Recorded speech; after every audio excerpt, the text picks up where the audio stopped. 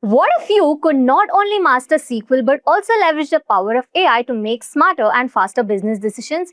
Well, this course is all about taking your SQL skills to the next level, and it's powered by Generative AI. Hey everyone, and welcome to the Gen AI powered SQL for Business Analyst course by Simplilearn. So in today's world, businesses are sitting on massive amounts of data, and it's only valuable if you can unlock the insights hidden within it. So SQL is one of the best tools for working with data, and when combined with the power of AI, it opens up a world full of possibilities. So this course is designed to teach you how to efficiently analyze business data using SQL with AI tools that can help you automate tasks, optimize queries, and generate insights in real time. And in this course, here's what we will cover. Firstly, we will start with the basics of SQL and understand how it fits into the data analysis for business. Next, we'll dive into how to connect to different data sources, clean your data, and prepare it for analysis. Then let's explore how SQL functions work with numbers, strings, and data and write more efficient queries. After that, we will show you how to leverage the power of AI to speed up data analysis, automate tasks, and get better insights from your data. Finally, we'll put everything together by working through real-world examples, building complex queries, and running them against large data sets, all while making data-driven business decisions. And by the end of this course, you will have the SQL skills that you need to succeed as a business analyst, with the added bonus of an AI-powered tool that makes your workflow smarter and faster. So if you're ready to unlock the potential of your data, let's get started. Also, here's a quick information. If you're interested in boosting your career in business analysis, do not forget to check out our AI-powered business analyst course. This course is perfect for professionals looking to enhance their skills with the latest tools like Power BI, Excel, and SQL, all while gaining hands-on experience with real-world projects. So you will also learn how to leverage generative AI for smarter, faster decision making. Our program is IIBA and Babok V3 aligned, and it helps you prepare for certifications like CBAP and CCBA. You will engage with 10 plus industry projects, 40 plus practical activities, and benefit from live online sessions led by experts. Plus, with Simplilearn's Job Assist, you will get the support that you need to land your next big role. So before we dive into the world of SQL and AI, let's test your knowledge. Here is a simple question to get you thinking. What is the primary purpose of SQL in data analysis? Is it A, to create websites, or is it B, to manage and query data in databases, C, to design mobile apps, or is it D, to edit photos? Take a moment to think about it, and when you're ready, let's jump into the course. So database is nothing but it is a structure which can store the data, and definitely store the data digitally or electronically, because see, when I talk about the wardrobes, you have the wardrobes at your home. So you get to see the physical wardrobe, but here in the computer world, everything is digital, right? So database is, think of it as a folder.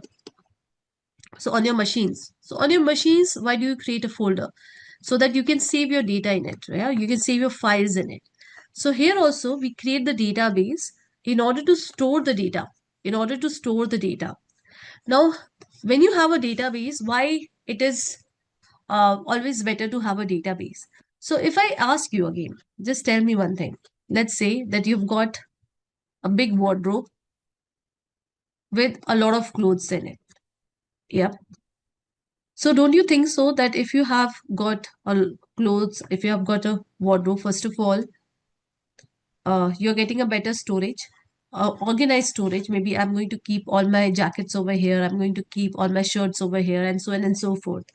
So I get to organize my clothes because I'm having a wardrobe, right?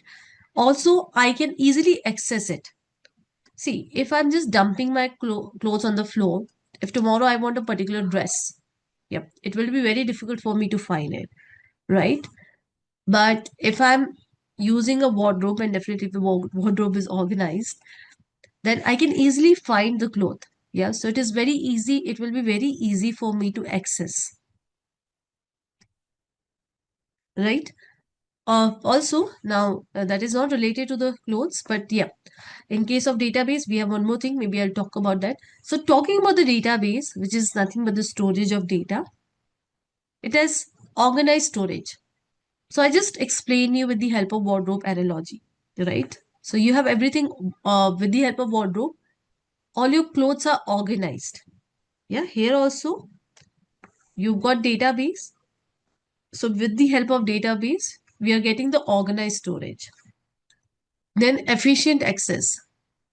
So as I told you, in case of wardrobe also, if your clothes are properly organized, it will be very easy for you to access your clothes. So in case of database also, it will be very easy for you to access the data, because right now, see, the data can be in uh you know in mega GBs. Like, it can be really huge. It can be really huge. So it is very important that there should be some way to store it so that we can also have efficient access. Secure scalability. So what do you understand by scalability? Scalability is about increasing the data, and data is definitely increasing day by day. Now, if you talk about Amazon, think about the data, that how fast it must be increasing. Every day there must be a lot of transaction being made. I'm talking about the Amazon website. And if I specifically talk about only India Amazon website or only US Amazon website, every day you can imagine the kind of transaction that Amazon might be getting, and the kind of data that Amazon might be producing. So we need a system which is scalable. Scalable means that it should be able to handle. So database is a system which can handle the growing data. Yeah, and it's definitely secure. It provides us the security also. So you may not want all your data to be accessible to everyone, right? So with the help of database, we can also secure our data. Just like in your wardrobes, you can always lock your wardrobes, right? You can lock and unlock your wardrobes. In the same way, database data can also be locked and unlocked from different users that you have. Okay, there's one thing that I would like to show. Screen, you'll get to know that how your co-participants are. For example, I actively work with SQL. So we have got only two who are actively working on SQL. No experience with SQL. We have almost 53. So we are going to learn from very, very basic. And you can see that we are doing that. If we are starting from what is data. So that's one of the very basic thing. Okay, I have got some knowledge, but don't use it regularly. So we have got 16 folks. So we have got a lot of beginners in this batch. So we'll make sure that we cover everything from scratch. But guys, one thing, if you're learning the language for the very first time, then you also have to make sure that you practice after the class. So only class learning would not be suffice, because see, if you don't practice after the class, when you come for the next class, you're going to forget most of the things what have been taught in the previous class. So again, there's one analogy in order to understand what database is. So just like you've got a lot of books, yeah. So we've got a lot of books. So the books are stored where? Now this is the picture of what? Books are stored where? Think of books as the data. And where do we store books? In the library? Yes? Yeah, so this is what library.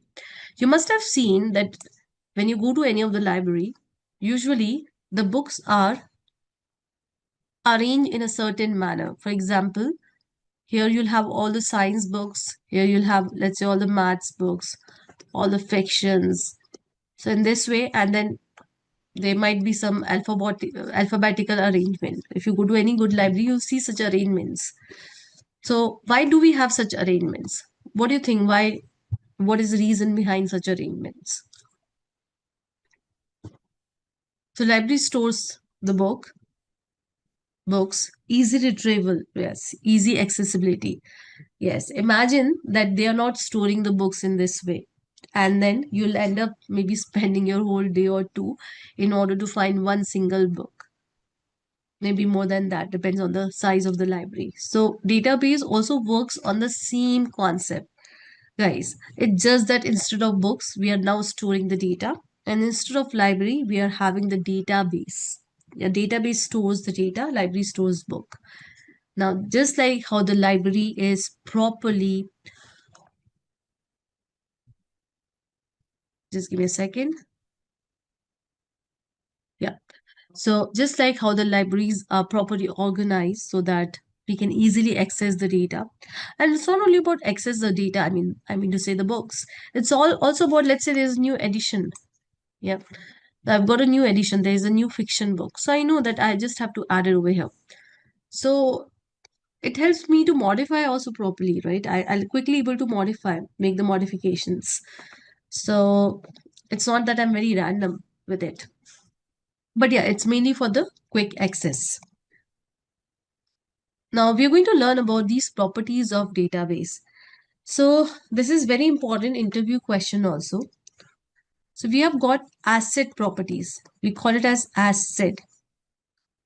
So we'll go one by one. So this slide may take a little bit of time. So please be patient. So I'll try to make it easy. I'll try to make it interesting. Yeah, all of these properties, but you should definitely know about these properties.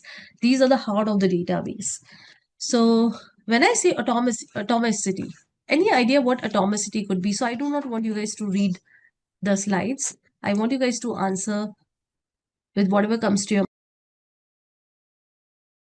from basic minimum atoms. Okay, fine. So we'll talk about atomicity. So I'll give you an example and we'll understand it with the example. And it's very important. So before I talk about atomicity, maybe let me tell you the use case of database. So just like database, we have got more entities in order to store the data. Now you have to hear me out, right? In order to store the data, we have got more entities. Database is not the only place where the data is stored. We have got a lot more other things. So you might have heard about, apart from database, you might have heard about data warehouse. You might have even heard about data lake. So we are not going to get into that. That's definitely not our area to get into. But what I mean to say is that we have got multiple things in order to store the data. So what is the use case of database? The question is, let's say I've got some data. So why would I choose database rather than data warehouse or data lake? So we are going to look into the use case of database. Yeah, we are not going to look into the use case of data warehouse or data lake. We are going to, look into the use case of database. So any idea, any use case of database you can think of? See, everything is used for storing the data.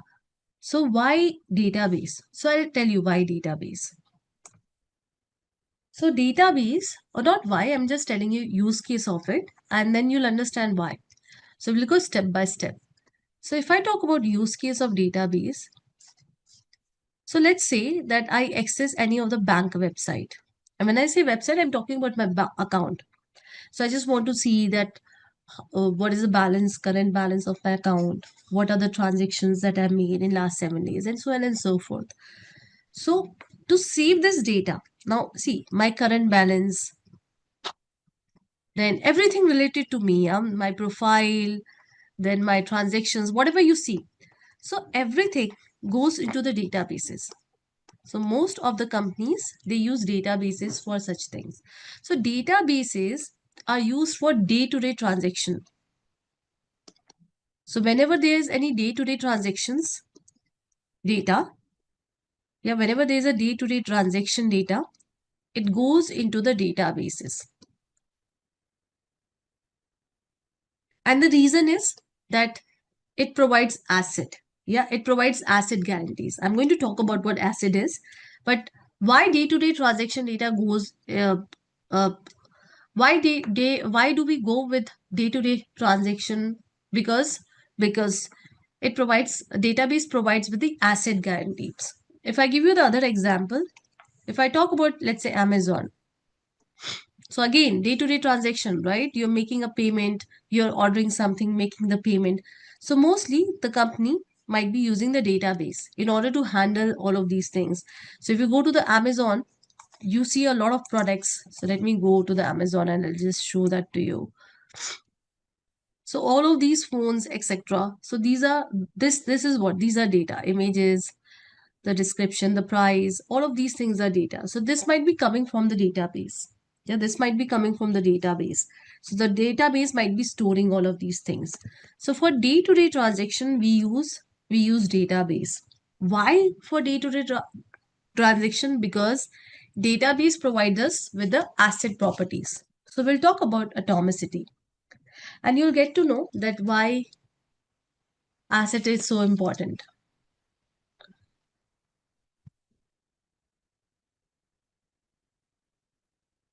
So atomicity says it ensures that transactions are executed in all or nothing manner. So what does that mean? So it simply means that, let's say, this is you and this is your friend. Yeah. Now what you're doing is, let's say you have got, hear me out. Yeah. You've got 50,000 as your account balance. I'm talking about INR, anything anyways. Yeah. And now your friend needs 10,000 rupees. So you say, fine, I'm going to give you 10,000 rupees. So what you do is you go ahead and you make a transaction. Now this is something that we do in our day-to-day life, making the transactions via bank. So you'll understand that how things works. So here I go ahead and I make 10,000 rupees transaction. So what will happen is the 10,000 will get deducted in your account from your account, and it will get credited in your friend's account. So this is the expected behavior when everything goes well. But let's say that you made the transaction. This might have happened a lot of time with you all, that you make the transaction, the money got debited. Yeah, and hear me out. Yeah, the money got debited from your account, but your friend did not get the credit. Might have happened, right? So what will happen? In your account, you'll see 40,000. But in your friend's account, still it is still reflecting zero. So this is a very bad thing, right? If I talk about banks, this is something that we definitely do not want, because if things are happening like this, then we end up calling these people, all the customer cares, and breaking our head that I transferred did not work, whatever it is. It's definitely not something that we would appreciate, right? So what happens usually in your day-to-day life, you might have seen that if the money is debited from your account and there was some problem while you were making the transaction, it got recredited. You get the message that you have got your money back. So behind the skin, what happened is, because there's a database that is working, database says that either all or none. Yeah, it says that either all or none or nothing. So what does that mean? It means that either the whole transaction should get processed successfully. So when I say whole transaction should get processed successfully, it means your account is getting debited and your friend's account is getting credited. This is the one full transaction.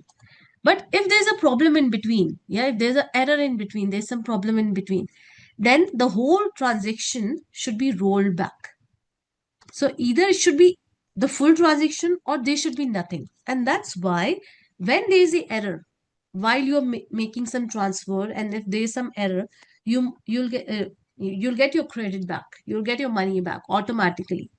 And this is because of the database property, that is atomicity. So this is the property of the database, that either the whole transaction is successful, but if there's a problem in between, then it will make sure everything is rolled back. So your deducted amount, the amount which was deducted, is rolled back and it is again credited. So this is what atomicity is.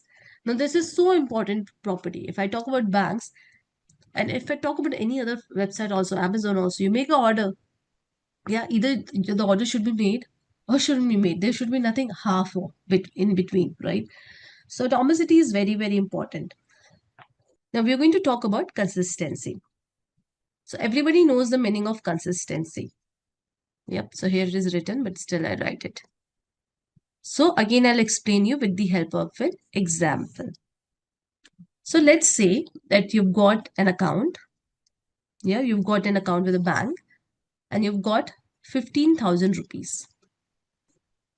Now in your bank, and you might have seen that a lot of banks does have such rules.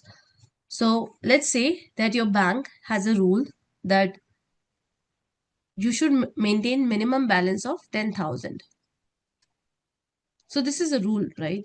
Minimum balance of 10,000. That's a rule. Now what you do is you make a transaction. You make a transaction of 10,000 rupees in your friend's account. So how much amount is left in your account? How much amount is left? You've got 15,000 and you make a transaction of 10,000. So how much amount will be left? minimum balance should be 10,000. So here, consistency says rules are not broken. So in very simple words, the rule says that you have to maintain 10,000 rupees in your account. If you try to transfer 10,000 rupees because you've just got 15,000, it will give you error. It will not allow you to do it. You might have seen on GPay, Google Pay, that there's a limit of 1 lakh rupees for every day. So if you try to transfer more than 1 lakh rupees, though you might be having even 1 CR in your account, but if you try to transfer more than 1 lakh rupees in from your Google Pay, it gives you error. It says big no, that you're not allowed. So that is rule. So databases says, oh, you got some rules, I'll make sure that the rules are being followed. The rules are not broken. So am I clear? So isolation, as the name says, it ensures the transaction do not affect each other. So again, I'm going to explain it to you with the example. So let's say that you and your sibling or your spouse or your parents, you both are using the same account. So it happens, right? We share the accounts with our loved ones, dear ones. So let's suppose that the account balance is 10,000. Now, what is done is, let's say we make a first transaction, that is, we are taking 5,000 rupees out of the bank. So let's say we are taking 5,000 rupees from the ATM. So the new balance would be what? The new balance will be again 5,000. Now let's say that there's a second transaction. And when I say transaction, it can be anything. It's not only about credit and debiting. So the second transaction says that, it sees, it wants to see the data. Yeah, it want to see like how much is the account balance. So let's say that you are taking the money out from the ATM, and at the same time your parents are checking the balance. Yeah, so they are checking the balance.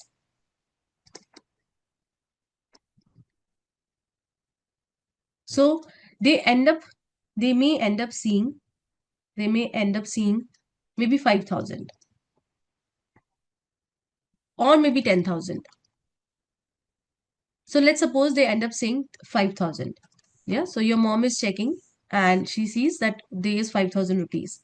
But what happened when you initiated the transaction and ATM took its sweet time and then it failed. Yeah, there was a failure. So what will happen? Or maybe you're not taking it from the ATM, you're just doing the online transaction. So you have initiated 5,000 rupees transaction, but in between it got failed. So what will happen? It will roll back and you'll again have the 10,000 in your account, but your mom is seeing 5,000. So that's a problem.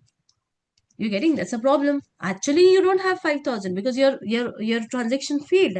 So everything will roll back and you have 10,000 rupees only. You don't have 5,000. You're getting, so you don't have 5,000. You have 10,000, but your mom is seeing 5,000. So that's a problem. That's a problem. So isolation says that we are going to do the things in isolation. Yep.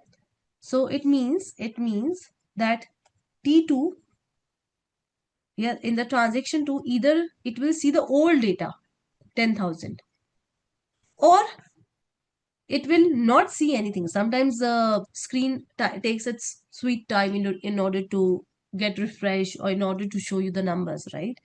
So it will not show you the data, half incomplete data, yeah, half done data. It will not show 5,000 at least. So it will show 10,000, or it will wait for some time for the transaction to get processed, that T1 transaction to get processed successfully, and then it will show 5,000. But nothing in between. Here it was showing in between. See, you were making the transaction and it is showing 5,000 to your mom. But what happened? The transaction got failed. But your mom sees 5,000. So that's a wrong thing that we are showing, right? So this is not even before, this is not even after. This is something in between. So isolations make sure that everything happens, all the transaction they happens in the isolation. So they are not affecting each other. So it means that if you're looking into the balance, either you're going to see 10,000 or it will take some time and will show you 5,000 once the transaction T1 is successful. So this is what isolation means.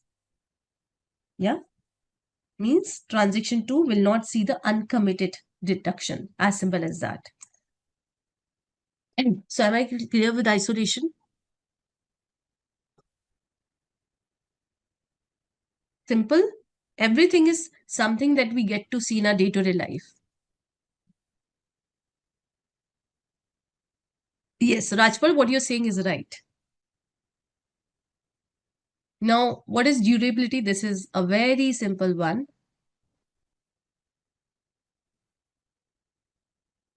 So what is the meaning of durable? Durable simply means that the data is permanent.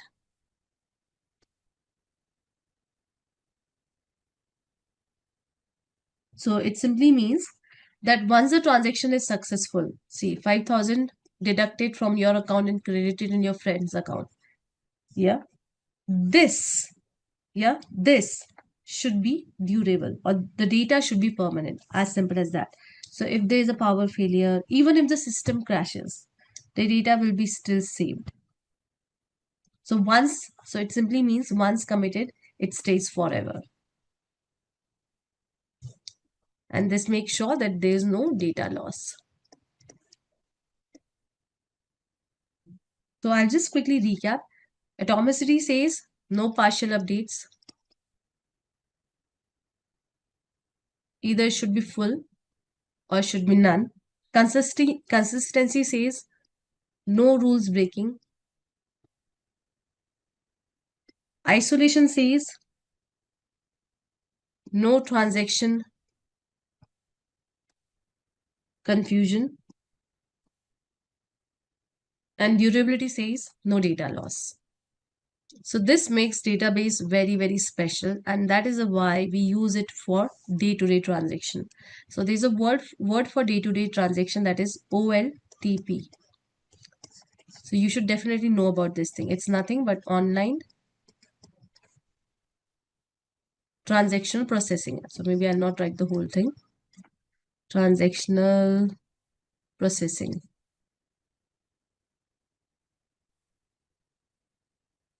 So this simply means day-to-day transaction. Amazon, your banks. So these are what? Day-to-day transactions. So all the companies for their OLTP, they use databases. So databases are very important.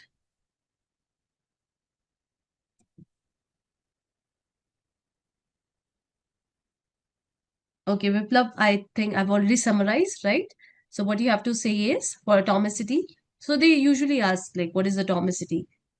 So you can explain the whole thing that either the transaction should be full transaction or it should be no transaction. So there should be no partial transaction. Consistency, you can give the example that we have got the rule. So we have to make sure that data follows the rule. I give you the example of Google Pay also, right? So Rajpal, let's keep it for the end of the session. Yeah, data warehouse will cover what is in our curriculum and I'll explain you. So data warehouse also I'll explain. It's a very interesting concept, but just keep it for the end of the session. So I'll explain. Siddesh, what you're saying is absolutely right.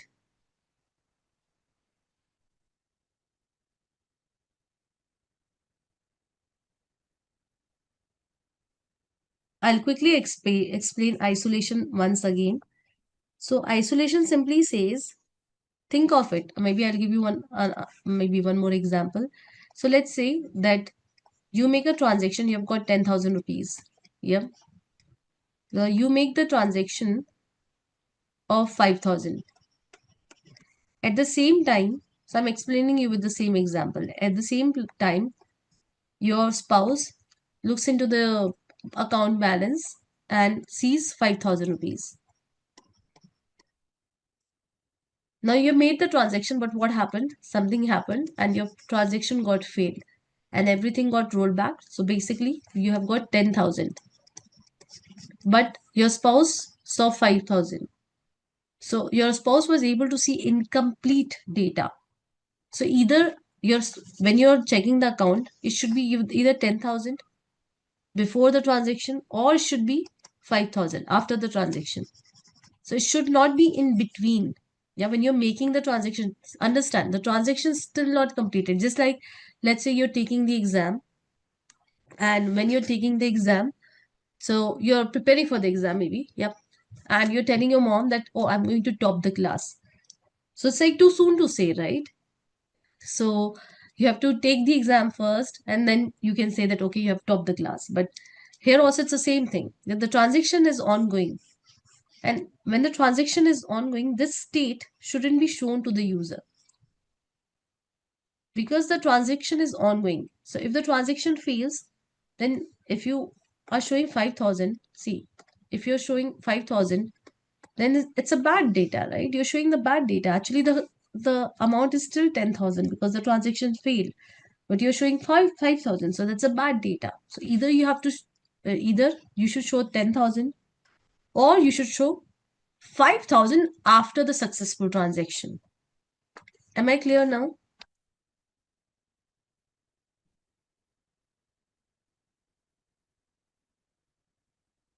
Yes, Rajpal.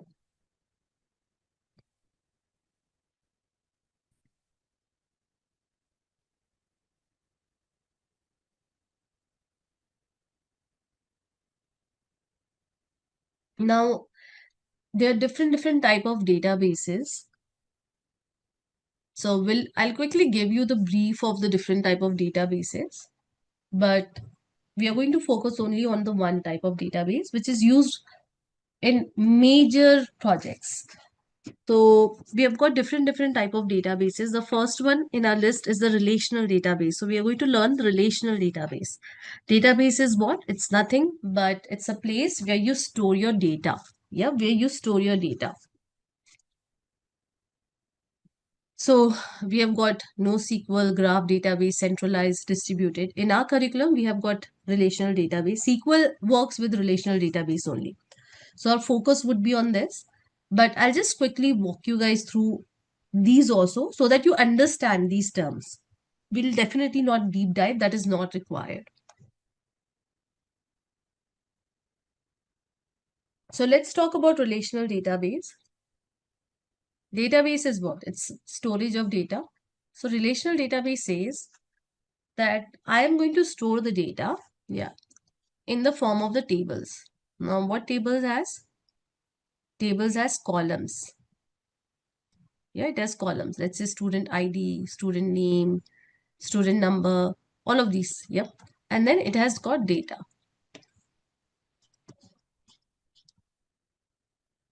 So this is what? This is relational database. Now we also call it as relational. It means the tables are connected to each other. Yeah, the tables may be connected to each other. So how they are connected to each other, I'll give you one example. But we are going to deep dive into this. This is what we are going to learn. So it's very much okay if you do not understand it right away 100%.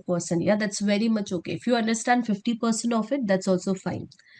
So for example, let's say that I've got, let me see if I've got something. Just give me a second. So instead of writing, I'll better show you.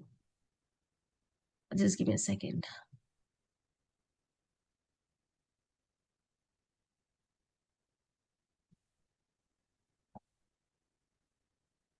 Yes. Yes. So you can see these are what? These are tables with rows, with columns and rows. So it's a relational database. So relational database says that this is table, let's say this is table 1, this is table 2, and this is table 3. So relational database says that there's a relationship between the tables. Yeah, there's a relationship between the tables. Now, when I say that there's a relationship between the tables, what does that mean? So if you see, for example, so this table is storing the data of the orders. order date, order ID, customer ID, product ID, quantity. So here the customer ID is 123. So here we are not storing the data of the customer. In this table, we are just saying that this transaction is made by the customer with the ID 123. But we are storing this data of the customer, the information of the customer in another table. So for example, 123 ID is of Anshul and he is male. We can have more information, phone number, birth date, so much of it. So this is just to make you understand. So in case of relational databases, everything is stored in the form of the table, all the data, and then we have the relationship between the table. So you can see that this table and this table is related to each other. Yeah, this table and this table is related to each other. So when I say that two things are related to each other, let's say that you are related to your sibling. So there's something that is common between you. Let's say you're related to each other because of the family. Yeah. In the same way, let's say that you have got multiple friends and you say that, okay, I am, somehow I am, now that doesn't make much of sense. But yeah, let's say that I am related to this friend in a way that we all belong to the same college. So that's a key between the relationship. That's a key between you and your friends to establish the relationship. So you guys tell me, see, I've got this table, customer table, and I've got this orders table. So what do you think? What is the key between this table and this table that is actually making the relationship happen? So in order to make the relationship happen, there should be something in common. Yes, customer ID. Yeah.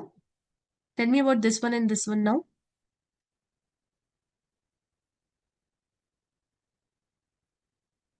Product ID. I hope this is clear, right?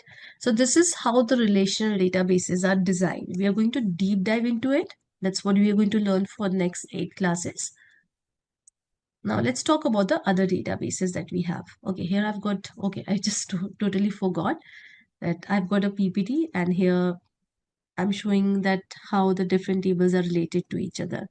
So there's a key, a common key, but let it be. Yeah, I've already explained you and we are going to deep dive into it. Okay, a lot of speaking from my side. Again, I'm so sorry because I can't help it. Yeah, from tomorrow we'll do a lot of hands-on. Now, if I give you the examples of the relational database, examples are MySQL. You're here to learn MySQL. So that's a relational database. In the same way, we have got SQL Server, Oracle, Postgres. Now, if you learn even one single database, if you learn MySQL, then you can say that you know all the others. And I'll tell you the reason why. Because 85 to 90% of all the database, they are same. It's just that there's little bit syntax here and there. So you don't need to learn all the different relational databases. If you learn one, you will surely be able to work on the others also. So if let's say I'm taking interview.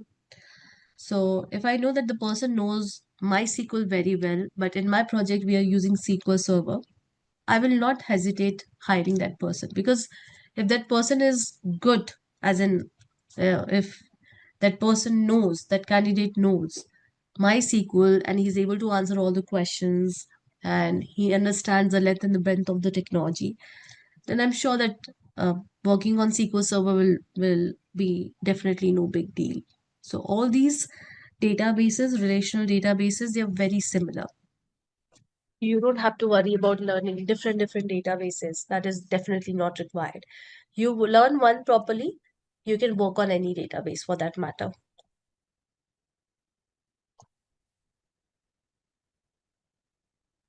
Fine.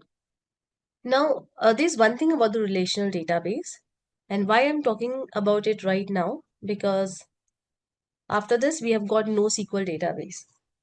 So see, relational database is kind of a strict database. So when I say it's a strict database, what does that mean? So it simply means that let's say I've got a student. Yeah, you can see over here, I'm storing the student details. roll number, name and marks awarded. So let's say I've got a new student. Yep. Now for this new student, I want to store the data, but I've got more data for this new student.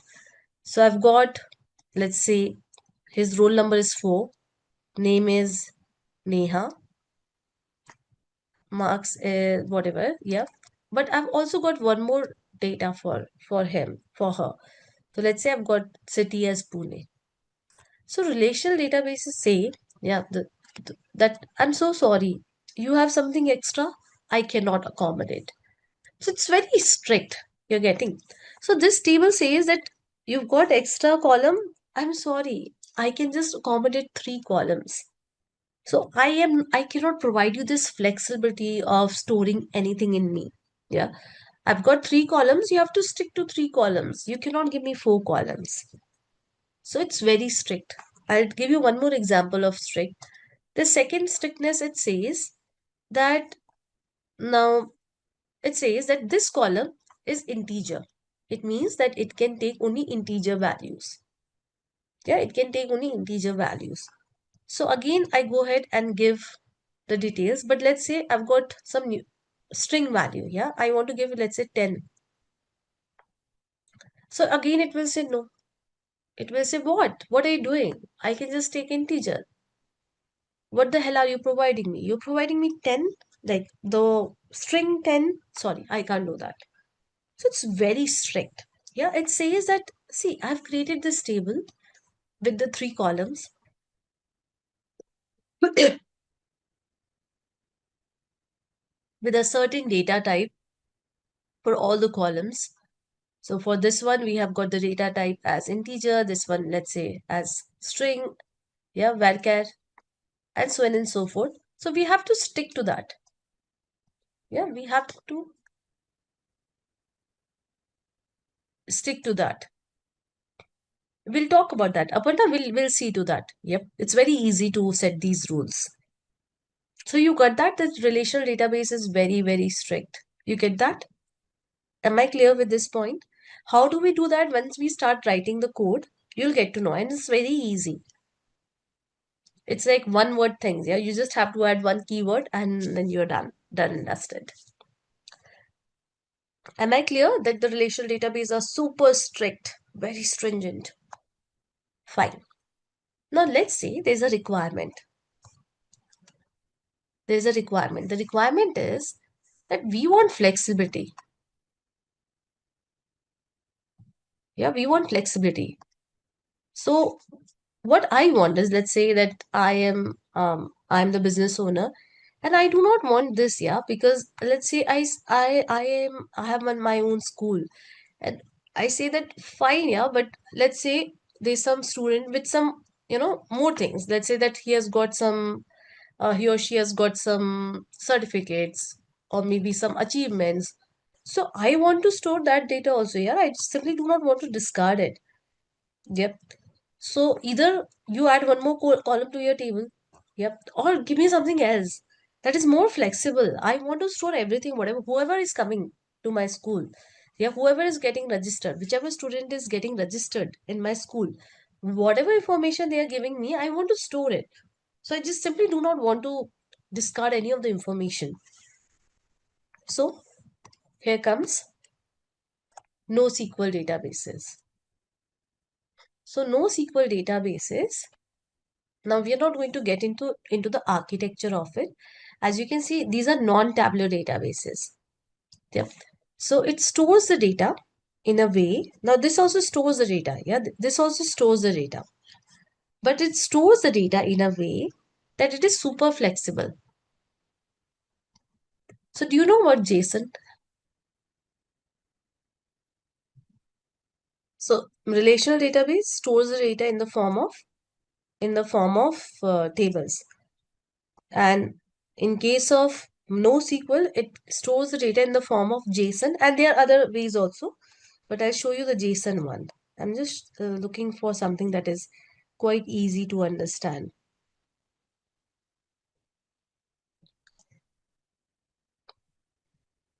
Yeah. So here you go. So if you see, this is JSON. So for example, you've got student. So we say student, yeah. Or let's say employee, yeah, employee. So you're storing the first name, last name, display name, middle name, birth name of the employee. Now this is, let's say, the information of some XX employee. Now let's say that we have got another employee, and that another employee has got some other information also, let's say passport number. So it easily accommodates with that. It says fine. So I'm going to have one more node. So this is one node for one data for one employee. So you've got 100 employees, so you'll get 100 nodes. So it says that I'm very much okay with it. You have got one more data.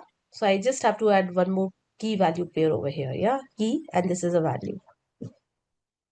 So this is how JSON looks like. So it's very, very much accommodating. It says that I'm very much okay with it. Yeah, I'm not strict. Right now, I've got 5 details. Yeah, 5 columns.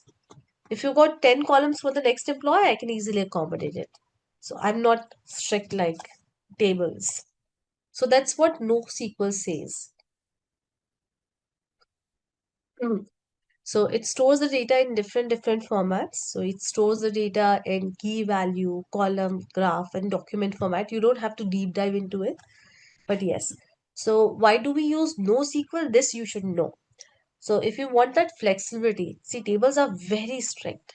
So you want that flexibility that tomorrow, if your data comes in some other format, you should be able to store it. Yeah, it should not say no. Your database shouldn't say no. Then you can go for NoSQL database. So am I clear with this point? Definitely you don't have to deep dive into it. XML format. Yes. XML, JSON, key value pair. Exactly.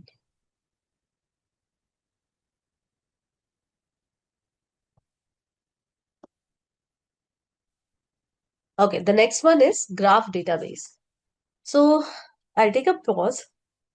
Why don't, with whatever you see on my slide, I want you guys to guess the use case of graph database. Social media? Fine. So have you seen, or you on Instagram or Facebook, you might have seen that it keeps giving you recommendation of friends, mutual connections, suggested friends. Have you seen that? So whenever we have got data like this, yeah, where the data is very much related, yeah, it's mutually related, you can see over here. Yeah, so we use graph database. So friends of friends. So this is again graph database. In the same way, product recommendation. So you buy one product, then it starts showing you all the other products. So that can again come under graph database. We have ML also in that. It depends. But yeah, this is what? This is graph database. So uh, it stores the data in the form of the graph, not table. So basically, if this is you. Yeah, you're browsing Facebook. It will start showing you the mutual connections. This. Yeah, so this is how it works. Even I've never worked on the graph database. Usually, it is used by the social media companies. Yeah, social media companies. Then it is also used by the banks, I think, for the fraud detection, etc. Yeah, but it saves the data as a graph so that you can find the connection between the data. Fine. Now we'll talk about centralized database. So centralized database, it can be any database for that matter. It can be in SQL, NoSQL, graph. So centralized database is what? You have got one database. Yeah, you've got one database and everybody is connected to this one database. So there's only one database. You have one centralized database and everybody is connected to this centralized database. Let's say that Citibank has got one centralized database. So tell me, what could be the problems of having centralized one single big database?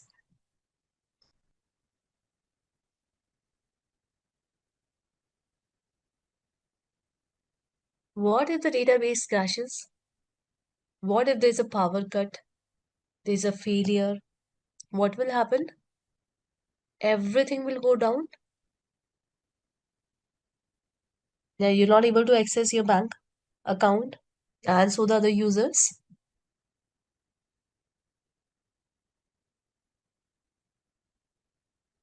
Yes. So this is a centralized database where you have just got one single big database storing everything. And a lot of companies still uses centralized database, though it is not recommended. Now, what do you think? What should be the solution of centralized database? Now, I'm not expecting the right word for it. I'm just expecting that what should be the solution? What you would do?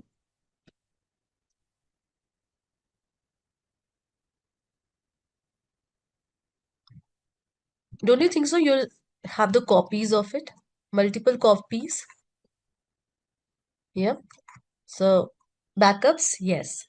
So if this goes down, you have a backup up and running so that you do not, uh, because of the system crash, your website will not go down. As simple as that. So having these backups definitely is pretty expensive because here you're maintaining only one database. Now let's say I have got two backups. So I'll end up maintaining three databases, right? So it's pretty expensive, but yes, we call it as distributed databases,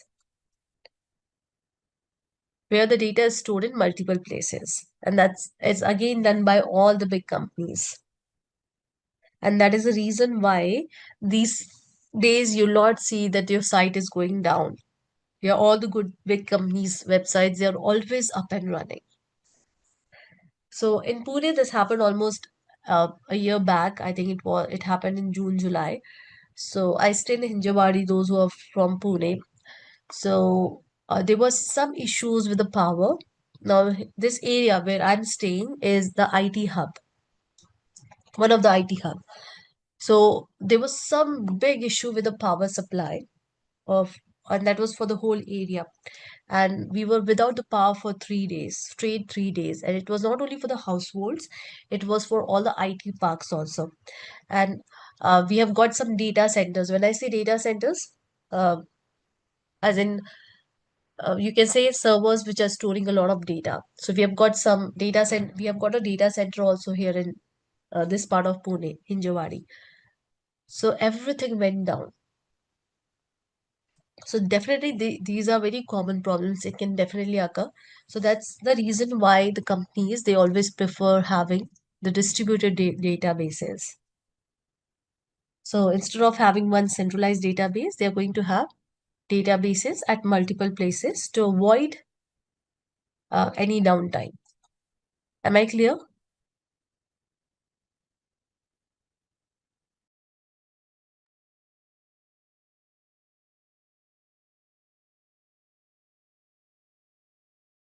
Fine. So let's do one thing. I think we have got a lot of theory, and I've been speaking from last 1.5 hours. So it's not my thing. It's about you guys, because if somebody speaks or if you have to listen somebody for more than 20 minutes, uh, we tend to daydream. So according to some theories, I think the attention span of a human being is only 20 minutes, not more than that. So we'll do one thing. We'll take a break, and after the break, we'll continue because we have got the next topic. So I just want to, cover these topics in continuation. Or if you're okay, maybe I'll take another 15 minutes for these topics. Not more than that.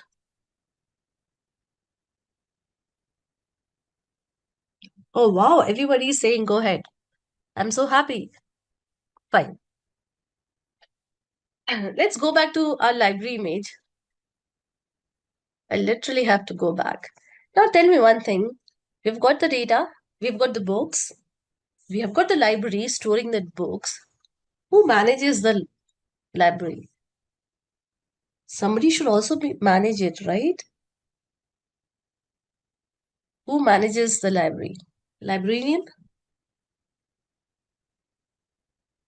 Okay.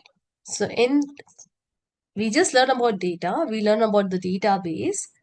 Don't you think so? We want somebody who can manage the database. We want a tool which can manage, which can help us. Anyways, we are going to manage definitely, but we want a tool which can help us manage the database.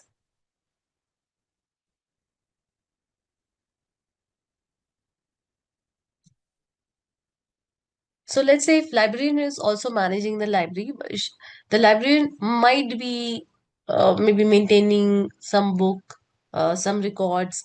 Yeah, it might be the librarian might be using something in order to maintain the library. So I remember when I was in college, so because that time it was like long back. So my library teacher, there was a computer, of course, in the library in front of uh, on her desk. So she used to use that. Also, she used to maintain one register, one copy. Yeah, and she used to write who's taking which book and what's the last date of the submission, what's the fine, all of these things. So there's a system that we need in order to maintain the things. So here also, in order to maintain, or not maintain, in order to manage the database, we have got DBMS. Here we have got DBMS. So you can see database management system. So database management system is nothing, but it allows user to create, update, retrieve, and manage the data in the structure format. So basically, see, you've got the data, you have got the database with a lot of data. Now, in order to talk to the database, get the data out of it, insert the data in it, update the data, delete the data, whatever you want to do with the data. For that, we need a system. Yeah, we need a system. And we call it as DBMS, Database Management System. So it's a software that helps us manage the databases. So what you can do in this, see, you can create the database, you can read. Yeah, you have got the data, right? So you can create, you can read, you can make the updates, you can delete it. So you can do all of these things. So these are called CRUD operations. So do not get scared with these jargons, technical jargons. These are very simple things. So when I say CRUD, C stands for what? Everyone tell me, C stands for what? I just talk about the operations. It means create. Yes, so CRUD operation, you're going to listen to this term a lot. So this is not specific to the databases only. Like, yep. R stands for what? Read. Yes, very good. U stands for what? Update. And D stands for delete. So if anybody says CRUD operations, do not get scared of it. What is this CRUD? It's nothing. You're creating the data. They're just like you've got a wardrobe. So you are just looking at your wardrobe, how many clothes you've got. Maybe you're updating your wardrobe, like you're adding something to it, you're removing something from it, and so on and so forth. So here also we do all of these things, but we do it with the help of the software called DBMS.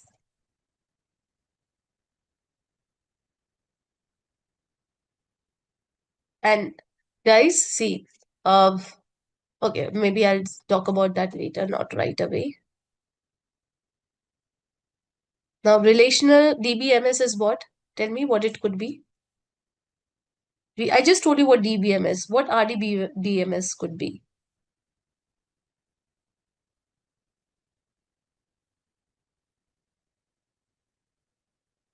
What RDBMS? To manage the relational database. You know that there are so many databases, right? We learn about the relational database. Now, to manage the relational database, what we have? We have got relational DBMS. Simple. So this is a software which helps us to manage the database. As simple as that. Now, what is SQL? So see, understand this thing. Now you've got a software. Now hear me out. Yeah, you've got DBMS software. So you're going to talk to the DBMS and you're going to make the DBMS work for you. Yeah, you say DBMS, can you please create a table for me? Of course. So DBMS will create the table for you. But DBMS says that I don't understand plain English. Yeah, I'm not ChatGPT. I do not understand plain English. So DBMS says, hey, I can do a lot of things for you, but then you have to speak to me in my language, the language that I understand. So DBMS, in order to talk to DBMS, you have to use SQL. And that's what we are going to learn. We are going to learn SQL. Why? Because with the help of SQL, we can talk to the DBMS and get our work done. Sorry, I think there's some issue with the pen. Yeah, get our work done. That is CRUD, any of the CRUD operations that we want to perform on the database. So you're getting, just like, let's say there's a librarian. Yeah, librarian is what? Librarian in our analogy is DBMS, who manages the database. Yeah, with the, so then we have got library. So library is what? Library is the database. And inside the library, we have got books. So books are what? Books are data. These are data. Now, let's say that you want to fetch some book. Yeah, you want to fetch some book. You want some book. So you go to the librarian and you say that I want so and so book. Yeah, I want a book of, let's say, Dan Brown, so and so. So your librarian will go and may fetch it for you. So you're going to talk to the librarian. So you may talk to the librarian in the language that your librarian understands. That makes sense also, yeah. If your librarian understands only one language, that it's English, and if you start speaking Spanish in front of that librarian, the librarian would be like, "What are you saying?" I'm like, "Please bother, yeah." So the librarian will not do your work. As simple as that. So here also, in order to talk to the DBMS, in order to make DBMS work for us, we use SQL. As simple as that. Yes. So it understands SQL. So it's a language. It's a query language. So you can see over here that it's a structured query language and it is designed to manage and manipulate the data in relational database managed systems. You use RDBMS. You use SQL in RDBMS. So am I clear what is SQL? So you have got four entities. You've got data. Data is saved in the database. In order to manage the database, we have got DBMS. So in DBMS only we store the data actually, yep, in the form of the databases. Now, in order to make the DBMS work for us, we talk to DBMS in SQL language.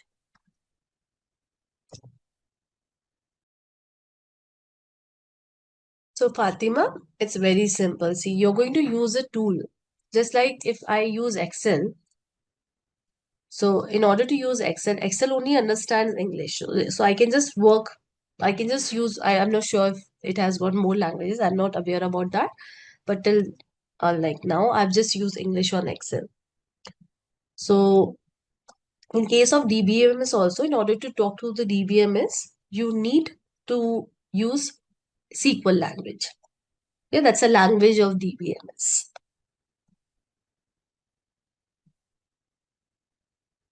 Yes, everything is done in DBMS, Rajpal. So we are going to use DBMS. It's a software in order to manage the databases. Fine. So Avinash has got a very good question. What is the difference between SQL and MySQL? SQL is a language. Hear me out. Yeah, SQL is a language, and MySQL is the DBMS. So we have got multiple relational DBMS. We have got multiple relational database management systems in the market. For example, MySQL. Then we have got SQL Server. So it shares the name with the databases. Yeah, shares the same name with the databases. Oracle. Sorry for this writing, guys. And then Postgres. I don't know what is happening, but yeah. So this is what? This is a DBMS, or you can say database also. They share the same name. In order to talk to the MySQL, we use SQL language. So SQL is a language and this is a DBMS. Have I answered your question, Avinash? So in order to talk to SQL Server also, you'll use SQL. In order to talk to Oracle also, you're going to use SQL. Postgres also, you're going to use SQL. So SQL is a language and MySQL is the DBMS. Okay, there's some issue I'm not able to write. But yeah, MySQL, Postgres, SQL Server, these are what? These are the softwares. Yeah, these are what? These are RDBMS, database management systems. In order to talk to the database management system, we need a language. The language is SQL. So MySQL is a DBMS and SQL is a language to talk to the DBMS. It's a coding language, exactly. So I think we are done. So this is a boring topic, but yes, it's in our curriculum. So we are definitely going to cover tables and entity relationship model. So let's keep it whatever we have covered so far. A quick recap, we learn about what is data, we learn about what is databases, uh, wh- what what is database, then we learn about the different type of databases that we have. Also, we learn about asset guarantees of database. Then, yeah, that's all. Yeah, that's all mainly. Then we learn about what is SQL and DBMS. The first and the foremost component is entity. So entity is what? Entity is nothing but the real world object. So basically, entity, you can think of it as a table. It's a real world object. For example, I gave you the example of student or employee, and it is represented with the help of rectangle. Then we have got attributes. So what do you think attributes could be? So we just talked about the table. So what attributes could be? So attributes are nothing but the details of the entity, yes. So all of you are right. Attributes are the characteristics, details, yep, of an entity. So let me write it. So attributes are what? They are the property of an entity. So if I give you the example of student, you tell me what could be the attributes.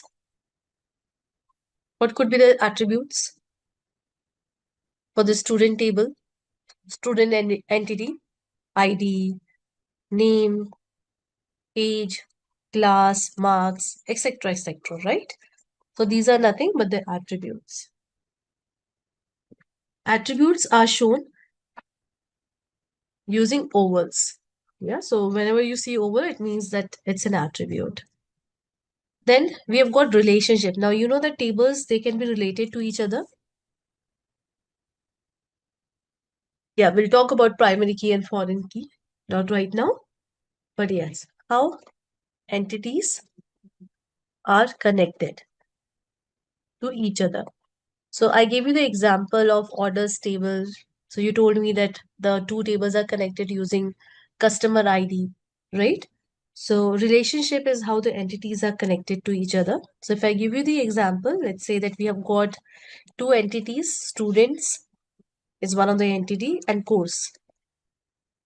So course, let's say students, let's talk about Simplilearn. So student table has got all the information about you guys, and courses table has got all the information about the courses that are provided by Simplilearn. So if I talk about the relationship between the two, so simply students have enrolled, or I would say student has enrolled for which course? Yeah, I'll simply say student enrolls for course. Now, I told you that in order to establish the relationship, you need to have the keys. Yeah, you need to have the keys.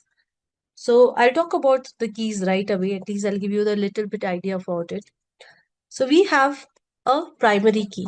Now, what is a primary key? So primary key uniquely, it uniquely identifies an entity.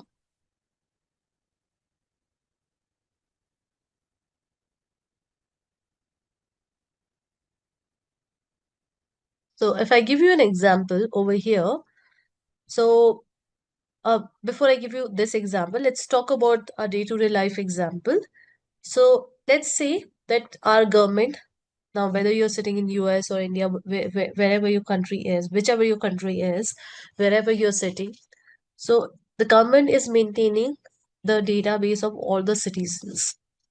Now, I'm Tulika Gupta, and there might be hundreds and thousands of not hundreds and thousands, but at least thousands of Tulika Gupta in India, right? That very much possibility, right? So my data and the other Tulika Gupta data will coincide.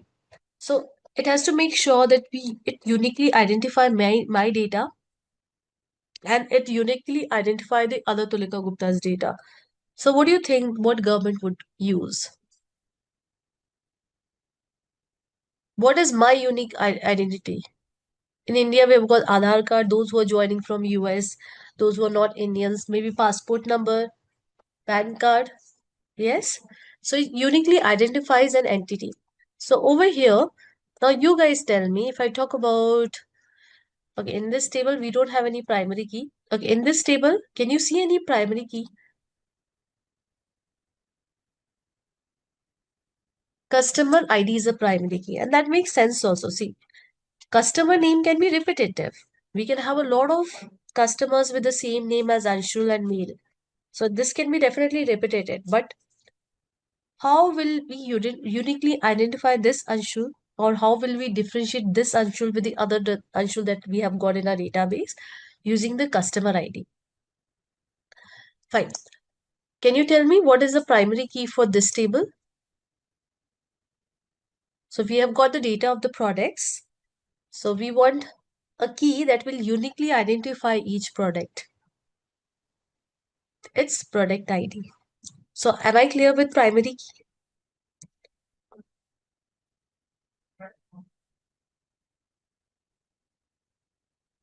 Okay, we'll talk about foreign key now. So foreign key is basically it connects two entities. Yeah, it connects two entity. So let's say you've got the entity one. It has got some primary key, P1. Now we have got entity two. So in order to connect with entity one, entity two is using this primary key. So for this entity, this is not the primary key, rather it's a foreign key. Yeah, this is a foreign key. So I'll explain it to you with the help of the example over here. Now again, let's talk about this table and this table, and we're going to repeat these concepts of a primary key and foreign key. So please make sure that you understand it and you remembers the concept. So tell me one thing. Again, the same question that I've asked you before. The two tables are related with which column? Quickly.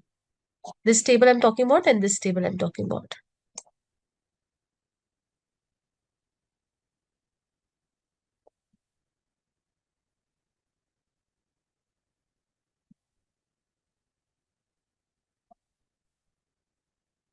We use oval only. These are the attributes, so we use oval only.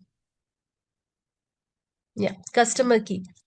Now, customer key is what? It's a primary key in this table. Yes, it's a primary key in this table. Now, we are using the primary key of this table in this table.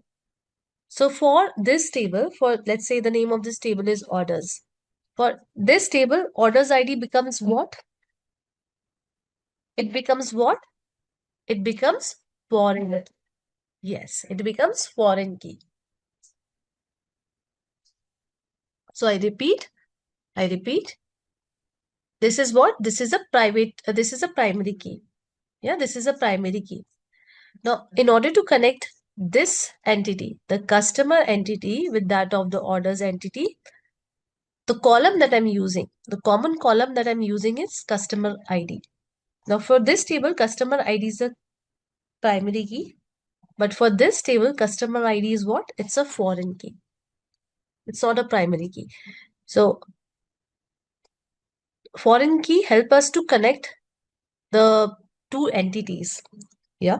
So this foreign key is a primary key of the one entity and it becomes a foreign key of the other entity. Am I clear? We are going to again talk about this.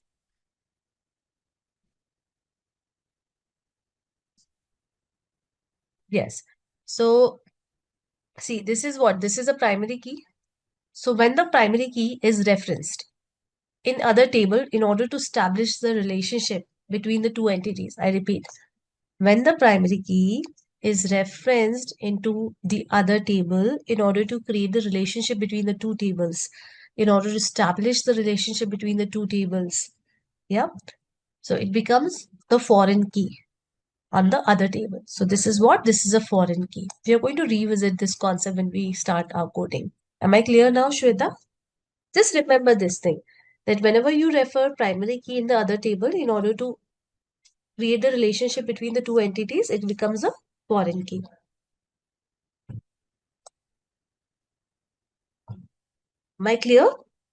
So I'll just quickly show you how the diagrams looks like. I think here I have not created the diagram. Fine. I'll just quickly show you. So it looks like this. You've got the entity. So student, entity. This entity may have multiple attributes. Let's say name. Okay, I'm so sorry. I don't know what is happening. ID. Now I've got another table. Again, the name of the table is course. And these two tables are related to each other. So there's a relationship between the two. So this is what? In rows. So this is how we create it. So if somebody gives you any entity diagram, ER diagram, you should be able to understand student and courses are nothing but the entities.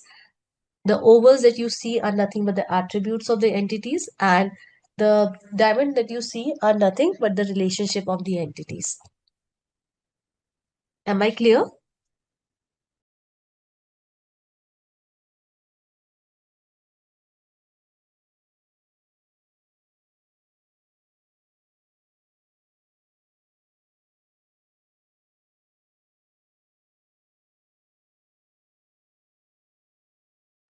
Am I clear?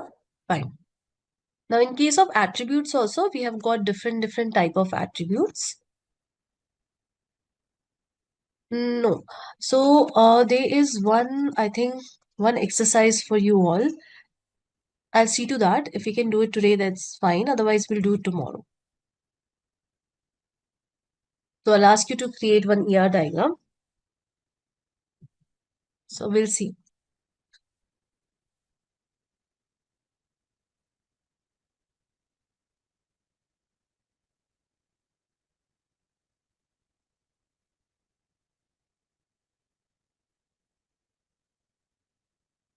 Right. So, there are different type of attributes. Now, this is little bit boring topic, but that's fine. Attributes are nothing but the features of your entity. So, we have got the key attribute. Then we have got the derived attribute, multi-valued attribute, and composite attribute. So let's cover all of these.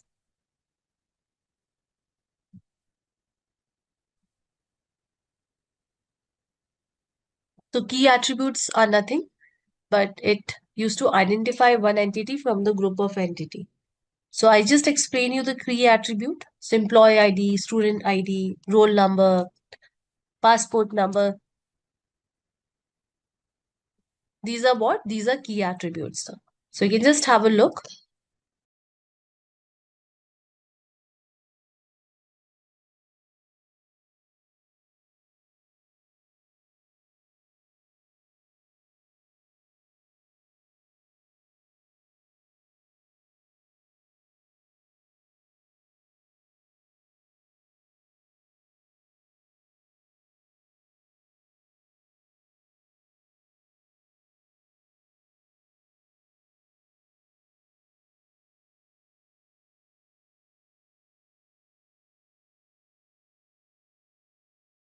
Let's look into other attributes that we have got.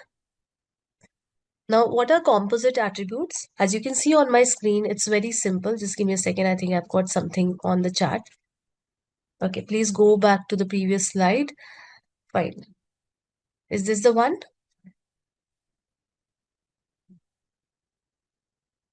For product table, Akshay. Okay, I'll come to that.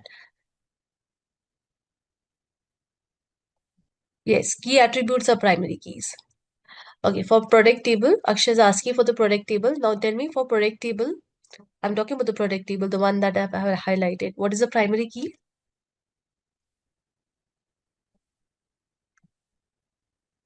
The same question, product ID. And I'm using it in this table. So in this table, a primary key of one entity is used in the other table. So for other table, this becomes what? This becomes what?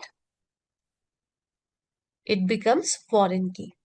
You can also write FK. Yeah, you can just write answers in Y also, no, N. So I'm very much okay with that. Yeah, you don't have to type in the whole thing.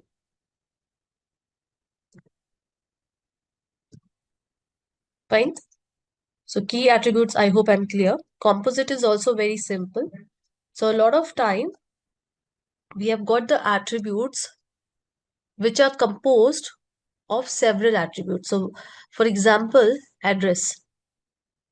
So address is composed of three attributes. So we have got country, state, and zip code, and all the values or values of these three makes address. So that's what composite means. Am I clear with composite?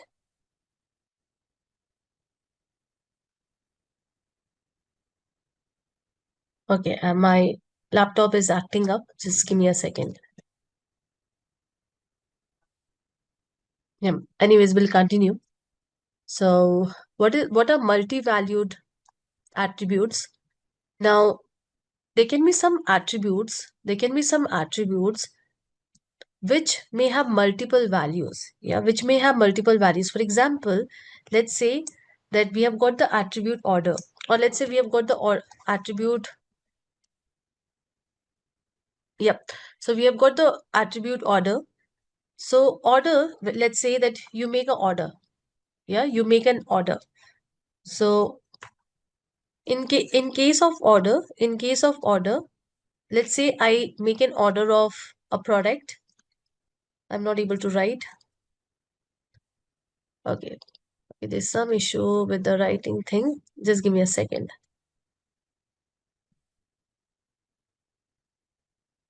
Let me try this. Yep. So let's say we have got the product. Yep. So I buy one product of some quantity, two quantity. I buy the other product of one quantity. So what I mean to say is that these attributes can have multiple values. It can have more than one value. So we represent it by double ovals, as you can see. So as I told you that you are not going to design the database. That's not your job. So that will be designed by somebody else, but you're going to work on the database. You're going to query the database. You're going to generate or play with the data of the database. So you should know, if somebody give you this AR diagram, you should be able to know what this AR diagram is representing.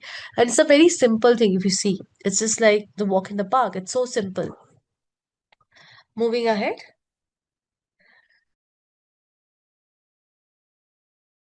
Yes, so all of you are right. So it means that these values, see, attributes are what? They are like they're columns, right? So the values of these attributes, the values inside these attributes will be derived from the other attributes. For example, let's say that you've got experience. Now, we may derive the value of experience with the help of, let's say, I've got the joining date of the employee and today date. Yep. So experience in our company, let's say that it's Simplilearn, employees for Simplilearn. So experience in Simplilearn, how many years in Simplilearn? So see, this value can be derived from the other attributes. Yeah. So we do not have the value. We are not going to save the value in this column. Rather, we are going to derive it during the runtime. Yeah. So because see, if I save it, let's say I save it. So today it's 2 years. Let's say, yeah. So let's say I've saved it 2 years. But after 2 months, it will be 2 years and 2 months. So if I'm saving these value, it may not give me the right values. It right now while I'm saving, yeah, at this point of time, maybe it's 2 years for an employee. But after a year, it will be 3 years. So again and again, I have to update my database.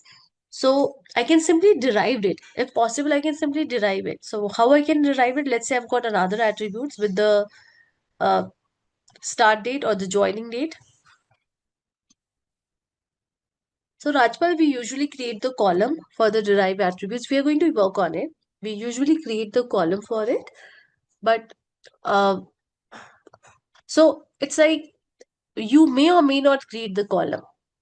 You can create this column on the runtime. So anyways, you may or may not create the column. Once we start working on SQL, this will be clear. You'll understand.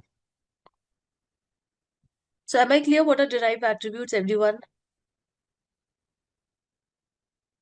Yes, Dinesh has given a wonderful example, price.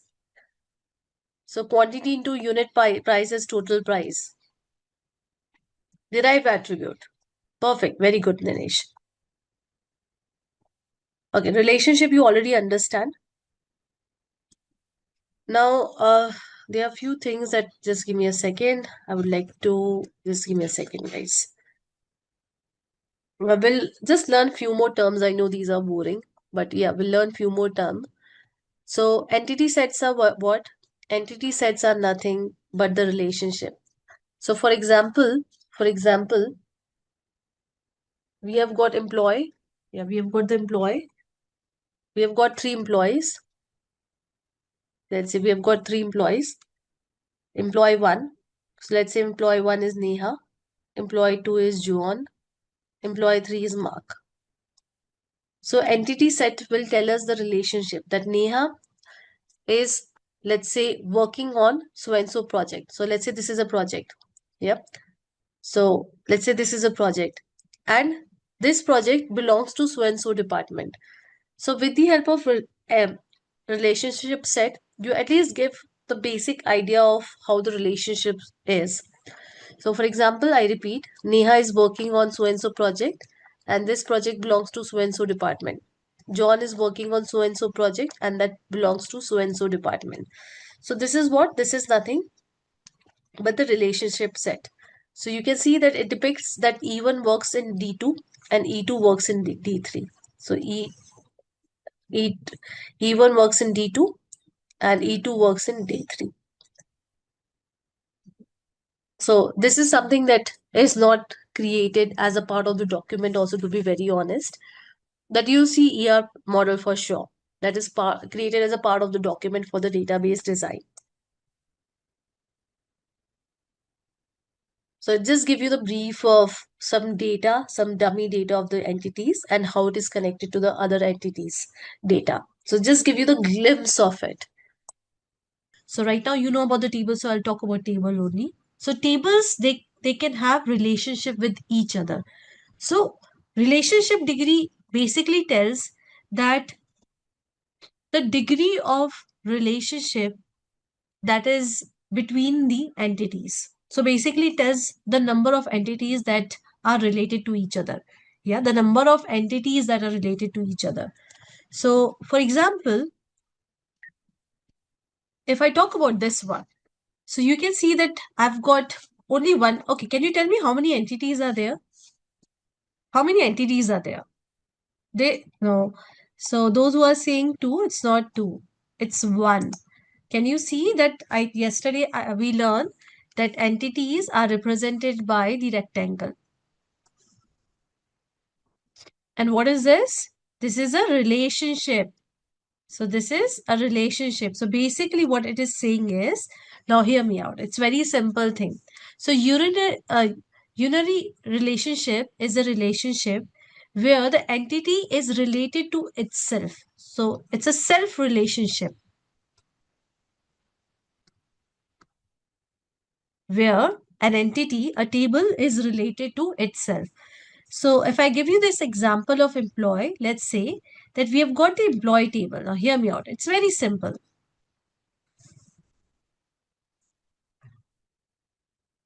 So we have got the ID of the employee and then we have got the name of the employee.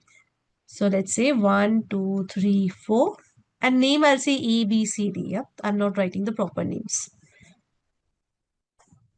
And here, let's say I've got one more attribute that is manager.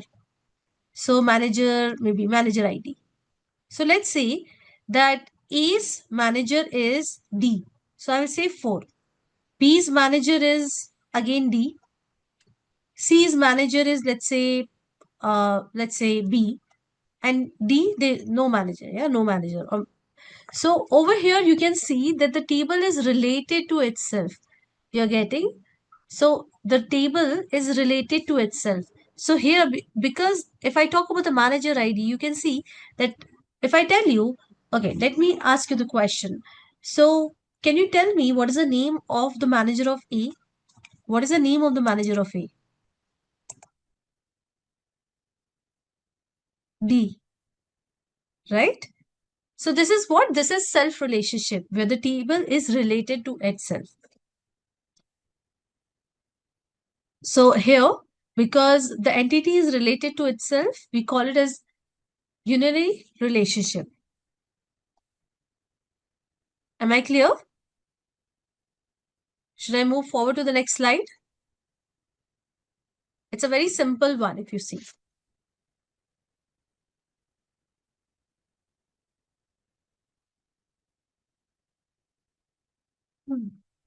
Now, what does binary means? So binary simply means more than, it means two, right? It means what? It means two. So here you can see that how many entities do we have? We have got two entities, customer and account. So where customer is related to the account. A customer can have accounts, right? So we have got the customer table and then we have got the account table. So this is what? This is a binary relationship. So it involves how many entities? It involves two entities. I hope I'm clear with this, that binary relationship simply involves two entities. It's a very simple one. Let me know if you want re-explanation for any of these. Okay. So how about ternary? So ternary is the relationship where you have got more than two entities. So basically where we have got three entities. Yeah, three entities involved.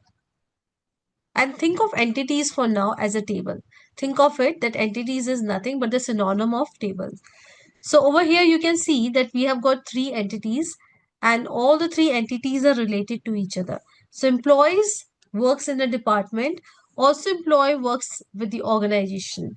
So, and also an organization can have multiple departments. So there is a relationship between the three entities. So am I clear with this one? It's a simple one. Am I clear?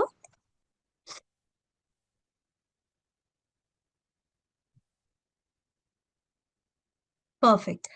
Now we'll move to a very interesting topic, the types of relationship. So we have got four types of relationship: one to one to many. So basically, see, basically one to many and many to one is one of the same thing. It's one of the same thing. So uh, you either write one to many or many to one. It's one of the same thing. So actually, I say that there are three type of relationship, but you'll see that in a lot of blogs they say that there are four type of relationship. So do not get confused. It's all about how you look at it, from left to right or right to left. That's the only thing. Anyways, we're going to talk about it. So allow me a second. So let's talk about one-to-one relationship. So what is one-to-one relationship? So if I give you this example, so here we have got the employee table and we have got the employee ID table. So what one-to-one relationship says that every single instance of one entity is connected to a single instance of another entity. So here when I say instance, what does that mean? It means nothing but the row or the record. So do not get confused what this instance is. It's nothing but the row or the record. So over here, if I talk about this one, this example that is being shown on PPT. So let's say I've got the employee table. Yep. I've got an employee table and there are some employees. And yes, I've got the employee ID also, let's say ID 1, 2, 3, 4. So here, let's say for every employee, like here also, let's, employee ID is not a very good example. Rather, I'll say bank account. Yeah. So employees and their respective bank accounts. So here I've got the bank account table. Now, when it comes to salary, it's the companies usually ask you to give only one bank account details, right? You don't end up giving all the 3, 4 that you're holding. So here you've got the bank account details. So again, the ID of the employee and some bank. Yeah. Let's say Citibank or HDFC and so on and so forth. So here the relation is 1-to-1. Why? Because every single instance means every single row. So this is a single row is connected to a single instance of the another entity. So it means this is connected to a single instance only. It means one instance is related to one instance. I repeat, one instance is related to only one instance of the other table. It's not that one instance is related to multiple instances on the other table. One instance is related to only one instance of the other table. So this is what? This is 1-to-1. Am I clear what is 1-to-1? If it is not 100% clear, to be very honest, once we see what others are, like one-to-many, etc., you'll able to understand. What does instance means? So instance means a row. Saranya, it means a row, one record. Yeah, so it doesn't mean the column, it means the row. I hope I've answered your question. So guys, am I clear what is one-to-one relationship? It's very simple one, but if still you have some confusion, I'm sure your confusion will be cleared once we see the other type of relationships that we have. Okay, now we'll look into the other one, that is one-to-many. So one-to-many is where a single instance of one entity is connected to several instances of the other entity. So what does that mean? What does that mean? Let's say over here you can see that we have got the customer table and then we have got the order table. So this is one table, let's say. So I'll just better create my own diagram over here for the better explanation. So let's say I've got the customer table. Now I'm just adding 2 columns. Maybe, yeah, let me add 3 columns. That's fine. So we have got the ID. Let me add only 2. I think 2 would be suffice. Okay. And then we have got the customer name. So let's say ID 1, 2, 3, 4, customer name A, B, C, D. And here we have got the orders table. So order ID and the other things. Yeah. Let's say the product and etc. Whatever you can think of. So again, we have got some orders 10, 11, 12, 13, 14, and so on and so forth. So here, in case of one-to-many, one customer can place multiple orders. Just like if I talk about Amazon. So you are the one customer, one account, right? And you can place multiple orders, right? So here also one instance, this is what? One instance. This is what? One instance is connected to multiple instance of the other table. So one record is connected to the multiple records, may or may not be connected to the multiple records of the other instance of the other entity.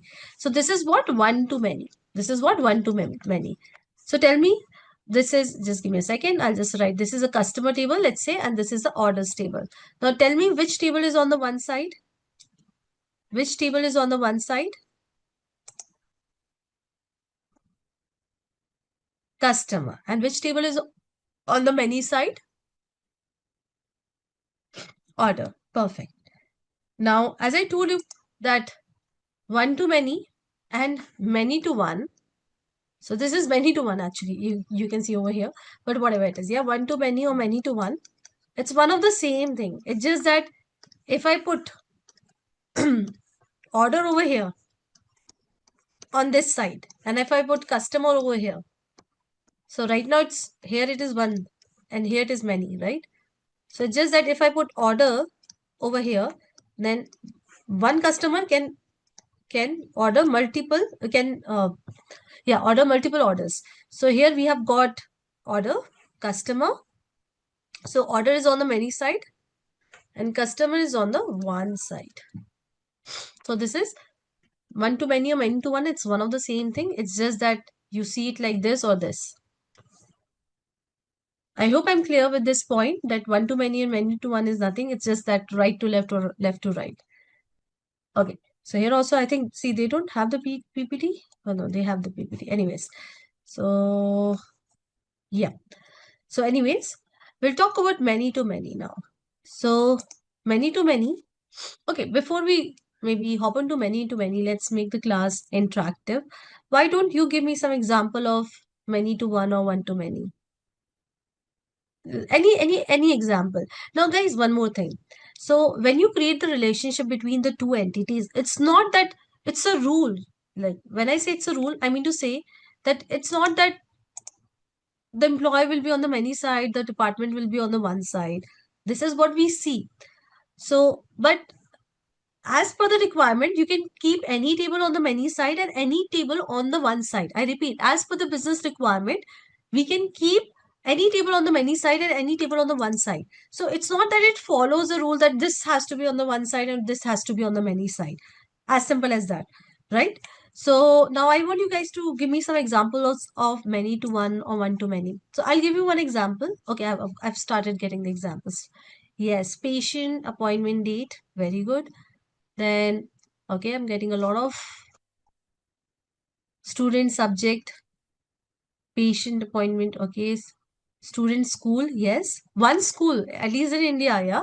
One school can have many students. Now, that's always goes in India. A student never attends more than one school. At least that's how it is. For companies also, right? If let's say I'm working with IBM, so until unless I'm moonlighting, definitely that is not allowed.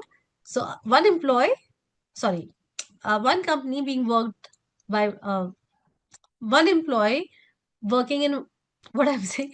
So one company is can have multiple employees.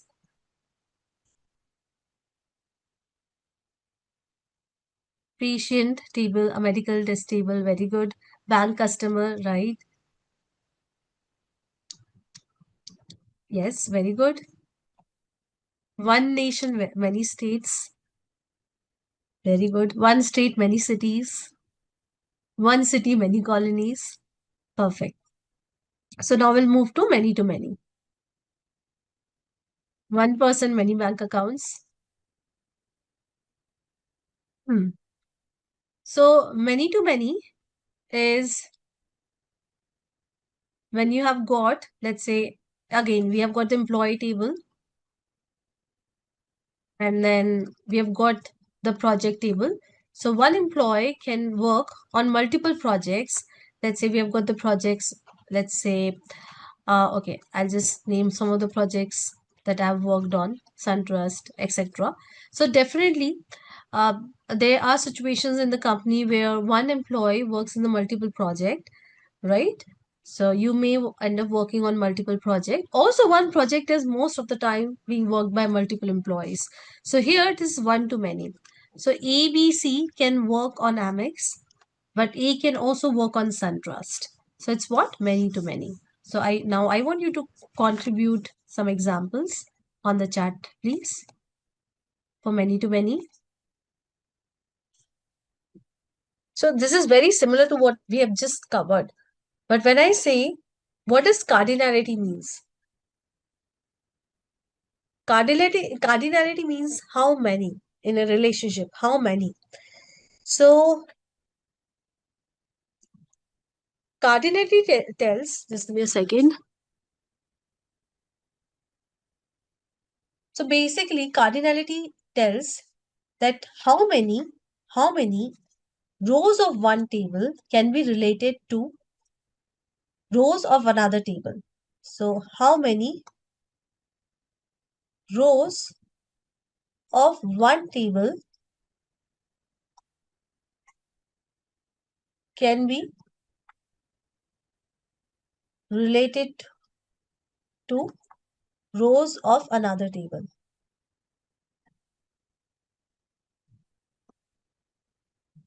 Now, we just learned about that, a table, we can have tables and suppose there is a one row.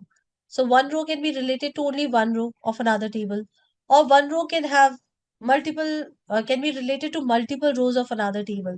So cardinality is like going one step deeper and telling about that if this is a row, this can have what all values, or this can be connected to what all rows of the another table.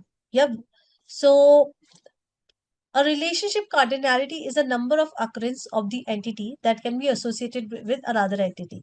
So basically, cardinality will tell. Suppose you have got a row. Maybe I'll give you the example in the next slide, but it will give you the minimum and the maximum cardinality. So let me go to the next slide and then I'll explain you. That would be better. So if you see over here, the cardinality is represented over here.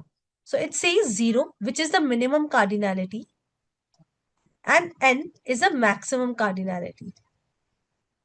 Here also 0 is a minimum cardinality and 1 is a maximum cardinality. So what does it says? So it says, let's say I've got some developers in my company. Yeah. So ID and name. In the same way, let's say I've got some projects. So project ID and the name of the project. So I'll just quickly write 1, 2, 3, 4, A, B, C, D. Here for the projects also we have got some IDs. 1, 2, 3, 4, 5, 6, 7, 8, 9. And maybe some project P1, P2 and P3. So what does this cardinality signifies? Let's look into that. So let's say that A is the developer, but E is not working on any of the project right now. So we have got two tables. Now E may not be working in any of the project. So 0 means that it is possible that any instance of this entity, any row of this entity is not related to any row of this entity. So I repeat, let's assume that A is not working. Yeah, A is not working on any of the project. So A is a new hire in the company. Until now, the A is not being allocated to any project. So 0 means minimum. So it means that we can have some developers who are not involved in any project. N means maximum. It means that a developer, so B, can work on n number of projects, multiple projects. So that's what it means. 0 means we can have developers with no projects. Also, we can have developers who are working on multiple projects. Now here 0 and 1 means again the same thing. Now let's say P3 is a new project, and right now there are no developers allocated to P3. So it means that we can have any project, we can have any instance in the project table which doesn't have relationship or which doesn't have any connection with any of the other instance in the developer table. So we can have a project with no developers. So that's what 0 means, a project with no developers in this example. 1 means, well, that's quite weird because that doesn't happen in real life, but yeah. So 1 means that a project can have maximum 1 developer. So here let's say that the company is maintaining the projects which are very, very small projects. Yeah, very small project, just need 1 developer project. So it means a project can have 0 developers, or at max the project can have 1 developer, and that's why what is this? It is 1. So B is working on 1, 2, 3. Also B is working in 4, 5, 6. But one project cannot be worked by multiple developers. So am I clear? what this 0, 1, 0 n denotes?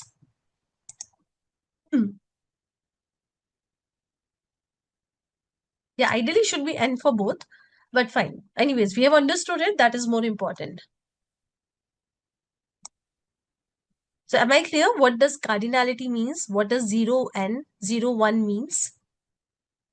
You can just read through this slide, but please confirm if I'm clear or not. I've just got one yes. Clear? Perfect. So still I'll just wait for a minute. You can just read through it. It's a very simple thing. So if you see these numbers, do not get scared. It's very simple thing. Minimum and maximum. Sometimes when we see all of these things, we get scared. Oh, there might be some maths involved, some complicated maths. But that's not the case. So I'll quickly repeat one more time. Over here, the cardinality is represented like this, 0 n. So 0 is what the minimum number and n is what the maximum number. So minimum is, what does minimum number means? It means, now we have got this table developer and we have got this table project. So 0 means that we can have some developer with no projects related to it. So let's say that A is not working on any of the project. A is a new hire in the company. Until now, A has not been given any project. So I can have a developer with no project, not related to even a single project. So that is very much possible.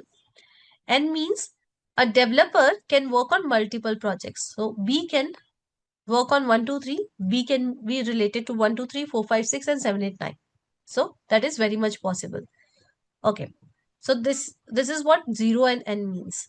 Now here it says 0 and 1. So what does that mean? It means, again, you can have a project. So let's say this is a new project. Till now, no developer is working on this project. So think of it as Upwork. Yeah, on Upwork, you see that you got a lot of projects with no developer assigned, right? So we can have the project with no developer. So 0 means that a project, it is possible to have a project with no developer. So this instance is not related to any of the instance of the developer table. So this instance 0 means it is possible to have instances not having relationship with the instances of the other entity. 1 means maximum. So maximum means it says that one project can be worked by only one developer. So 4, 5, 6 is worked by B. So that's all. You cannot have C also working on 4, 5, 6. It says that maximum one instance can have a relationship with maximum one instance of the developer table. So one instance, one row can have relationship with only one row of the developer table. So minimum is 0, either no relationship or at max one. Okay, so we are done with, definitely we are done with the theory part. So that's a good thing. Now what we are going to do is, I'll just give you the very, very brief of the whole thing, that how you can create the database, how you can create a table, how you can insert the data into the table. And then later on, we'll deep dive into each and everything. For database also, what all commands we have. For tables, what all commands we have. So we are going to deep dive into everything. But for now, for 10, 15, 20 minutes, let's practice, or let's see the holistic view of using MySQL. So I want everyone to launch their MySQL workbench. So I'm using Windows. So what you have to do is you have to search for MySQL workbench. You have to open it. Now you can launch the labs. So yesterday, Rakshita helped you with the launching of the lab. If you're still facing any issues, you can post it on the chat. We'll see if we can help you right away. Otherwise, at the end of the session, please make sure that you're vocal about it, that you're not able to use the lab. Because if you're not able to use the lab, then you're not able to do the hands-on in the class. So I'll try to give you at least some hands-on, if not all the time. Like at least sometimes I'll try to give you the hands-on, if not all the time. So your labs should definitely be working. So it's not that if your labs are not working, you're not able to learn with me. Of course, you'll able to learn with me, but then you have to practice after the session. But yeah, you always have to practice after the session, whether your labs are working or not. So please make sure if your labs are not working, you're vocal about it. And if you have to share your screen and show us, then we can allow you at the end of the session to share your screen and we'll try to solve the issues with your lab. So I want to see if you done on the chat once you are done with opening the lab. So password is same for everyone. I think the password, guys, what's the password? I think it's PSSWORD. Is it double one and exclamation mark, or is it one? Okay. So see, everybody's helping you with the password. You can use the same password. Thank you, everyone. Thank you so much. You can just write D also. Workbench is fine. Definitely fine. So workbench is what? It's a UI way of working with the databases. You can also work with the databases via commands, command prompt, right? CMDs. So that is definitely not how we work with the databases. We always use Workbench because that's more friendly and easier to use. No, I don't need any preloaded data. We'll create the database. And anyways, if you preload the data also, guys, if you're using the lab provided to you by Simplilearn, so it gets refreshed in every 5 hours. So if you add anything to it, it will get deleted in every 5 hours. So every time we are going to add the data for every class. Now you can see that we have got one schema. Now this is a default schema. So schema is nothing but in MySQL, it is like a database. Now what is a database? You already know. Database is it's like the wardrobe, it's like the library which can store the data for you digitally. So we are going to create the database. Yeah, if you're using your personal laptops, as I told you yesterday also, it is better that you install MySQL rather than using the labs because uh, it will be easier for you to access it. So Anibrata, it's not when you are downloading or installing the SQL. Yeah, it's not only about next. There are some settings that you have to do. So please make sure that you go through the video which I shared yesterday. Today also I've shared it multiple times. So please go through that video. Now, if you do not have the software installed, if you do not have the software ready for you to do the hands-on, please do not start installing it right now. You can write down the notes. Maybe you're not able to do the hands-on with me, but you can always write down those notes. You can stay with me in the class and you can do the installation, etc. after the class. But please make sure that you concentrate in the class. Just because you're not able to practice, that's very much okay. Yeah, you can write down the comments. So it's okay if you're not able to type it. You can always write it. Oh, I have no idea about this thing, Shri. I have no idea about this thing. Unable to launch the remote. So Shri, you can try it with Vidya. Yeah. So you can try later. Just after some time, just retry it.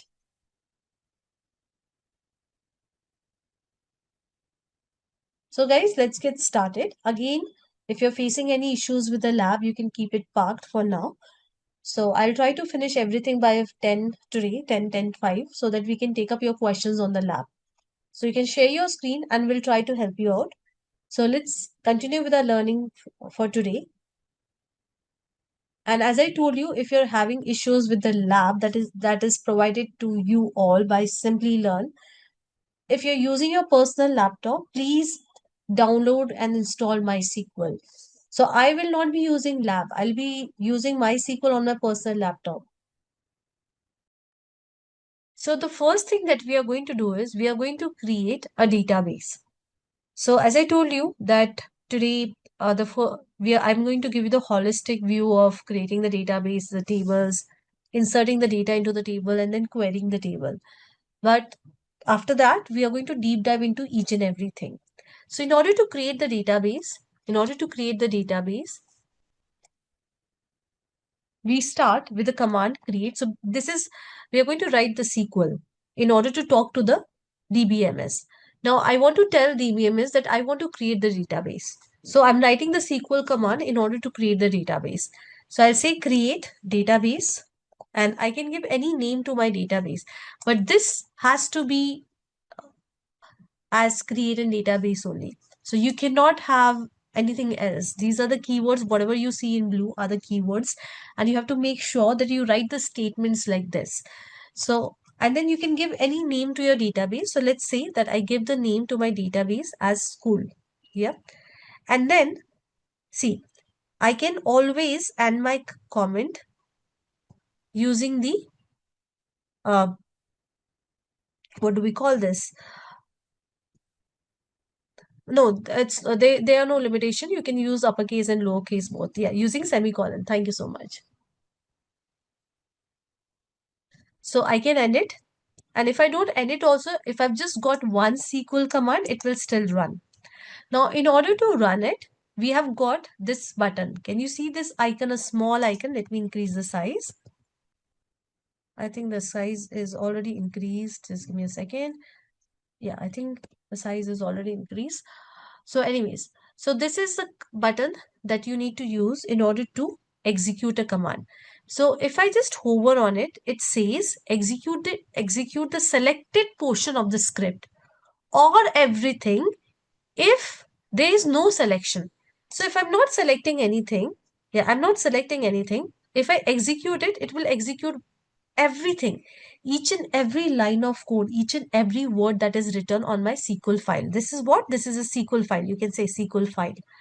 So because I've got the previous SQL file, in my case, it shows 6. In your case, if you're using it for the first time, it might be showing 1.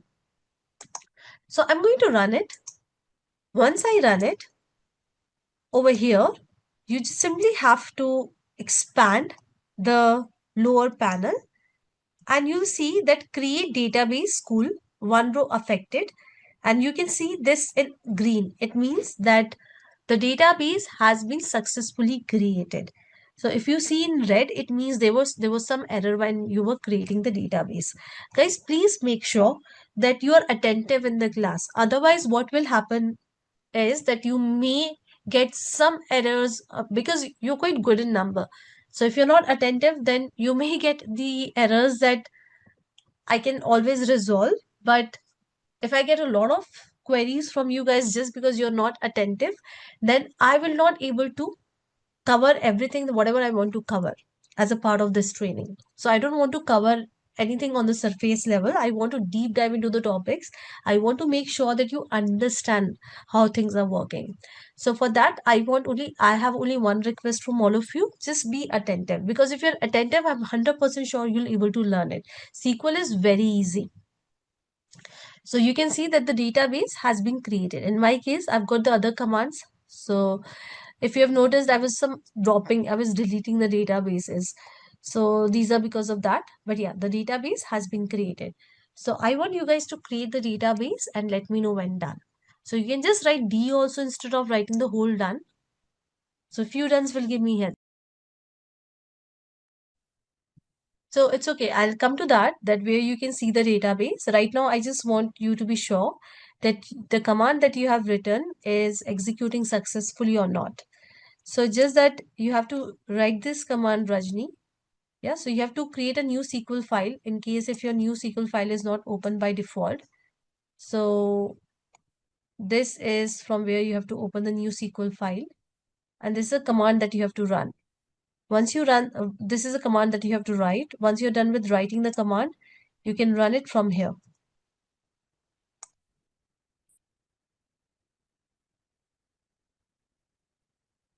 Okay. I'll come to that. Output, I know that you're not able to see the output. So just hold your horses. We'll talk about that also. Now I can see that most of you are done with running it. And I hope that over here you see a successful message, this green button, this green icon. Yep. So the database is not appearing over here. So if you see over here, schemas, think of it, schemas are nothing but the synonyms of databases. So in MySQL. So the database is not appearing over here. So what you have to do is you have to refresh it. So this is what you have to press. This is what you have to click on in order to see the database. Now you can see that the database has appeared. So you get to see the output now.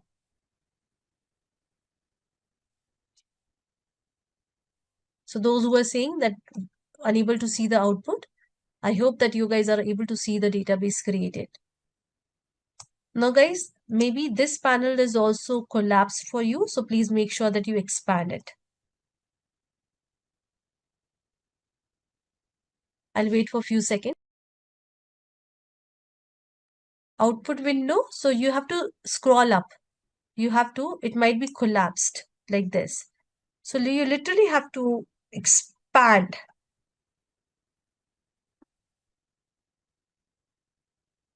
Okay, one more thing. You can go to view, you can go to panels, and over here, guys, please make sure that you're looking at my screen. So see, output area, I can hide it. So maybe your output area is hidden. So what you can do is you can go to view, you can go to panel, and you can say show output area. My schema tab is not there. You're talking about this one. So I'm not sure for this one side. Okay, yeah. So in view, you can see just check, go to panel and click on show sidebar. I hope I've answered the queries or the queries on the chat.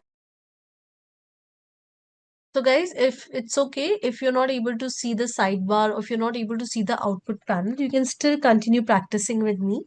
And we'll see at the end of the session what is the problem. I'll ask you to share your screen and we'll look into it.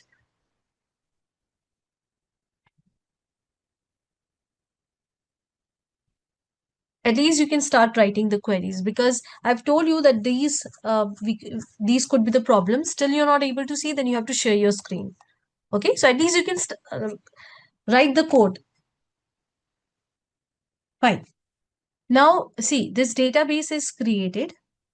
So you have to use the database. Basically, you have to select the database. So how would you select the database? How would you select the database? In order to select the database, now hear me out. Either you can double click on the database. See, if I double click, it got selected. Or what I can do is I can run the command. So just delete the previous command and you can run the command use the name of the database. School, that's the name of the database. You can run it and then it will basically select the database. So how you'll get to know that this database is selected? So you can see that this is in bold. So as soon as any database shows in bold, it means that this database is selected and whatever you're going to write or whatever queries that you're going to perform will be performed on this database. So just double click on the database or you can. Now we are going to create the table. Now before we go ahead and create the table, I would like to show you that see, you can collapse and expand the database. Now database has got something called tables. So these are the entities. Yeah, so we were using the word entities. So tables, views, stored procedures, functions, these are the entities. So in your curriculum, you have got tables and views. So we are going to cover these two. So first we'll talk about the tables because we're going to cover everything related to the tables. View is a very small topic. It's a short topic that we are going to cover later on. So what we are going to do is, just give me a second. School is not highlighted, but command executed successfully. Just double click on it, Sheila.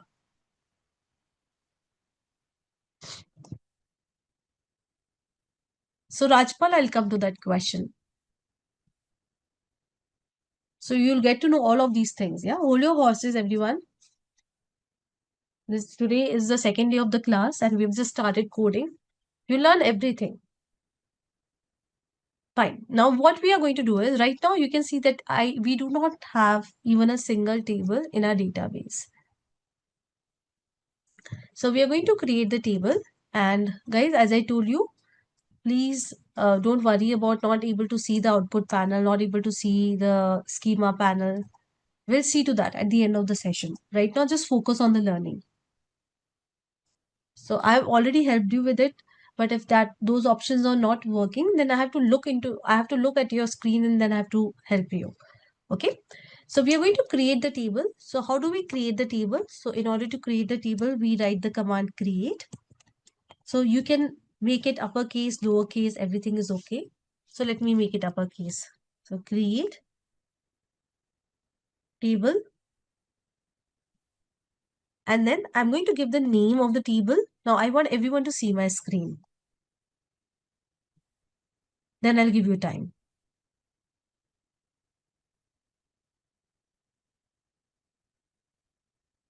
Yeah. Now this is the name of the table. Now you know a table can have multiple columns in it. Yeah, a table can have multiple columns in it. So how do we define the column? We give the column name.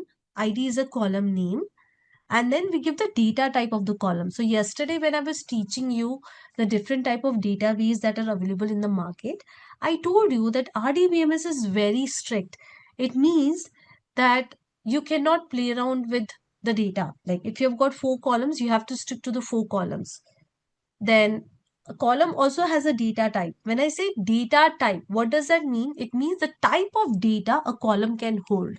So ID can hold integer, int. Int means integer data type. So we are going to learn about all the different type of data types also later. So for now, this much of knowledge is more than enough. Okay, the next column is, let's say, full name. And full name has a data type varchar. It has got the data type varchar. Then let's say age, and age has got the data type int. Yeah, age is always a number. So varchar, what does varchar means? Sorry, varchar, we also have to define the number of characters that this column can take. So what does 50 means? That at max, the full name can be of 50 characters. So if your full name is more than 50 characters, the table will say no, I cannot take it. So it can take characters, and at max it can accommodate 50 characters. Moving ahead, the next column is city, and here is the data type of the city. It's again, let's say 50. Yeah, varchar 50. And my table, the code for the table, creating the table is ready. So just give me a second. I'll just quickly look into the chat. Vidya, what you're saying is right. Varchar can accommodate numeric values as well as alphanumeric values, but it is always considered as a string. So what I mean to say is that this is a number. But if you give 3 in varchar, it will take it like this. So how it is going to hold it, that's matter. So it will uh, make 3, yeah, it will take 3 not as a number but as a string. Yeah, this is a string. So like this. So anyways, the code, uh, string and varchar is same. Yeah, it's a technical language.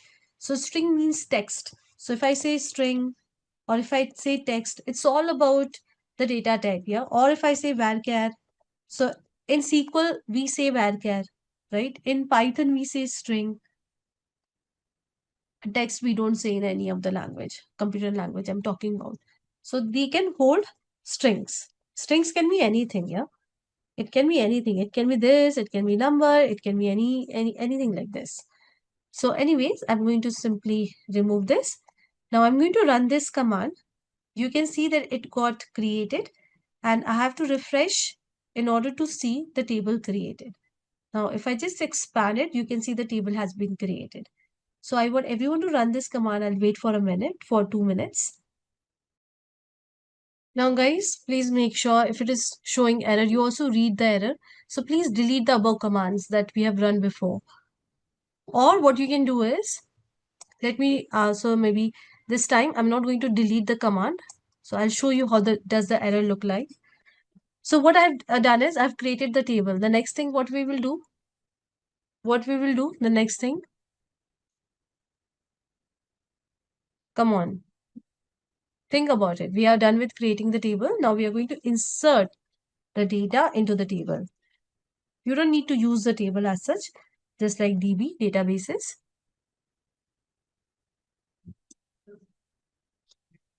So we are going to insert the data. So Aviral, you can share the screenshot on the chat. So I'll look into it. What is the problem?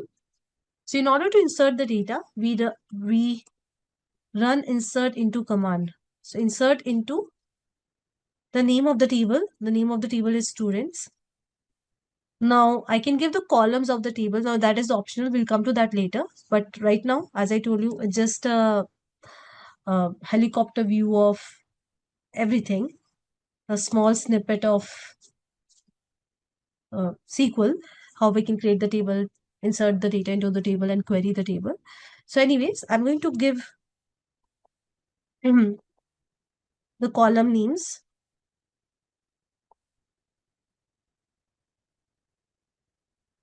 SQL is not case sensitive. And then I can give the values.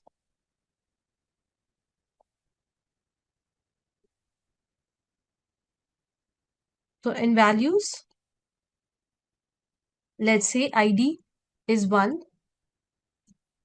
Now it's a varchar, it means it's a string, it's a text. So I'm going to give it in the single quotes.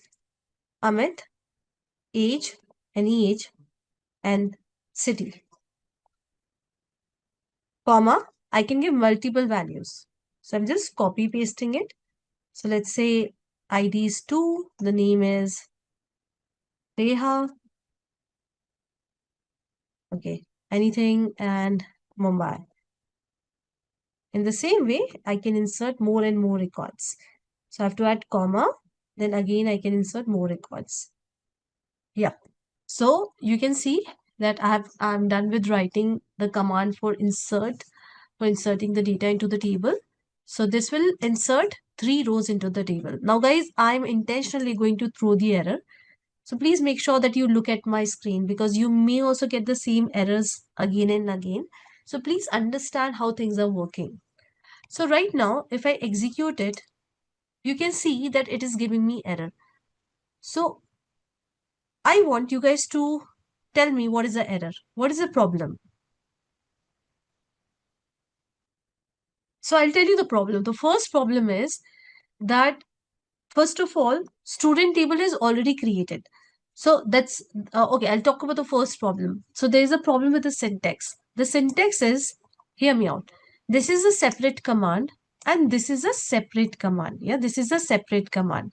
So see, it's a machine. I have to tell that this command is separate and this command is separate. Right now, it is making both the commands, it is taking both the commands as one command. So how I can do this separation? By adding semicolon. As soon as I add this semicolon, you can see that the error that I was getting, you can see the error that I was getting over here, it will get resolved because I've added the semicolon. So this was a first problem. Now let me rerun it. Again, it will throw error. So see, now you're able to understand what the error is. Table student already exists. So basically what is happening, when I'm running it, it is executing this statement. But the problem is that the student is already there in this database. Student table is already there. So it is saying me that student table is already there. So that is the problem. So anyways, I don't want to run this because I already have the student table. So what I'm going to do is I'm going to run only this command. So see, I have to select this command and I have to click on run. So I told you that when you just click on it, it will run each and everything that you have. So that's what it says. If you go over here and hover, that's what it says. Or what you can do is you can simply select the code that you want to run. So here I'm selecting this code and I'm going to run it. Perfect. You can see that it got run and the data is inserted into the table. Okay. So I want everyone to try this. Yeah, there are some shortcut keys also. You can just Google the shortcut keys. I'm very bad with remembering the keys. They must, I think it's control. I have to Google, yeah. So this is a question that is asked to me in every batch, and I tend to forget the answer.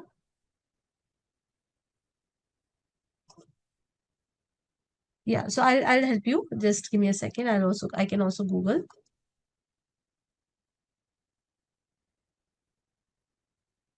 The shortcut is Control plus Enter to run the query. Control plus Enter.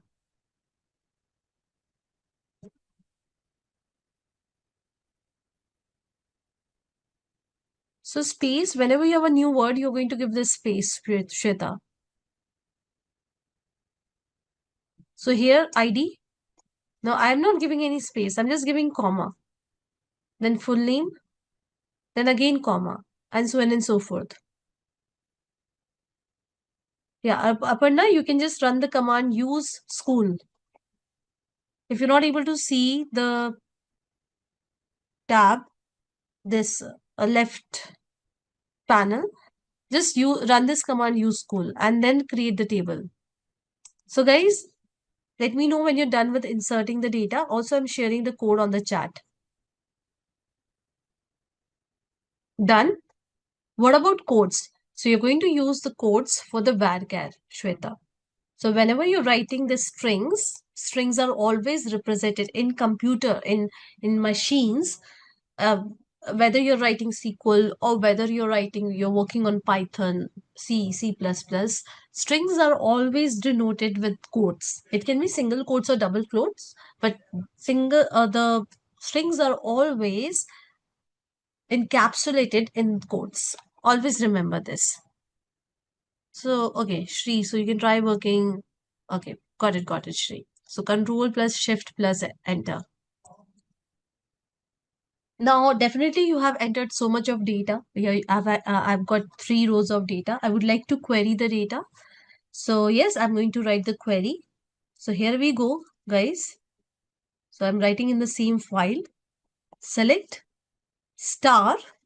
So star means all the columns, from the name of the table. What is the name of the table? The name of the table is students.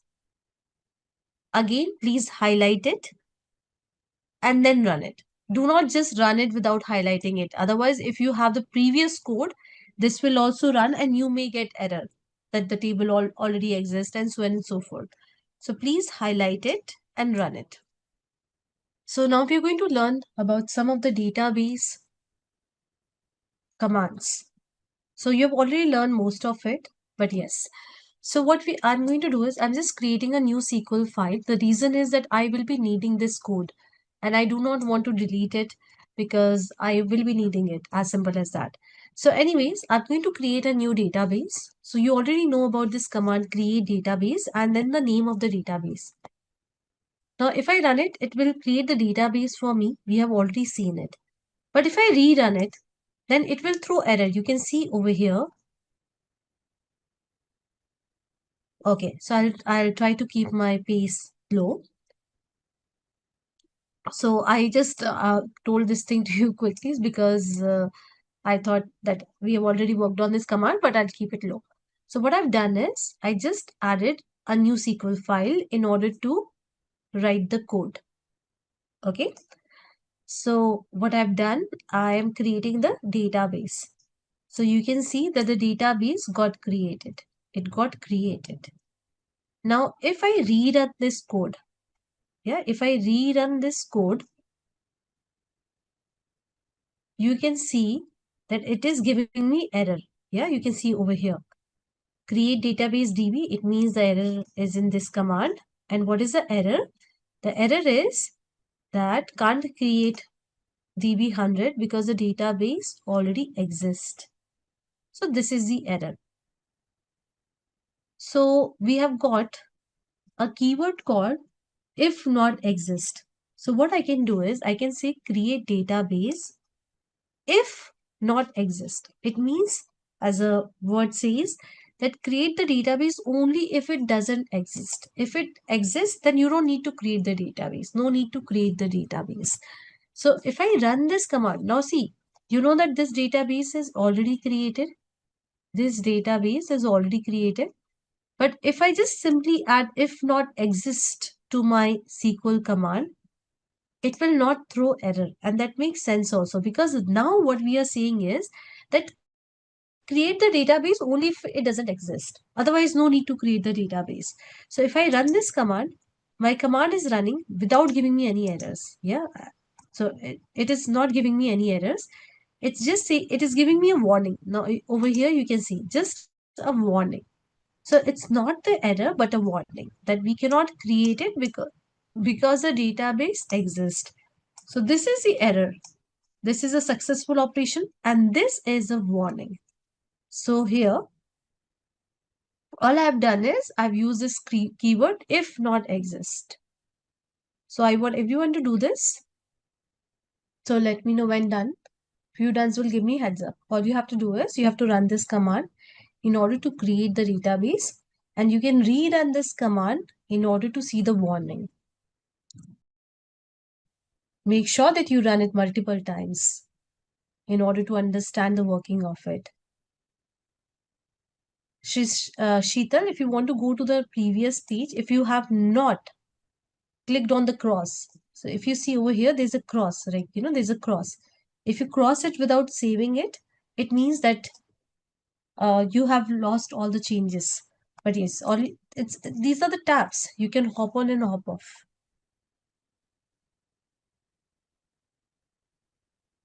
Okay, Sheetal, I hope I've answered your question.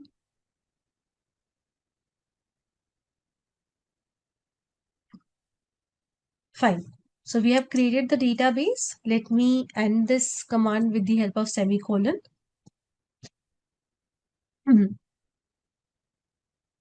Now, I'm going to drop the database. So drop database. And again, the same database, DB100. So we are going to rerun the commands in order to understand the working of it. So I'm simply highlighting it and I'm executing it.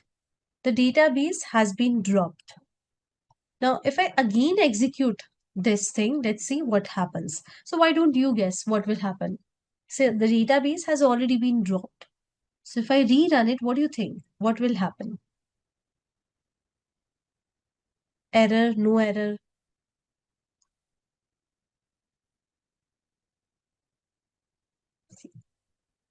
How about others?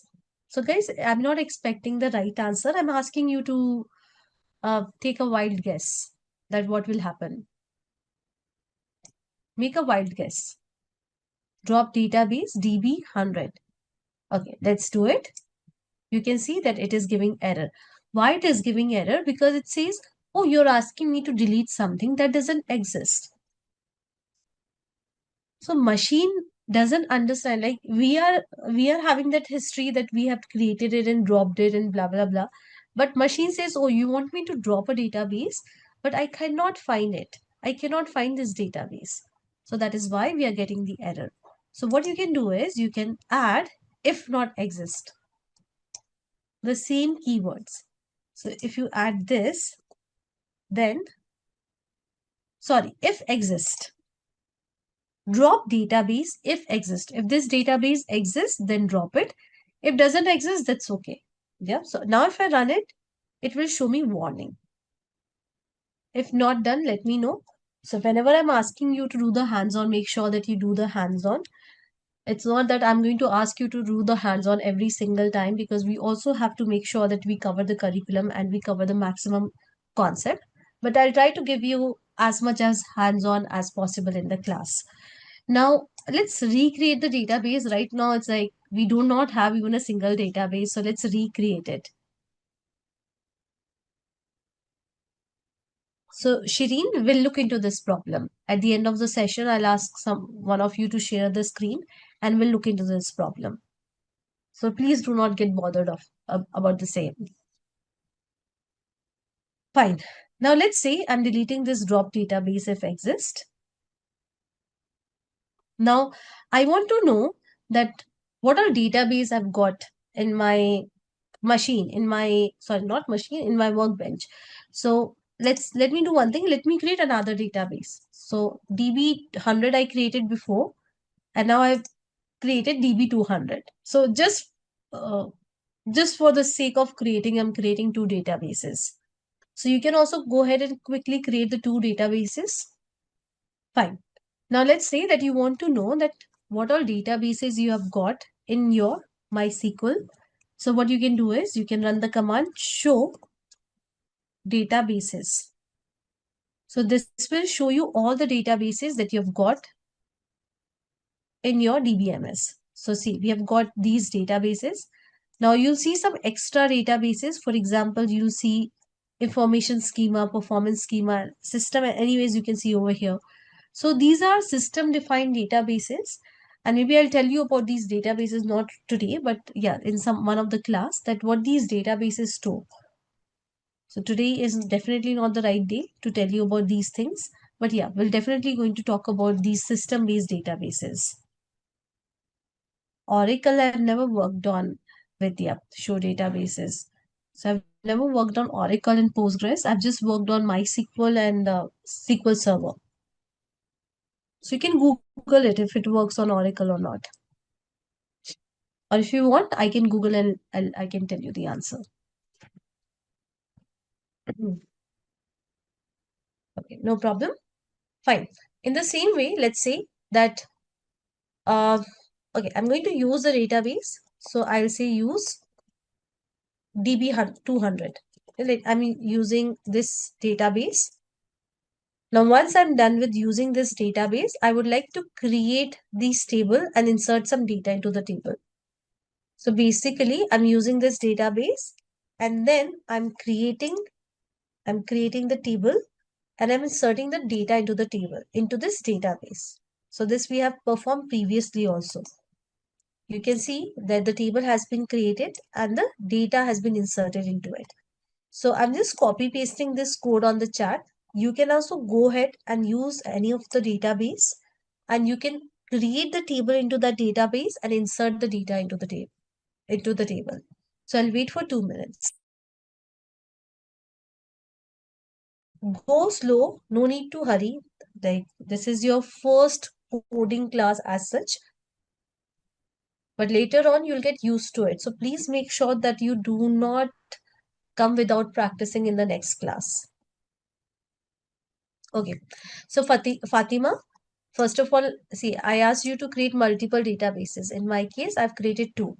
So first of all, I'm using this database. So I ran this command and then I've created this table and inserted the data into the table. So you can copy paste this command from the chat.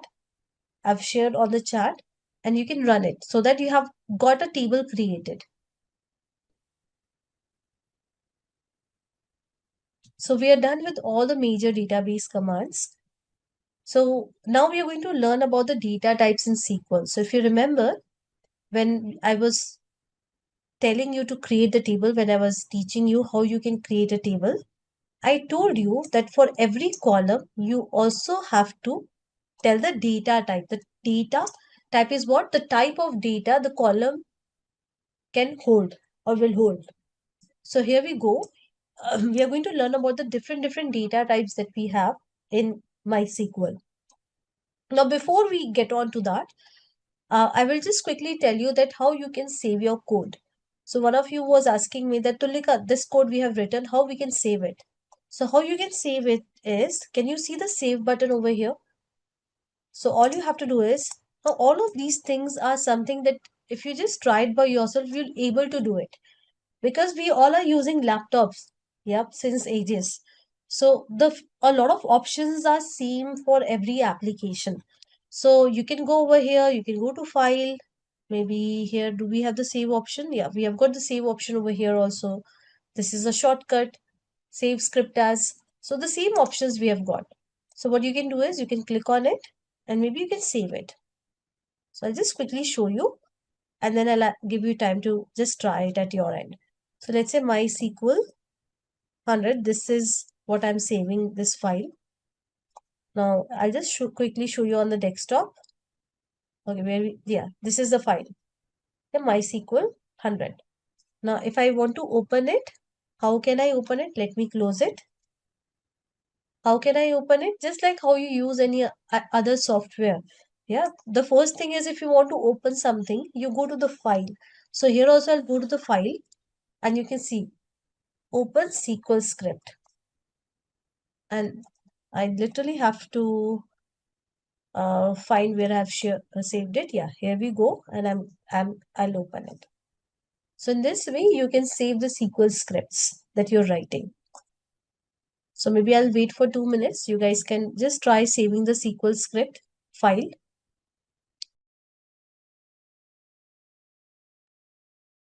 Fine. Now we're going to look into the different type of data types that we have got in MySQL. So I want everyone to see my screen, and please make sure that you listen to me. Very important. So the first data type that you can see is char. So char simply means characters. Yeah, when I say character, you can say text, string, whatever you want to call it. So char data type is a fixed length string. It's a fixed length string. It can take the values, like you can have the char data type, the column can take 0 characters. So that's a minimum range, or maximum range is 255 characters. Yeah. Now, when I say it's a fixed length string, what does that mean? It means, hear me out. So if I write, let's say ID, and if I say char, and if I give 2, so it means that ID, when I insert the values, when I insert the data into the table in the ID column, it has to be of 2 characters. Yeah, it has to be of 2 characters. So 1, 2, 1, 3, 3, 4. So you're getting, again, I'll give you one more example.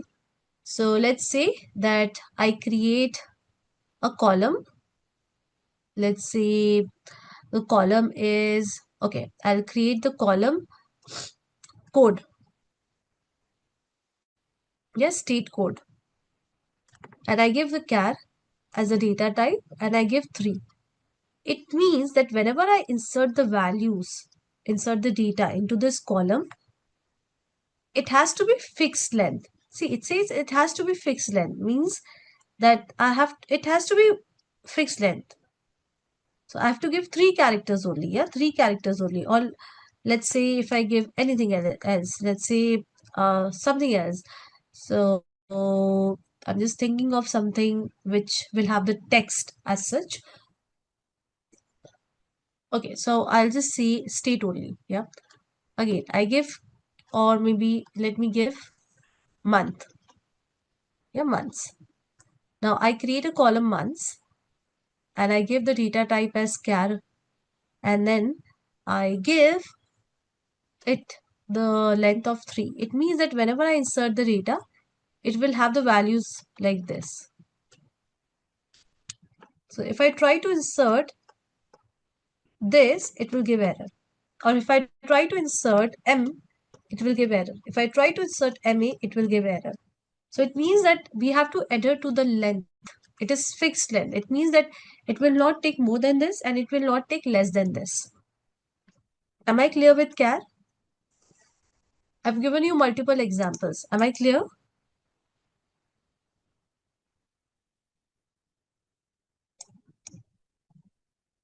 Very simple.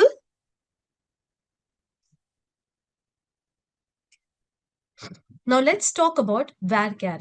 So what do you think var stands for what? What does this stands for?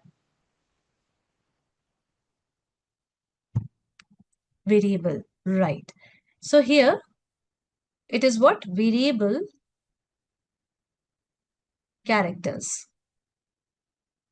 It means that when I create a column of varchar data type, and let's say this is a column, and I say varchar 100, it means that it can take the characters up to 100. So let's say I create a column name. The data type is varchar, and if I give, let's say 50 over here, it means that when I insert the values into this column, I can give anything. I can give Tulika, which is of 6 characters. I can give Ravi, which is of 4 characters. And I can give a very big name, which is of 50 characters. But if I give a very big name with, let's say, which is of 60 characters, then it will go error. So it is telling us the upper limit, that the upper limit is 50. You cannot go beyond 50, but you can choose any number within 50. It can be 1, 2, 3, 4, any number for that matter. So this is what varchar is. Yeah, this is what varchar is. Just give me a second.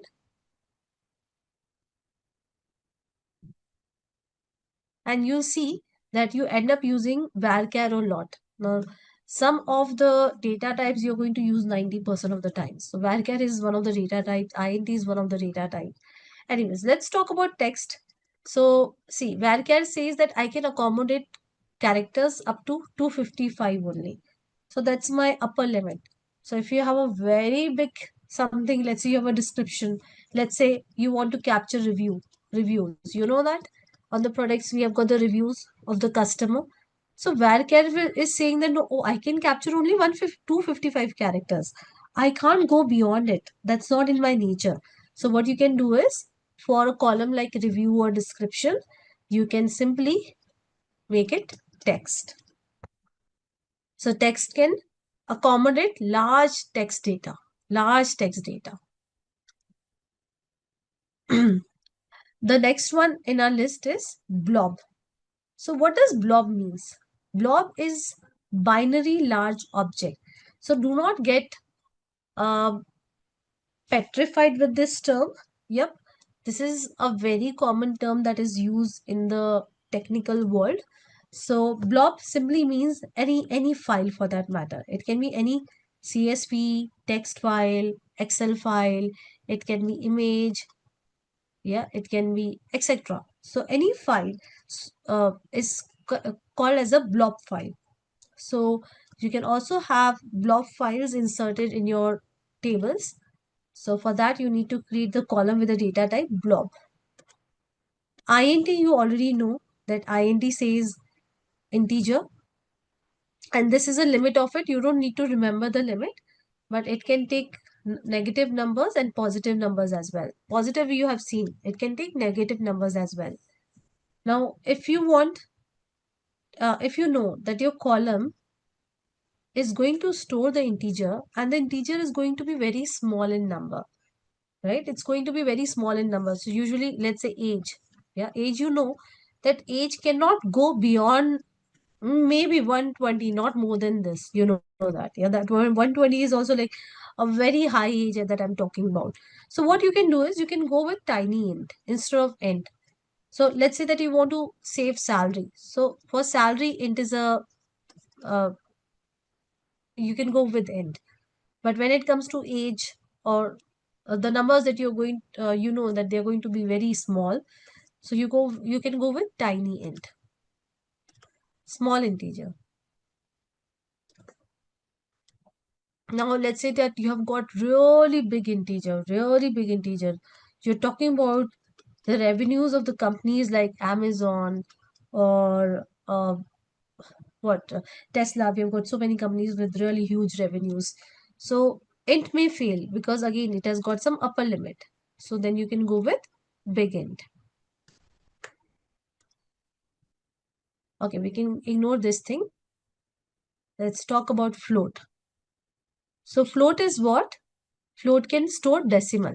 See, integer cannot store something like this. No.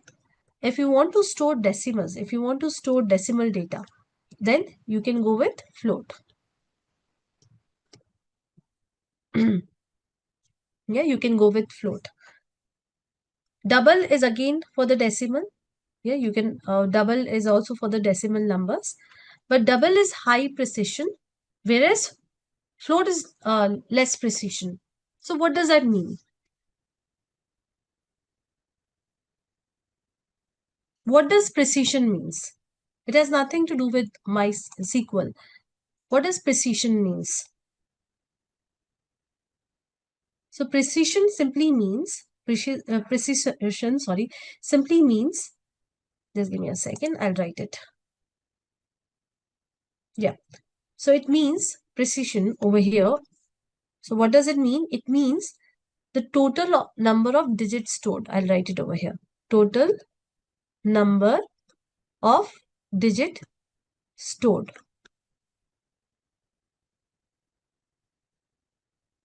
Yeah, total number of digits stored. So see, when I say float, so float says that, suppose in case of float, let's say that you have got a number like this. So I'll just write a big number, 5, 6, 7, 8, 9, 10, something like this. Yep. So what float would do, it will simply round it off. Yeah, it will round it off and it will store something like this, maybe. Yep. 5 and then 7. So it will round it off. Now double will also round it off, but it will round it off at the higher precision. So it will maybe do till here and then it will round it off. Something like that. Yeah. Then it will round it off. So it's all about uh, how many digits both of these get stored. So float has less precision. It means that if you have got a big number, it may round it off like this. And double has got higher precision where the number get, rounded off like this. So that's what it means. Yeah, that's what it means. I hope I'm clear.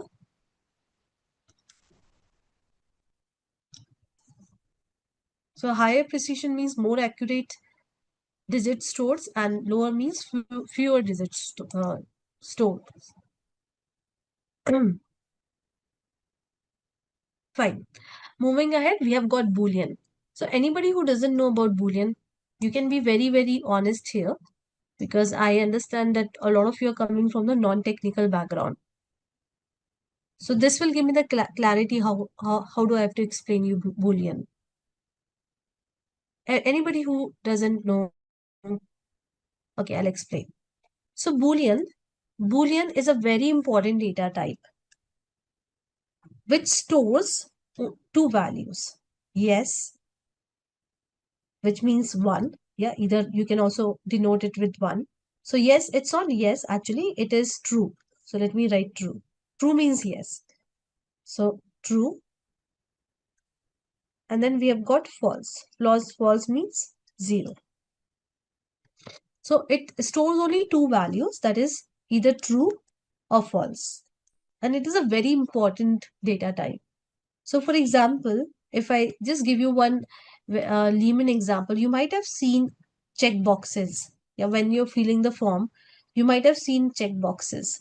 So if you check it, so ideally, because I come from the background where I've also developed a lot of application, so that's what I'm telling you, that when you see the check boxes in the backend, these check boxes are of Boolean data type.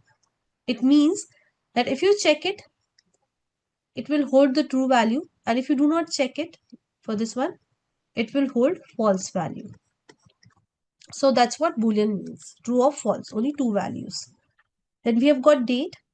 Date, now you already know what date is. I do not have to elaborate on this part. So the date will take this format, YYYMMDD format. Time, you already know about time. Yeah, it will take this format, HHMMSS. Date time, the name itself says, it will store date as well as time. Yeah, it can store both date. So let's say today's date plus today's time. So it can store both the things. And then we have got timestamp. So timestamp, maybe we are going to talk about this more later. Maybe I'll use it somewhere. I'll show it to you. So timestamp is auto date and time system based. It means that if you give any column, yeah, if you write any column with the data type of timestamp, what it will do, it will take your system time. So whatever your system timestamp is, yeah, the date as well as the time. If I change it and if I make it something else, then it will take that only. So it takes system based date and time. Yeah, current date and time as per the system. Exactly. Very good. Fine. So we have covered most of the data types, all the important data types. I would like to tell you one more thing. So we have got signed and we have got unsigned. So let's talk about this also. It's a very easy concept. So see, you can have sign. So all the data types are signed by default. So what does sign means? All the data types. Now here I'm talking about the data types which can store numerical values. So here I'm talking about the data type which can store numerical values. So sign simply means that, for example, if I talk about tiny int, yeah. So by default it is signed. By default it is signed. It means that it can store the negative and positive values. So if you remember from the previous slide,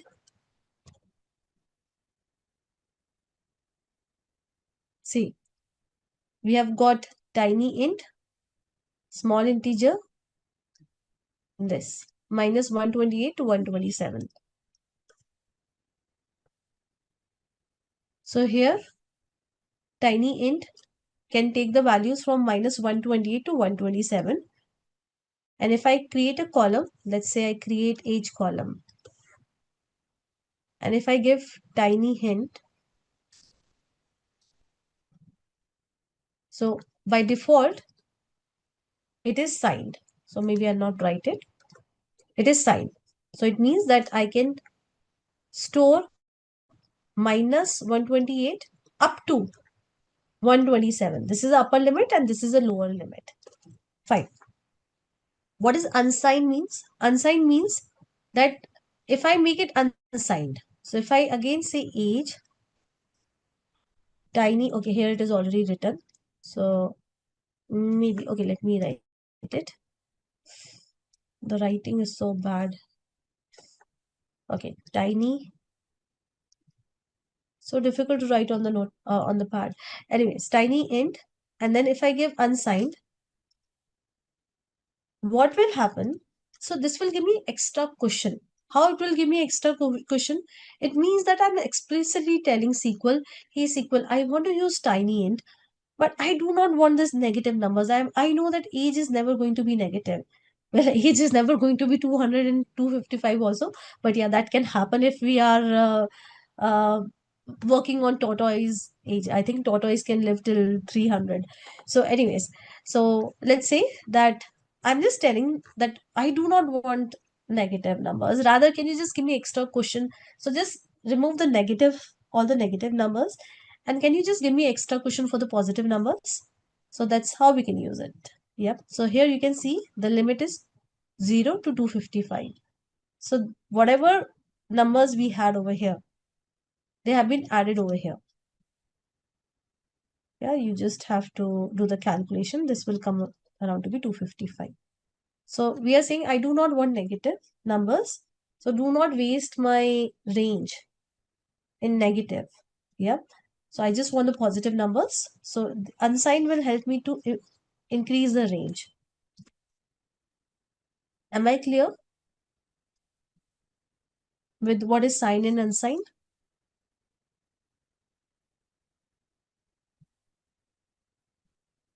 Simple? Fine. Now you have to allow me a minute. I forgot to open my notes because again we are going to create a table, and this time for the table, because we are going to just play around with the databases, sorry, with the data types. So yeah, the table is going to be a big table. So right now I'll ask you also to copy paste it, but after the class, please make sure that you type all of these statements. So what you can do is you can, I'll share all these notes also with you. I'll share these PPTs also with you, but I would suggest you to make your own notes, right? So what you can do is whatever comments that I'm giving you on the chat, you can create your own WordPad notepad file and you can keep saving those comments. See, I want you guys to be very, very active during the session, because when you're active, when you're participating on the chat, when you're doing the hands-on, let's say you're just picking up the code and pasting it and saving it in your notepad file, what happens is you tend to be attentive. But if you're just lying down and listening to me, then I'm sure you're going to daydream a lot. So I do not want that to happen, because each and every minute of the session is important. So anyways, here we go. This is a table. So we already have got the database, right? So I am just deleting all this. So this is a database, and here I'm going to create this table. So I'll just quickly run this command. Just give me a second. What happened? Yeah. So the table has been created. Now you can see that this table has got myriad data types. So it has got int. Int is unsigned. What was unsigned? Let's quickly see what was unsigned. Only positive numbers. So it gives a really huge cushion. Yeah. If I just remove the negative numbers, you can do the calculation. So it will be something around 4 plus plus plus. So I get extra cushion of positive numbers. Varchar you already know. Okay, here again unsigned small int. Okay, we have got something called small int also, which is I think smaller than tiny int. Then, or maybe let me make it tiny int. Yep. Then decimal. So I'm giving the precision over here. So 8 2, what does that mean? 8 2 means that I can have digits like 1 2 3 4 5 6 7 8. And 2 is what? After decimal, how many digits? So I can have 1 2. Then I've got float. Then I've got Boolean, which can have true or false. Then I've got date and date time. So I'm playing with a lot of data types in one table. And then I have to insert the data. So inserting the data code is definitely more cumbersome than creating the table with so many data types. So I want you guys to see my screen. So here we go. I'm inserting the data. This is int. This is varchar. Yeah, this is int. This is varchar. This is tiny int. This is again tiny int. So this one is unsigned. This one is signed by default. Yeah. So you can see that this is decimal. This is float. Boolean. I'm giving 1. I told you that either you can give true or you can give 1. False or 0. Then I'm giving date. What is the format? YYYMMDD. That's a format. And here I'm giving date time. Yeah. And in the same way, I've got multiple records. So I'll insert it. Records inserted. And let me quickly query the table. Select star from products. Product. Please make sure that you give right name of the table. And it is done. So I'm going to give you this code. At least the select code you can write by yourself. You don't need to copy paste. Yeah, that I do not want you guys to copy paste. So run this command. Okay, yeah, very good question, Sanskar. So see guys, in the last insert command, we gave the column name. So we can skip the column name over here. If you see, I have skipped the column name. So when can I skip the column name? I can skip the column name when I know that I'm going to insert the values into each and every column and the sequence is going to remain same. Yeah, the sequence will be the first value that I'm giving is for product ID. The second value is for product name and so on and so forth. I know that the sequence and the columns, I'm giving values to all the columns. Yeah, when I'm inserting the data, I'm inserting the data into all the columns. Also, I'm maintaining the sequence of the data or I'm matching the sequence of the inserted data with that of the columns that I've got over here. So if I know that that's the case, I can skip the name of the columns. Yeah, I can skip the name of the columns. So we are going to talk about this thing more. Yeah, that when you can skip and when you cannot skip. We are going to talk about this more. So right now our agenda is to learn about the data types. Yeah, the agenda for writing this code is to understand the data types. So yes, now I hope that I've given you the code. Yeah, so I've given you the code now. So if you change the sequence, see, if you change the sequence, then it will give you error. For example, if I try to insert laptop over here, Yeah, so let me do that. Yes, I'll just give a string over here. Let's say I am giving a string over here. Now, but it was a quantity, right? It was a quantity. But what I've done is I'm giving a string. It's an integer. Yeah, it's a tiny int.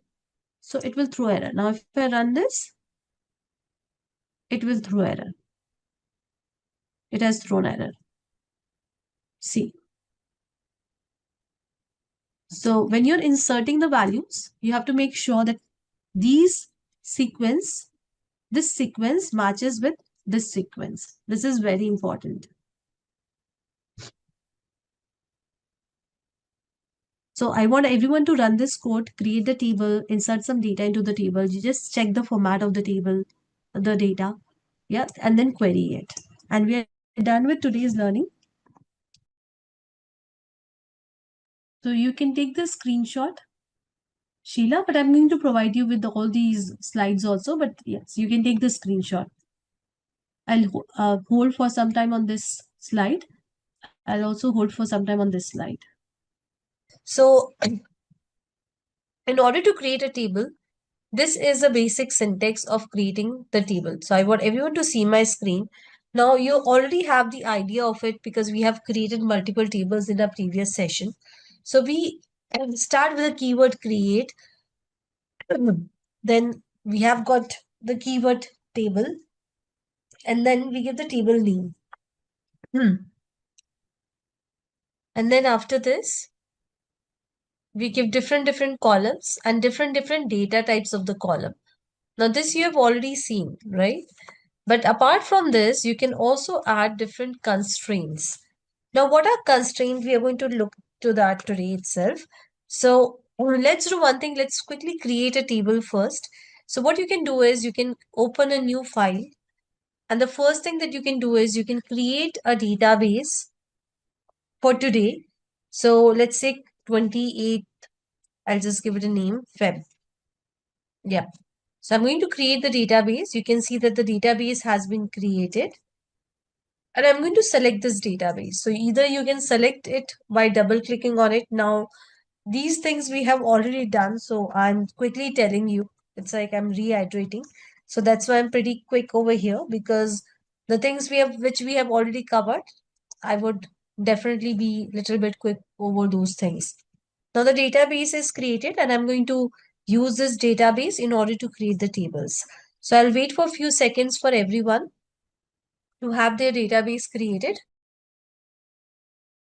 Now you already know how to create a table. So rather than, writing the same code again and again, typing the same code, I would like to quickly copy paste some of the code. So you know that how we can create the table. So I'm just taking this code of creating the table. Yeah, so you can see that I've got this table. This table has got 4 columns. So these are the 4 columns. And then I would also insert the data into this table.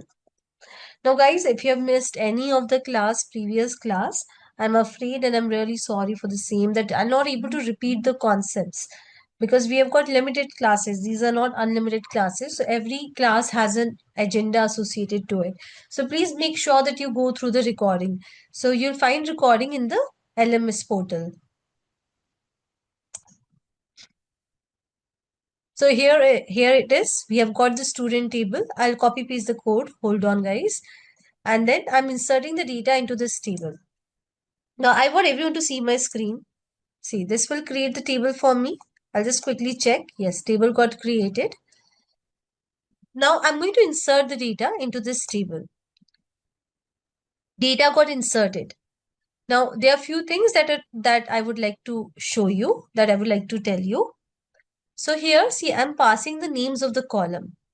So if I do not pass the name of the column, let me delete the names of the column and I'll just do one thing. I'll just add one more row of data. Yeah, I'll just add one more row of data. So here, maybe I'll just write Anil and I'm okay with the other things. Yeah. So if I execute this, see, it got executed. So this is fine.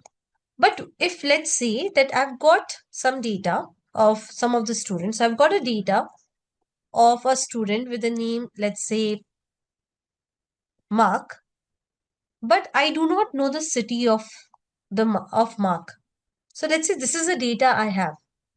Yeah, this is the data I have. Now listen to me. It's very simple. Now if I run it, it is throwing error. So you get that? That if you have the full data, if you have the full data, when I say full data, I mean to say that you've got the data for all the columns of your table. So if you've got the full data, then it works perfectly fine. But if your data is not full, right now I don't have full data, right? Then I have to explicitly define the columns that I'm going to use. Yeah, for example, ID, comma, name, comma, age. So now I have to explicitly tell my SQL that 5 should go in ID, name should go in mark should go in name, and so on and so forth. Let me execute it, and now it is getting executed. So you got my point. It's a very simple point that when you have the full data, then you can omit the column names from here. But if your data is not full, yeah, if you have partial data, incomplete data, then you need to mention the column names. That's how the syntax goes. Now, you don't need to insert so many records. I did that because I wanted to show you, I wanted to explain you. I'm just sharing this code with you all. So here's a code for creating the table.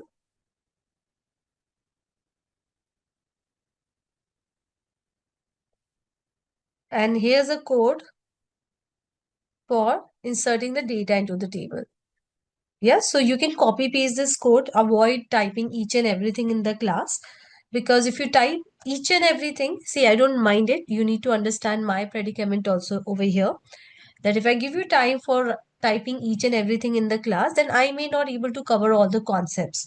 And I want to cover maximum things. I want to uh, give my maximum knowledge to you all. So, share the maximum knowledge that I have with you all.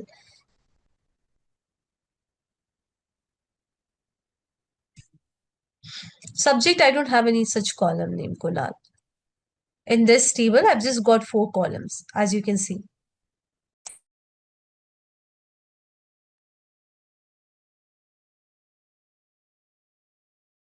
Insert what?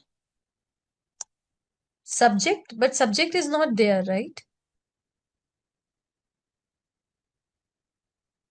Okay, you want me to add one more column over here, Kunal? Is that so?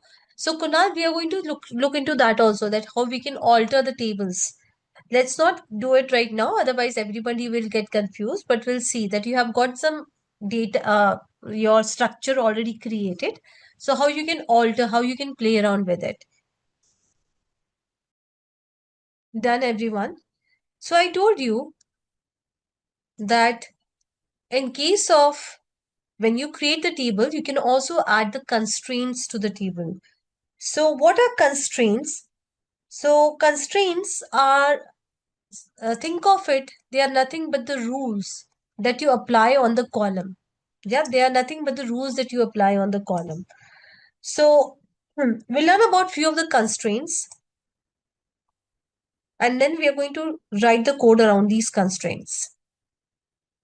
So the first, or let's do one thing, we'll go one by one. We'll write the code for one by one. Rather than going through the whole thing, we'll go one by one. So the first constraint is not null. So see, as I told you, think of it, constraints are nothing but the rules that you apply to the column.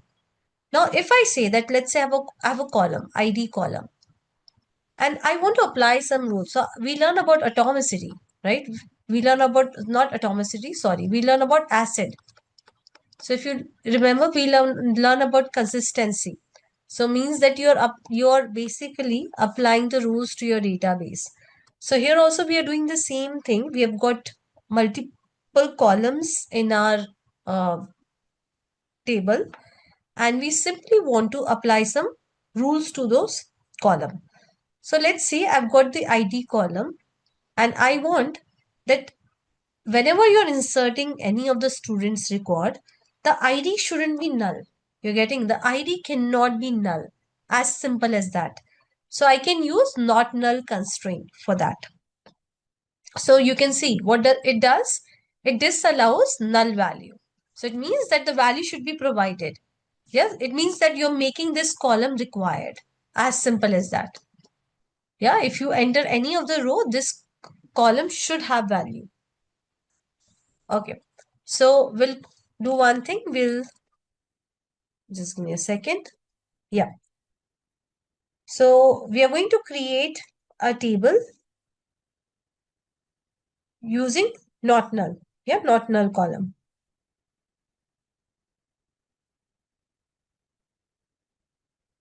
So let's start with not null.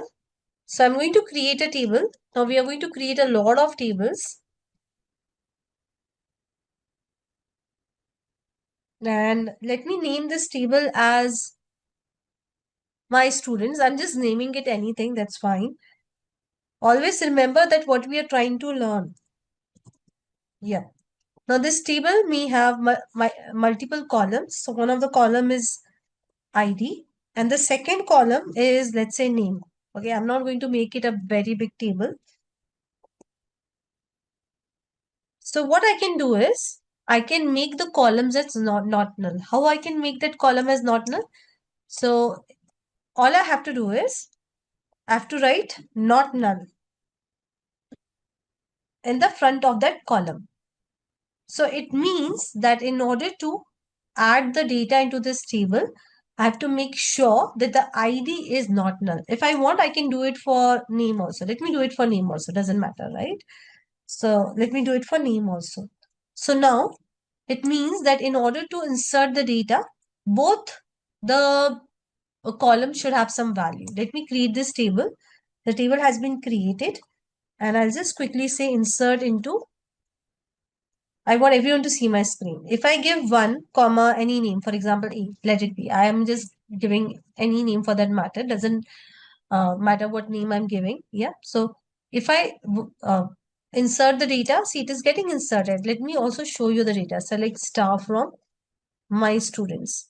So it's working absolutely fine. Yeah, you can see. But now what I'm going to do is,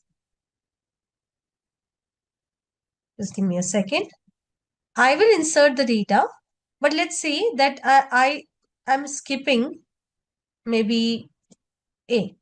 Yeah, I'm not giving the student name. Yeah, I'm skipping A. Or let me give null in A. So let's see if it works or not. You can see it is not working.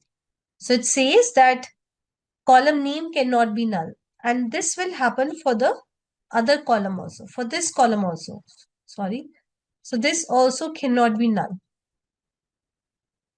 As simple as that. And the reason is very simple, that I have made, I have applied a constraint to this column, both the columns, that these columns cannot have null value. So this is what? This is a not null constraint where we make sure that the column doesn't allow null values. So I'll wait for a minute for everyone to quickly try this. Again, I do not want you guys to write the whole code. Maybe you can take it from the chat and you can modify the existing code what you have. Otherwise, it will take a lot of time. What do you understand by unique? Distinct values? Yes. So in very simple words, if I have a column, so I will not allow duplicate values in those columns. So any guesses what those columns could be? Like you might have seen in your real life here and there. ID, very good. Yes, ID. Those who are from India, maybe PAN card or passport number. Everybody would understand. Aadhaar number. How about email? Yeah, email should be unique. Phone number should be unique. So you want to make sure that every record that is being entered has a unique email or unique phone number.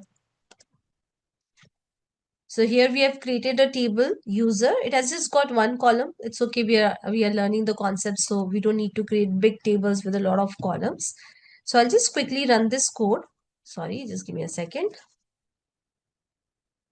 Yeah, I'll run this code. You can see that the table has been created. Now, if I insert this a@gmail.com, it will get inserted. This is the first time I'm inserting. But if I again insert, maybe I can, re-execute the same statement. So if I again insert, it is giving error. Why the error? Because it's duplicate entry. But if I change the value of it, then definitely it will allow me to execute. Yeah. So unique is a very important constraint that you're going to see, you're going to encounter. So let me quickly give you this code on the chat. You can copy paste the code. Again, do not type the code right now, but yes, you should definitely do a lot of typing of the code after the class. Right now we are copy pasting so that we learn maximum concepts. But yes, after the class, you have to make sure that you do a lot of practice by typing each and every line of code. I'll wait for maybe a minute. Now we'll learn about the next constraint that we have, that is primary key. So let me open the notepad because I would like to write something around it, or maybe I can write over here itself. It's fine. So see, you can do the commenting like this. So when you write anything in the comments, the interpreter is not going to read this. These lines are for us. These lines are not for interpreter. So anyways, we're going to learn about primary key. Now, you already know about it. We have already discussed it. So I'll quickly rediscuss it. So primary key is a unique identifier of each row. For example, if I talk about human beings, so I think our genetics, our DNAs, these are the unique identifiers, yeah, that will, or our fingerprints, these are what? The unique identifier. So for every row also, if you want maybe some column to uniquely identify that row, so we can declare that column as primary key. So I'll also write it. So basically, if you say that a column is a primary column, primary key column, it means, see, that's what it means, that it is uniquely identifying it, right? Uniquely identifying the row of data. So definitely, uh, every row that column will take, like every piece of data that column will take will be unique.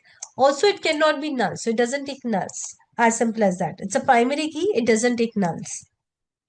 So for example, we are storing the data of humans. Yeah, of humans. Let's assume, right? We are storing the data of humans. Now, you know that names can be common, then gender can be common. Most of the things can be common. But let's say thumbprint. So thumbprint is not common. So we can make this as a primary key. So this will be unique for each and every human being. Yeah, and we also do not want it to be null. So if you are inserting any data, it cannot contain null value. So that's what primary key says. Okay, there is one more thing, that is, in a table, this is very important. In a table, only one primary key is allowed. Only one primary key per table. It means that if again I'm storing the data of human beings, if I've said that thumbprint is the column which is a primary key, I cannot have, let's say, passport number as a primary key now. So a table can have only one primary key. It can have a combination of primary key, composite primary key, that we'll talk about. But it can have only one primary key. So those who may ask that composite primary key, will come to that later. But it can have only one primary key. For now, you understand this part, that it can have only one primary key. So I'll just quickly take the code. Yeah.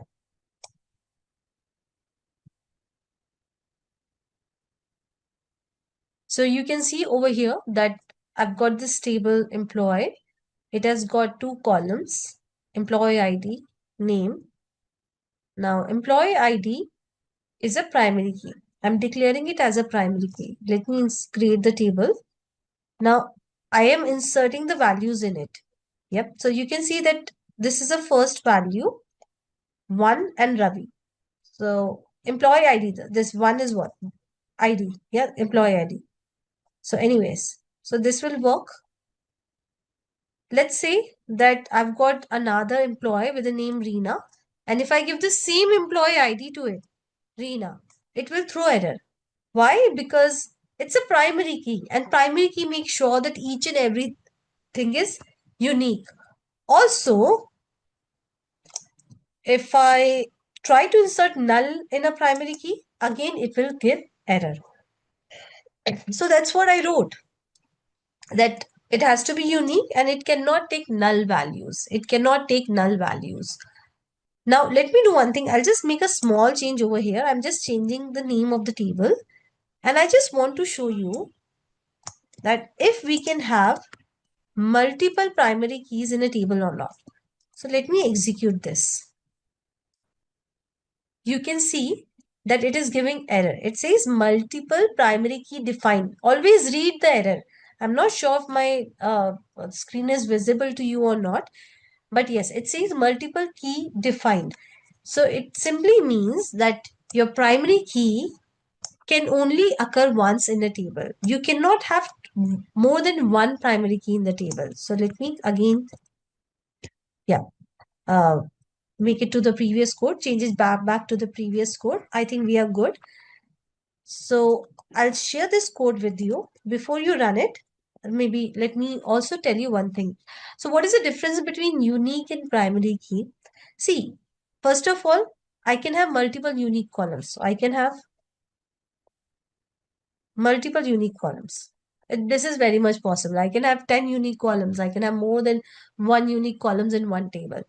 Primary key says that, oh, I can only exist once. Yeah, I cannot, you can, once you have created once one column is given the primary key constraint, you cannot have another column with the same constraint. You saw that, you have already seen it. But unique, you can make as many columns unique as you want. Also, if you have a unique column, it can, like one row can take null. So it's unique, right? So one row I can give null. I have to make sure the next row I cannot give null because null will not be unique anymore. You got that? Let's say I've got this employee table. So for the first row, I can say null and maybe I can give some, maybe some value. So one row can be null. If I make the second row also null, then it will not be unique. Yeah, both the rows are having the same value, null. So it can take one row at least null. Primary key says no. If there is a null, I can't take it. It's as simple as that. So anyways, I'm sharing this code with you all. I want all of you to try this, play around with it, copy paste it. Yes, so that's what I said, Sidesh. Composite key, when you have a composite primary key, so primary key is one only. It's a combination of the primary key. But the primary key is one, right? It's a combination of the column that makes the primary key. So we are going to look into composite also, not right now. Make sure that you also write down these notes, these points. See, I'm going to give you these notes, but I'll give you these notes at the end of the class, not right now.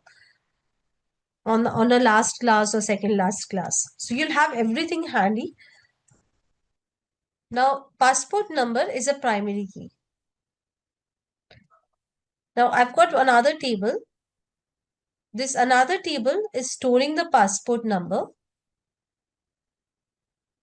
Yeah, the different passport numbers that we have. And for these different passport numbers, we also have, maybe this is not a very good example. I'm so sorry. Let me uh, give you some other example. Okay, let it be. No, I'll give you some other example. So I'll give you the example of orders only. I think that is a best fit. Now let's say that we have got a table customer.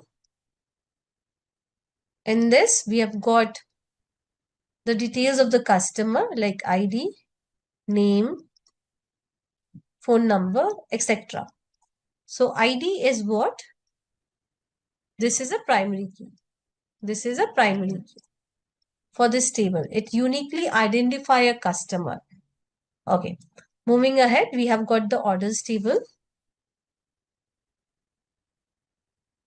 Orders table has got, let's say, order ID.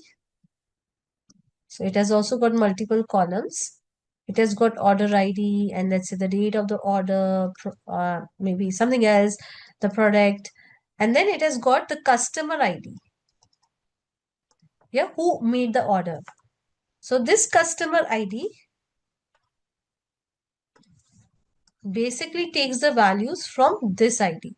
So it means that over here, I have got some data. Let's say I've got the data, like I've got a customer 1, 2 with name A and B. So this table, now understand this thing, this table will have values, it have values from this ID column. So it can have, let's say I've got maybe another value. So it can have 1, 2, 3 only. It cannot have any other customer ID. It cannot have 4 as a customer ID because that doesn't exist over here.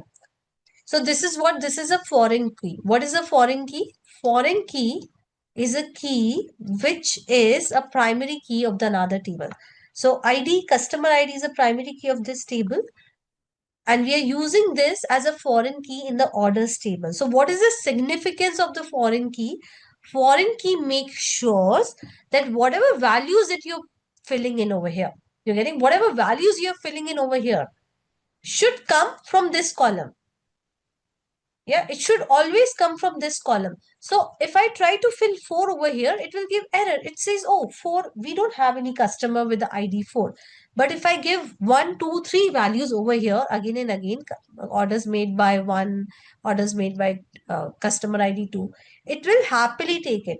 But as soon as I give, let's say 5, it will give error. No. 5 is not here. It says 5 is not here. So foreign key, think of foreign key as a law. It's very loyal to the primary key. It says that I will take only those values that exist in the primary key of this table. Yeah, of this primary key. This is what? This is a primary column of this table. I will not take any other value. As simple as that. So it's super loyal to the primary key. And that's why we call it as a um, foreign key.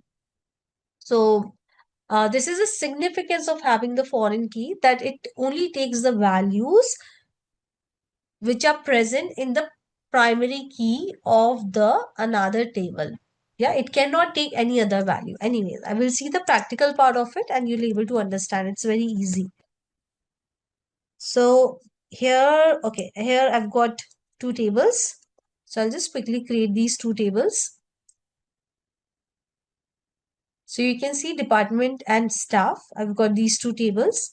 Department has got 2 columns and staff has got 3 columns. Now, if you see over here, which is a primary key in the department column, quickly. Now, I'm asking you such simple questions. Yeah, so Soumya, your question will be answered. If you see here, we are defining a foreign key. Yep. So department ID, and here we are saying that department ID, and this is how we do it. This is a syntax of it. So we are saying that we have got a foreign key. This is a foreign key. This is a foreign key. And how it is related to this table, we are also telling that, yeah, this is a foreign key and it is related to, so references, name of the table and the primary key of the table. You got that? So basically, we have declared a normal column and then we are telling that this column is a foreign key. Yeah, which this is a foreign key column. Then it's a foreign key column. It means there should be some primary key in some table. So we have to give that detail also, that which is a table and which is the primary key. So how do we do that? We use references. Then we give the name of the table. This is what? This is the name of the table. And this is the name of the primary key. So it means that this foreign key is for this table and in this column. Now we are going to insert the data. Guys, I want everyone to be very attentive over here so that you understand how things are happening. See, now I'm going to insert the data. So in department, let's say I'm inserting only one row. Yeah, that's fine. So I've got department ID as 10.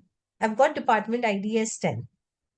So I've just got one department, and this department name is IT, and the ID of the department is 10. Fine. Now I'm going to insert the data into the staff table. So see, what I'm doing is I'm saying I've got one staff. So staff, like for different departments, we have got staffing. So I've got staff ID 1, and this staff goes in the IT department, yeah? Department ID 10. So this will very well work. Yeah, because 10 exists over here. You getting 10 exists in the department table. So this value exists in the department table. This value exists in the department table in this column. But if I give 20, this will not work. Why this will not work? Because 20 doesn't exist. Yeah, here.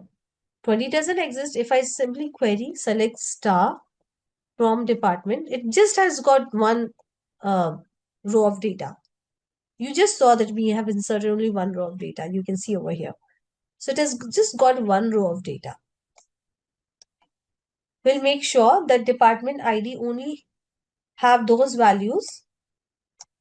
Sorry, foreign key, make sure the department ID, this is a foreign key. It can only contain those values which are the part of the primary key of the department table. So that's how it works.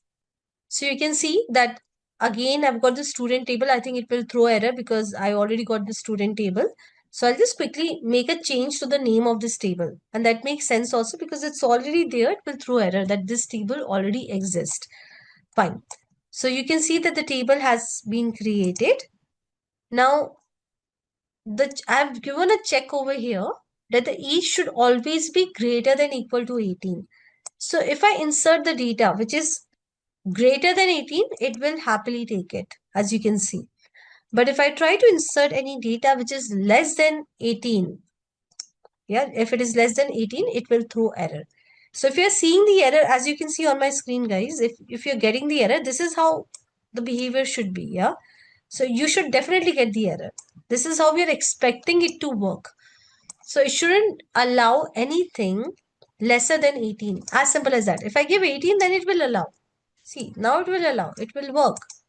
It will not throw any error. But as soon as I give any number which is lesser than 18, it will not work.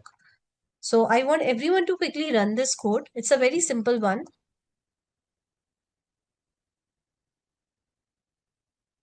Pushkar, you have installed MySQL software, not unable to execute anything. So Pushkar, did you followed the steps that so there was one video that I shared with you, the link of the YouTube video. Did you follow all the steps religiously? So when you're installing MySQL, it's not that you just install and you just click next, next, next and done. So there's some setup that you need to do. So the installation is not that straightforward. It is not difficult also, it's just that you have to follow some steps. So anyways, I'll wait for a few seconds for everyone to quickly try this constraint, check constraint. The next constraint that we have is default. So till now, every column that we have created, we were inserting the data in it. Now let's say that if we do not get any data in it, let's say we are not inserting any data in it, and we want that column to take any default value. For example, let's say that we have got a table, student table. Yep. Now student table, now this is a student table of some school which is in India. So here we have got a country column. So if we are not giving the value explicitly for the country, it will automatically take India. As simple as that. So basically we are giving a default value to country column. So default value means that if I'm explicitly providing the value while inserting the data, if I provide USA, then it will take USA. I provide India, it will anyways take India. But if I do not provide anything, then by default, it will take India. Again, if you have not understood, that's okay. Rest assured, once we write the code around it, you'll able to understand. So let me take the code. So I want everyone to see my screen. You can see that I've created the orders table. It has got one column that is status. This is the data type of it. And what is the default value of this column, guys? Now I'm asking you such simple questions so that you remain in the session. I do not want you guys to, uh, you know, daydream during the session. So I've just got one answer. I repeat my question. What is the default value of this column? I'm using the default constraint and I'm giving a default value. Yes, it's spending, right? So I'll just quickly create this table. Now here I'm inserting into orders and values. I'm literally not giving anything. So if I run this, see, it got successfully run. Let me quickly query this table. You can see that it has got one piece of, sorry, one row, and this one row, because I executed it once, it has taken status as pending. If you want, you can give some other value also. Let's say I give a value closed. So it will happily take new values also. It's not that it will not take. Yeah, this ran successfully. If I run this, you can see. First one, it took pending because if you're not giving anything, in very simple words, you're not giving anything, it will take the default value. But if you give anything, then it will take that value. Now, you might have seen, like for example, let's say that you go to Amazon and you create your profile over there. Yeah, you create your profile over there. Now, when you create your profile as a customer, definitely you do not give any ID. Usually, what you do is you give your name, address, phone number, email ID, and you're done and dusted. So, let's say Amazon wants to give you some ID, yeah, some auto generated ID. So we have got this auto increment. This is a wonderful constraint in order to um, satisfy or meet this requirement. So auto increment, as the name says, that if I have got a column, let's say the name of the column is ID. If I make it auto increment, it means that automatically it will, like the first record, let's say take the value 1. So the second record will take the value. Let's say I say that it should increment by 1. So that is what I've given as a rule. So the second will take 2. The third record will automatically take 3. So this column will automatically uh, generate the value for itself without user explicitly giving. Yep. And it will increment the value every single time. So again, we'll understand it with the help of the example so that you have better idea. Now you can see over here. Now this is a great example. Why? Because here we are creating the table and see one column you're making it primary key also, and you're also auto incrementing it.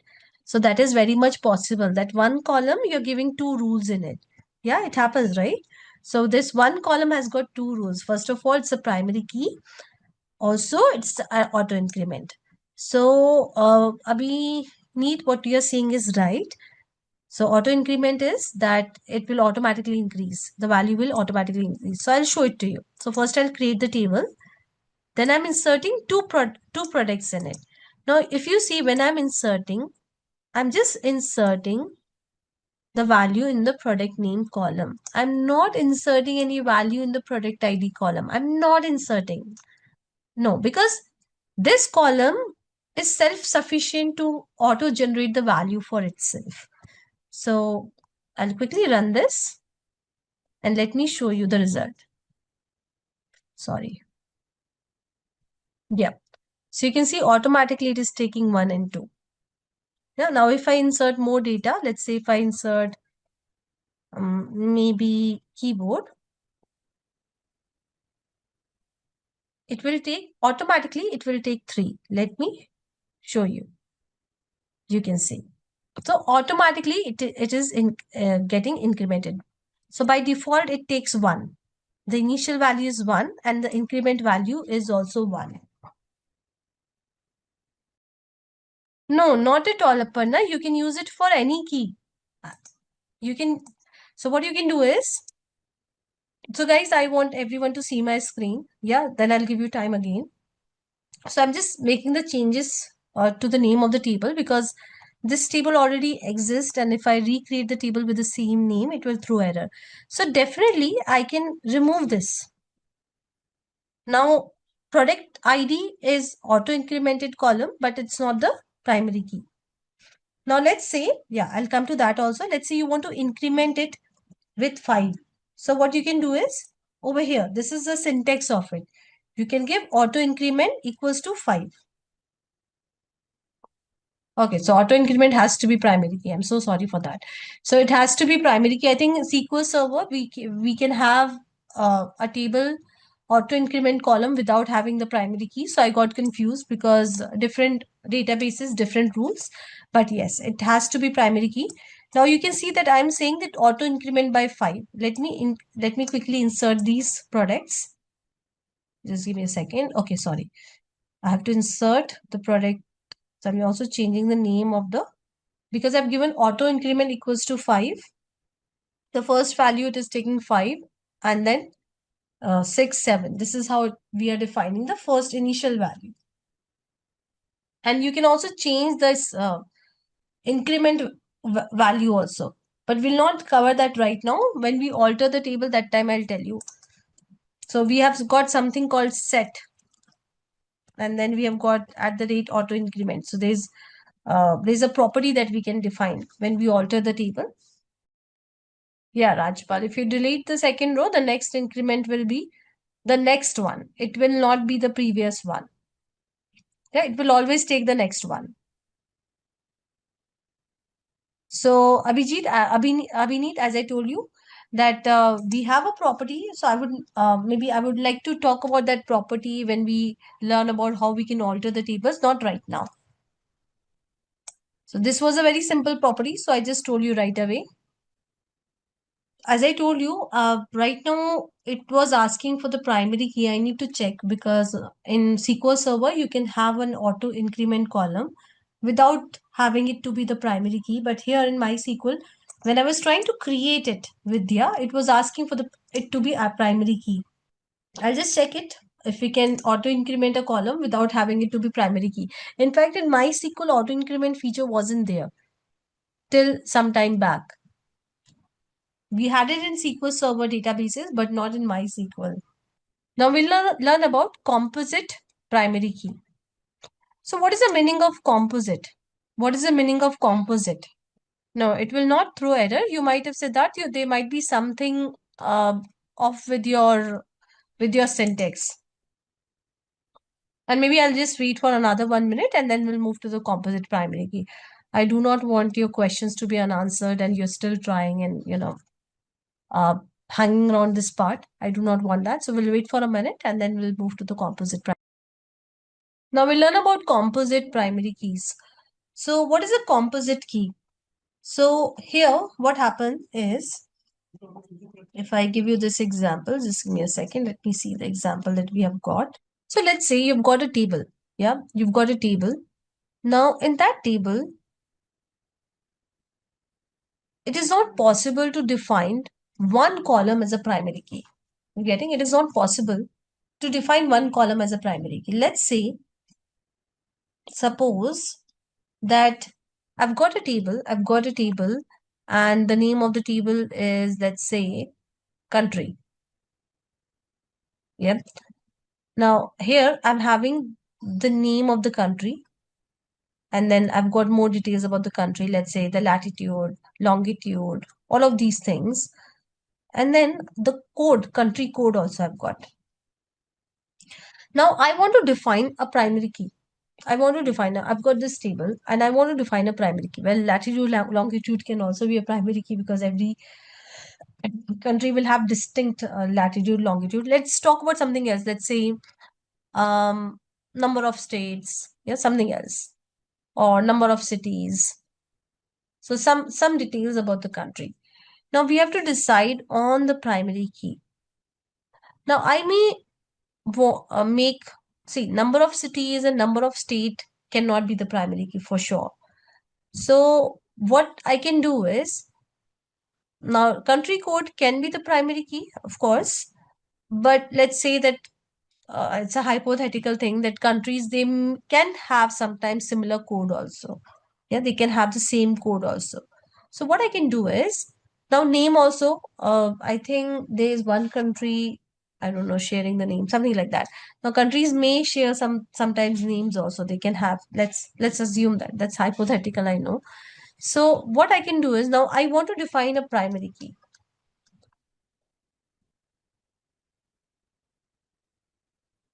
So what I can do is I can make the combination of two column as a primary key. So I can say my primary key is name as well as country code. So combination of these two are my primary key, composite primary key. You're getting the combination of two columns, or it can be more than two columns, are what uh, is the primary key. So I'll give you one more example. So let's say I've got okay. So let's say I've got orders table. I've got order ID.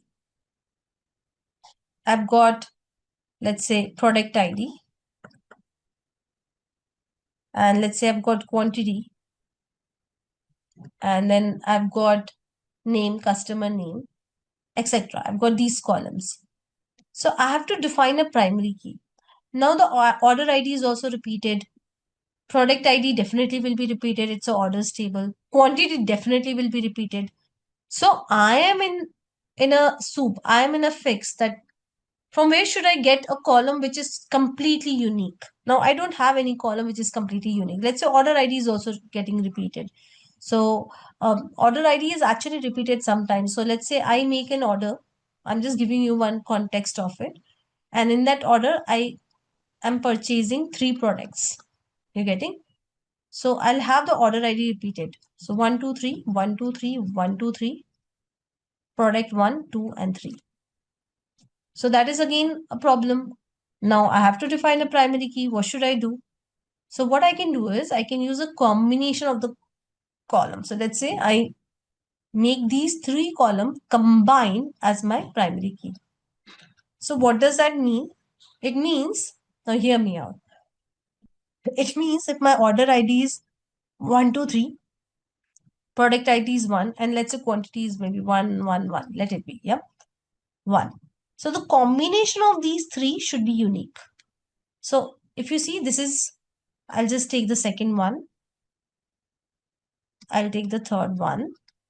Now, if you see the combination of these three is unique, it is always giving me a unique value. Yeah, if I go with one more, let me give you one more example. Let's say the order ID is 1, 2, 4, product is 1, 1, and the quantity is different. So the combination of these values should be unique. You see, the combination is unique. So that's what composite primary key does. It's same as that of the primary key, no difference. It's just that the primary key is made up of more than one column. Yeah, it is made up of more than one column. So here you can see I've got the enrollment table. I've got a primary key, and the primary key is a composite primary key. Why? Because here the primary key is made up of two columns. Now I want everyone to see my screen. So I'm inserting the data in it, 1, 1 not 1. So 1 and 1 not 1 together will make the primary key. It will very well work. Now again, see, 1 is repeated, but course ID is different. Yeah, so 1, 1 not 2, again it will work for me because the combination of 2 is unique. Always remember that the combination of is unique. Here also the combination is unique. See, if I run it, it will run. But let me do one thing. Let me again run insert. And let's say the product or the student ID is 2 and the course ID is also 1 not 1. You're getting? So the combination is no more unique. It has already been used. It has already been inserted in the table. So if I run this, it will throw error that it's a duplicate key because this combination is not unique anymore. Yeah, it's not unique anymore. So composite key is exactly same as that of the primary key. There is no difference. The only thing is composite key says that I am again a primary key, but I'm a combination of multiple columns. In order to be a primary key, I'm a combination of multiple columns. So I want you guys to run this code. The last insert statement will not run. Yeah, it will throw error.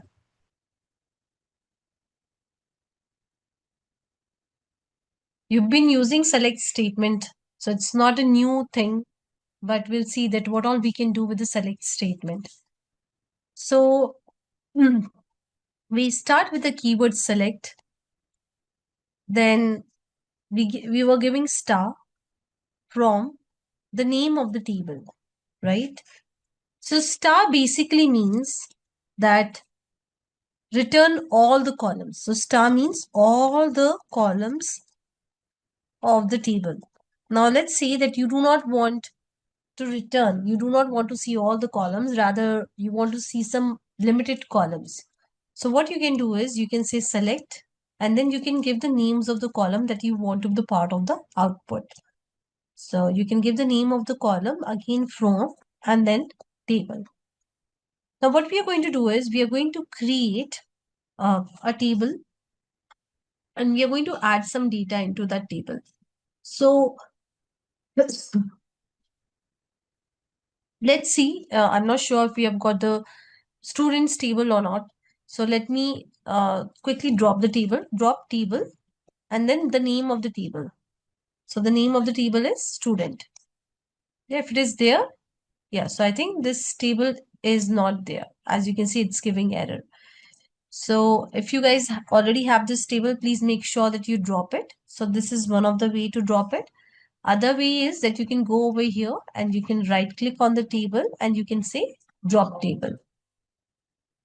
So we are going to recreate in case we have created students table. There is s added to it. So now we are going to create the student table. So if you already have the student table, please go ahead and drop it. And once it is done, I want all of you to recreate the table and insert this data into the table. So we have got the table. Just give me a second. I think it did not get executed. Yes. So I've got this student table and I've got this much of data, almost 6 rows of data in the student table. So I'll wait for a minute for everyone to have their student table ready.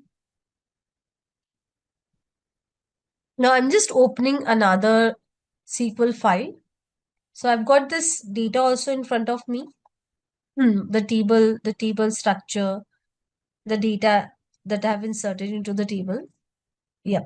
So as this is something that we have ran so many times, so I say select star from student. So this will return all the columns and all the rows that we have got in the table. So you can see all the 5 columns. We have got 5 columns and we have got 6 rows of data. So this is returning everything. Now, if I want to, let's say, only return some selected columns. So what I can do is I can say, let's say select name, comma, marks from student. So I can definitely do it. I can give the name of the columns that I want to be the part of my output. So if I run this, you can see. Now it is returning only 2 columns. So I want everyone to try this out. So I'm not going to provide you the code for the select statements. It's a short code. So you can quickly type it. So let me again query this. I'm removing this one. Okay, or let me do one thing. Let me also share the code with you now. Hoping that you have already typed it. You can just type 1 and 2 columns. And definitely I want you guys to play around with a lot of code, a lot of SQL queries after the class. Okay, so here you can see that I've got students from different cities. So let's say I want to know that what are the distinct cities that I've got. So I just want to know that I've got the enrollments from which all cities. So I can make use of distinct keyword, and then I can say I want distinct city, right? So this will give me all the distinct cities that I've got in my data. So I want everyone to try this out. So see guys, when you're doing the select statement, you're simply reading the data. You're not manipulating the data. You're not making any changes to the data. You've got the table and you're simply reading the data. And while reading the data, you are applying some rules, you're applying some maths. As simple as that. So it's like you're filtering your data while reading the data. Fine. Now, as I told you that when you're reading the data, of course, you can read the data directly like this. Of course, you can do that. Yeah, we have done it also. But let's say while reading the data, now I do not have any, let me again. Okay, I do not have any percentage column over here. But let's say that, fine, I've got the marks, but I also want to know the percentage of the students. Yep. So I am not going to make any changes to the original data. Rather, while reading the data, I'm going to apply some maths. So what I can do is over here, I can say maybe, okay, I'll just put like this and I'll say marks into 100. Well, you know how it is, because let's say the marks are from not, okay, let's say the marks are, okay, let it be out of 100. So this will return me, now I want everyone to see my screen, this will return me 3 columns. Now this column is not the part of the table, rather I'm creating this column in the select clause itself. In the select statement itself, I'm creating this column. So I'm not creating this column in the table. No. While reading the data itself, I want to see something. Yeah. So I'm just creating this column. So let me run this. So see, this column is there now over here as the output. So this column is there as the output, but originally this column is not added to the table. So this column is not the part of the table. While I'm reading the data from the table, I'm doing some maths. So you can try this out. Now, if you want, see, this is what? This is the name of the new column, and I'm literally not liking this name. So you can give an alias to your column. So I'll just give the alias percentage. So how you can give the alias? Like this. You can give alias to the existing columns also. So I can say as, for example, over here, let's say as full name. So if I run this, see this. So the original name of the column is name, but while reading the data from the table, I've just given an alias to this column. So I can do it. But whatever I'm doing over here in the select statement is only for the output. It is not making any changes to the original or the underlying table. Yes, we can definitely do it to do 2 decimal point, Rajpal. So we have got a lot of functions. We are going to learn about those functions. So not right now, but yes, we have got a round function. So you can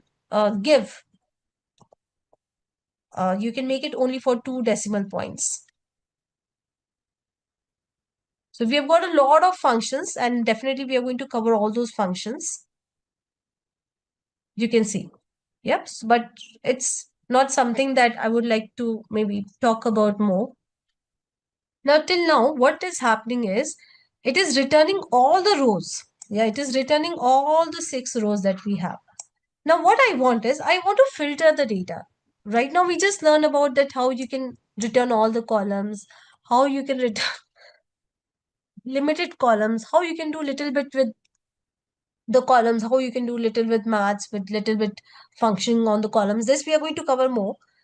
But now what I want to do is I want to filter the data that is returned as a part of the output. I want to filter the data.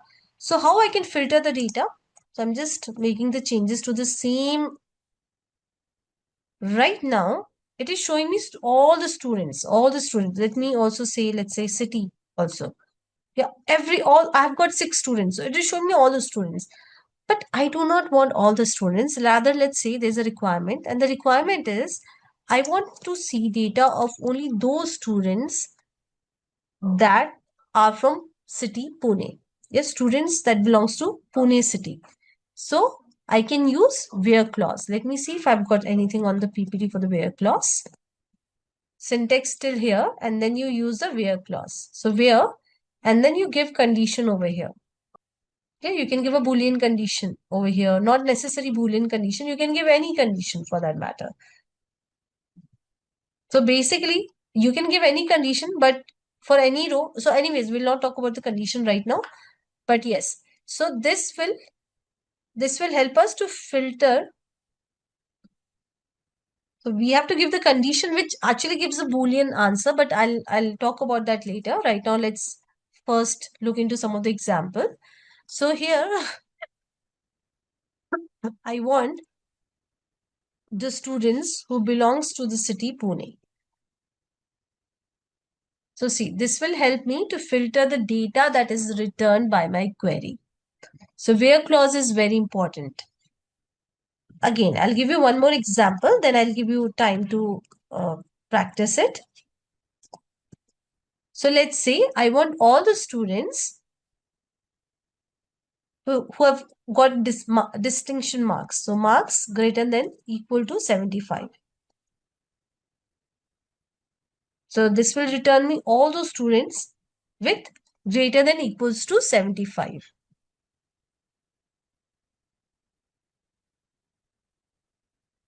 I want everyone to try this out, both the queries. So in where clause, you can add different operators. For example, let's say I can add the operator where marks plus 10. Let's say, yeah, that doesn't make sense.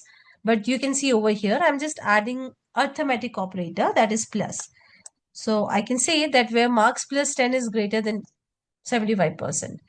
So I can add the different operators. I can add the arithmetic operator. I can add the comparison operator. Comparison operator, I've already done it. Yeah, the previous query that we wrote. This is what? Comparison operator, where you're comparing.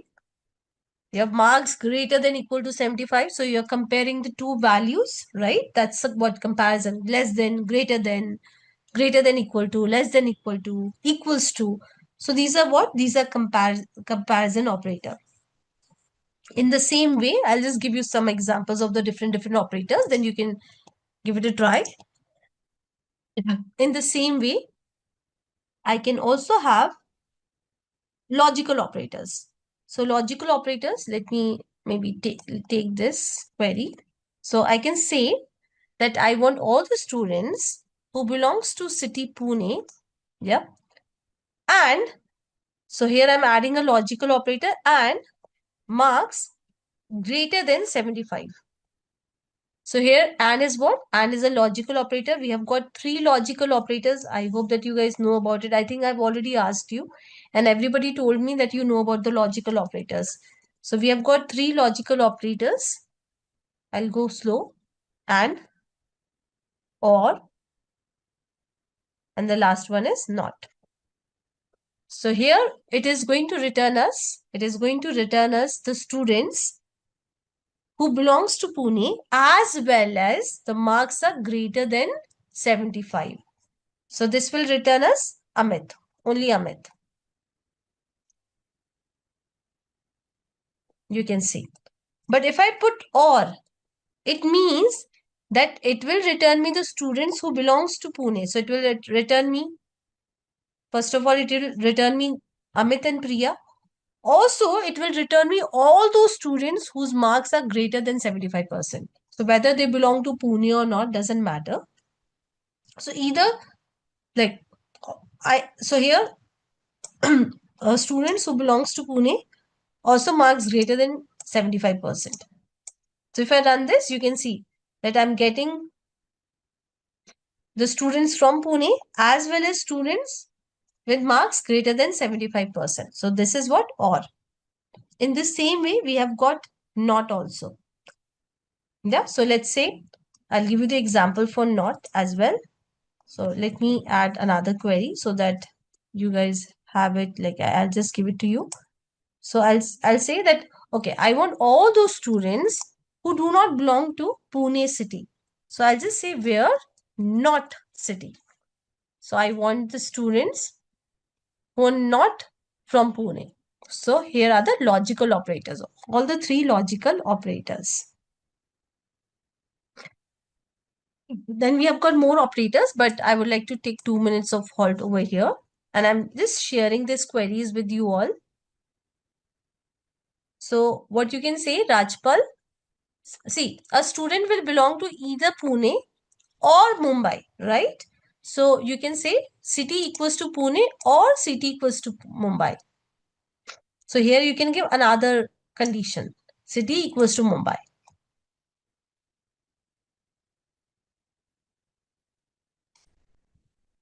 So I'll take a halt for 2 minutes. You can just copy paste these queries. Yet do not write the query, play around with the query, and then we'll look into the more operators that we have got.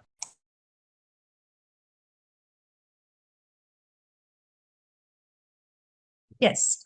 So we have got range and set operator. Very, very important operator. So as the name says that, let's say that you want to know, or you want to know about the students whose marks were in the range of 60 and 90. Yeah, between 60 and 90. So you can use the range operator. So I'll just delete this so that I get enough space. Yeah. So I'll say select so and so from student where, let me remove this. Marks between. So I can use between, yeah, between, let's say 60 and 80. So this will return me all the students with the range of marks 60 and 80. So 60 is included, 80 is not included. So what I mean to say is, right now you can see that I've got 3 students, Neha, Priya and Anita, and these are the marks. So if I give 78, so 78 is also included. Let me give 70, 65 also. In Python, actually, the last range is not included. So that's always a case of confusion for me. So yeah, you can see that both the ranges are included, 65 as well as 78. So it will give you, if you have any range, you can use between operator. You can use between operator.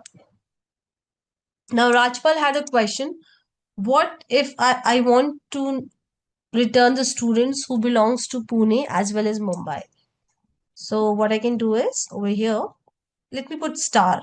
Let it be. Yeah, let's say I want all the columns. From student where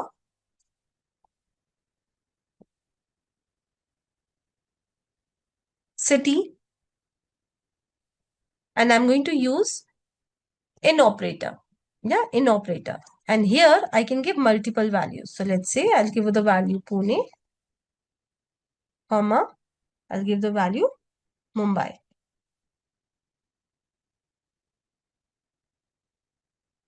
So if I want, I can give more values. Let's say I want to give Delhi, etc. So these are what? These are the range operators or set operators. So this is a range operator and in is a set operator. It's a set operator. We have got pattern matching operators also.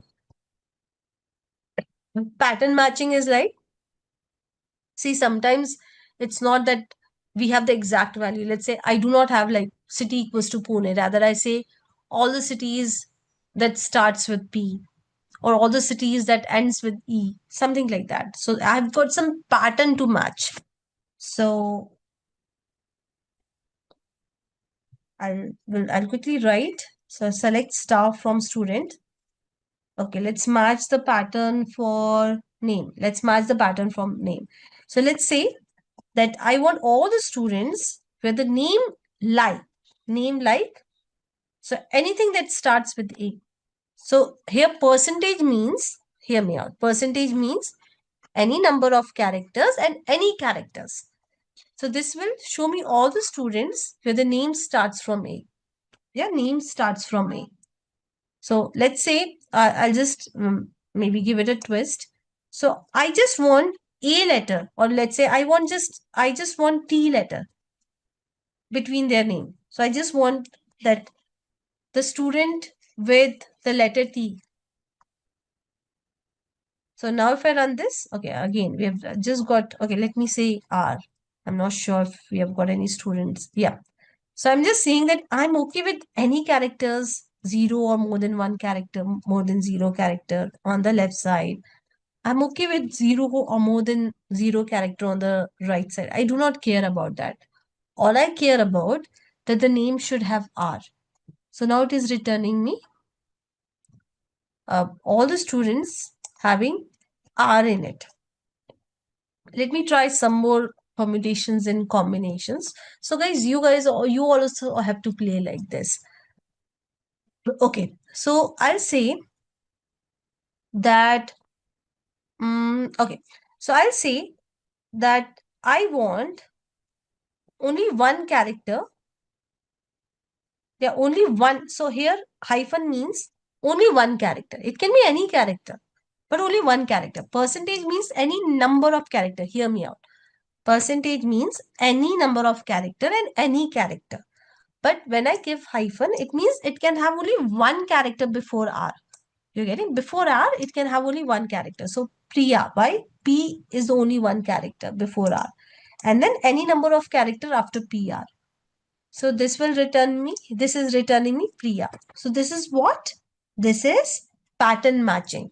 So I'm doing the pattern matching using the modulus, or you can say percentage, and using underscore, not hyphen, sorry, underscore. So I repeat, percentage simply means any number of characters and any character. This means one character, but any character. Yeah, I can also give something like this. Let's say, okay, I'll give A.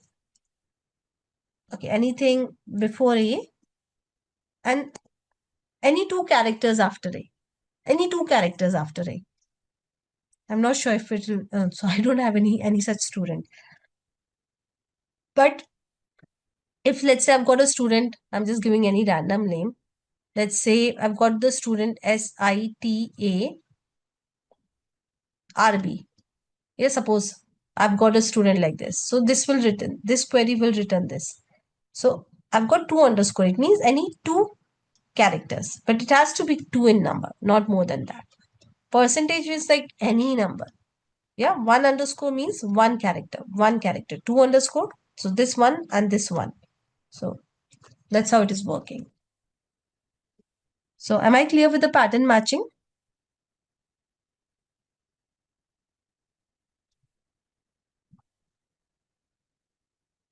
It's a very simple one. Yeah, you're simply matching the pattern using percentage and underscore. Am I clear?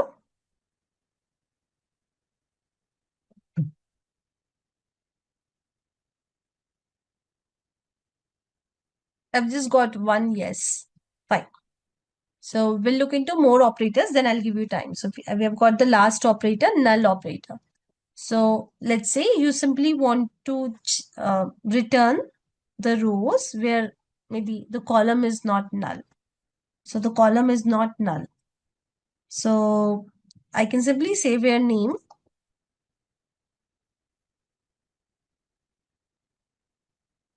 Yep. So I can say where name is not null.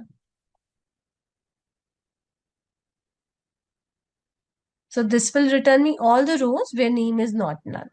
Or I can say where the name is null. Let's say I want to see that if I've got any column with a no name. So I don't have any such column. So that's why it is not returning anything. So it's a very simple one here where the name is not null or name is null. You can check it for anything. Let's say city is null. Again, I've got the full data, so it will not return me anything. Not null. So all the rows where the city is not null. All the rows where the city is not null. Okay. So we are done with the operators in the where clause. I'll take a halt for 2 minutes. You can just copy paste and play around with it.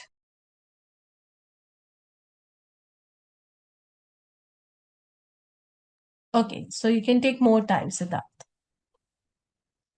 So I'm assuming that you guys are going to practice after the class also, but fine, I'll give you more time.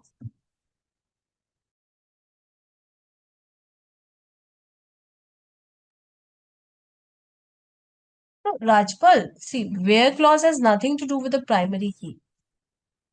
Let's say that your name is a primary key. So it doesn't matter, right? You are just going to filter with name. Name equals to something. So it doesn't matter like if it's a primary key or non-primary key, you're simply filtering your data. That's what you're doing. If you have got composite primary key, how does that matter? Where doesn't care about primary key or composite primary key. It says that you want to filter the data and filter the data for you. So let's say you have got name and marks as a composite primary key. Now let's say you want to filter with these two. So you can just say and marks equals to something. So you're getting, it has nothing to do with the primary key or composite primary key. You can use any column over here in order to filter the data. Now let's say, and you're going to use it a lot. Yeah, when you start working, let's say you just want to see the structure of your data. Yeah, so instead, let's say your table is having 1,000 rows. So you do not want all the 1,000 rows. You do not want to see only all the 1,000 rows. Rather, you just want to see the top 20 rows in order to see the structure of the data. So I'll just delete this. So here what you can do is, or let me put back because maybe I'll show you some other thing as well. So I'll say limit 2. So if I run this query, this will just give me the 2 records. Yeah, it will give me the 2 records. So you can give any number over here. Row number. No, in MySQL, we cannot do that. I need to check. I've never used it in MySQL. So it's very simple. It will return the number of data. It will return the number of rows. Just try it out. And you can also add where clause in it. It's not that you cannot add where clause. So I can also say, let's say where marks greater than, let's say 75, and then I can limit my data. So I can also add where clause. So first it will filter the records with marks greater than 75, and then it will simply give us the top 2 records, the top 2 rows.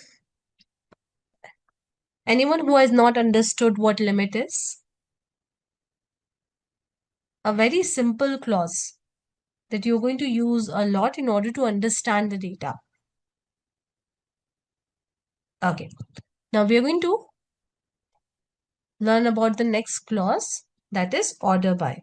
I think this is going to be the last clause for today. So as the name says, just give me a second. As the name says, that order by, so you're ordering something. So it is to sort the result. Yeah, now you're looking into the result with select query. You're basically querying the data that your table is holding. So while maybe when you're seeing the result, you want the result to be sorted. Yeah, you want the result to be sorted via some column. So sorting can be definitely ascending. So here I'll do the sorting of the data. So you can see over here, this is returning me all the students. Now I want to see all the students, but I want to sort my students as per their marks. So what I can do is I can say order by, the order by marks. Let me execute both the queries. Yep. So you can see this is the result of first query and this is the result of second query. Let me highlight it. Result of first query and the result of second query. Fine. So over here, if you see, there is no sorting. Yeah, Amit got 75, Neha got 72, Rahul got 90. So the data is not sorted. But for the second query, the data is sorted, order by marks. So you can see that Suresh has got minimum marks, Priya has got uh, from what do we call that? From the lower, she's second minimum, and yes, so on and so forth. Rahul has got the maximum marks. So it is sorting the data by marks, but by default, it is sorting in the ascending order. And if you want to sort it in a descending order, all you have to do is you have to explicitly give DESC. So it means that I'm going to sort the data in the descending order. Now, Rahul uh, is being seen first because Rahul has got the maximum marks. So descending means highest to lowest. Yeah, it starts with the highest and it moves to the lowest. Ascending means from the lowest to highest. So you can also sort in the descending order, but then you have to explicitly give. I'll give you more examples and then I'll give you time. Let me do one thing. Let me give you time right away. So you can just try this code. So that I'm going to cover a project in the last class. And mostly we are going to have an extra class. So instead of 7, we are going to have 8 class mostly. And I'm going to cover the project in the last class. Done, everyone? So you can also sort the data uh, on 2 columns. Right now, the data is sorted only on marks, right? So let's say I also want to sort the data on 2 columns. I also want to sort the data on marks. So marks, I want to be the first column. And let's say I want to sort the data on city as well. So see, I'm sorting the data. Okay, I'll just do one thing. I'll make it city first because that will make more sense. So I'm not giving any order over here. So city will be sorted in ascending order. Yeah, alphabetically it will be sorted in ascending order. So first the data will be sorted in city, and then in that city, like in Pune, let's say I've got 3 students. So first the data will be sorted as per the city. Then it will move one step forward, and inside the city the data will be sorted. Inside each city the data will be sorted as per the marks. So let me show you the result. Yep. Now you can see, I want everyone to see my screen and be attentive. It's a very simple thing. Now you can see that the data is sorted as per the city in ascending order. Chennai, Delhi, Mumbai, Mumbai, Pune. Yep. Now the second question comes that, okay, we have got 2 students for Pune and 2 students for Mumbai. So let's talk about Mumbai. Yeah, we have got 2 students for Mumbai. So whom should I show first? Anita or Neha? Yep, so we have got a second level of sorting. So that is marks descending. It means in Mumbai, the students with the maximum marks will be shown first. So Anita is shown first because Anita has secured more marks than Neha, and then Neha is shown. So this is how it is going to display. So you got that? Here we are doing the sorting, 2-level sorting. The first sorting is on the city. By default, it is doing ascending because we have not given anything. You can always give something over here.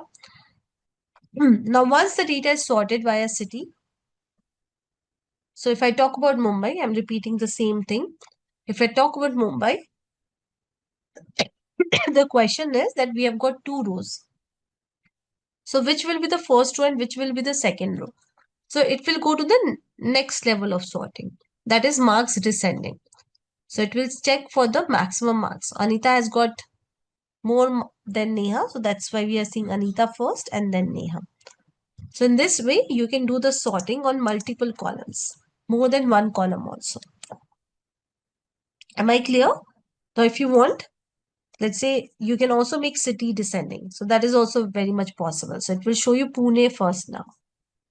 Yeah, Pune, Mumbai, Delhi, Chennai. And then inside Pune, who has secured more marks? That will be shown first. So if you do it vice versa, that will not make sense. So first it will sort via marks.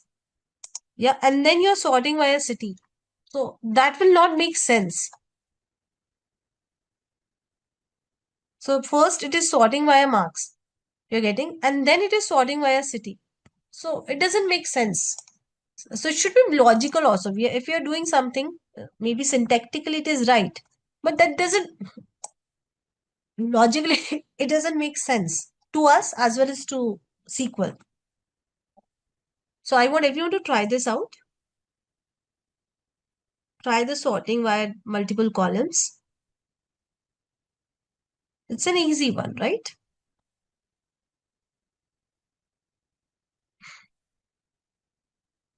Done. You can add more clauses over here. You can add limit also. Let's say after sorting, I just want to see 3 records. So you can have multiple clauses.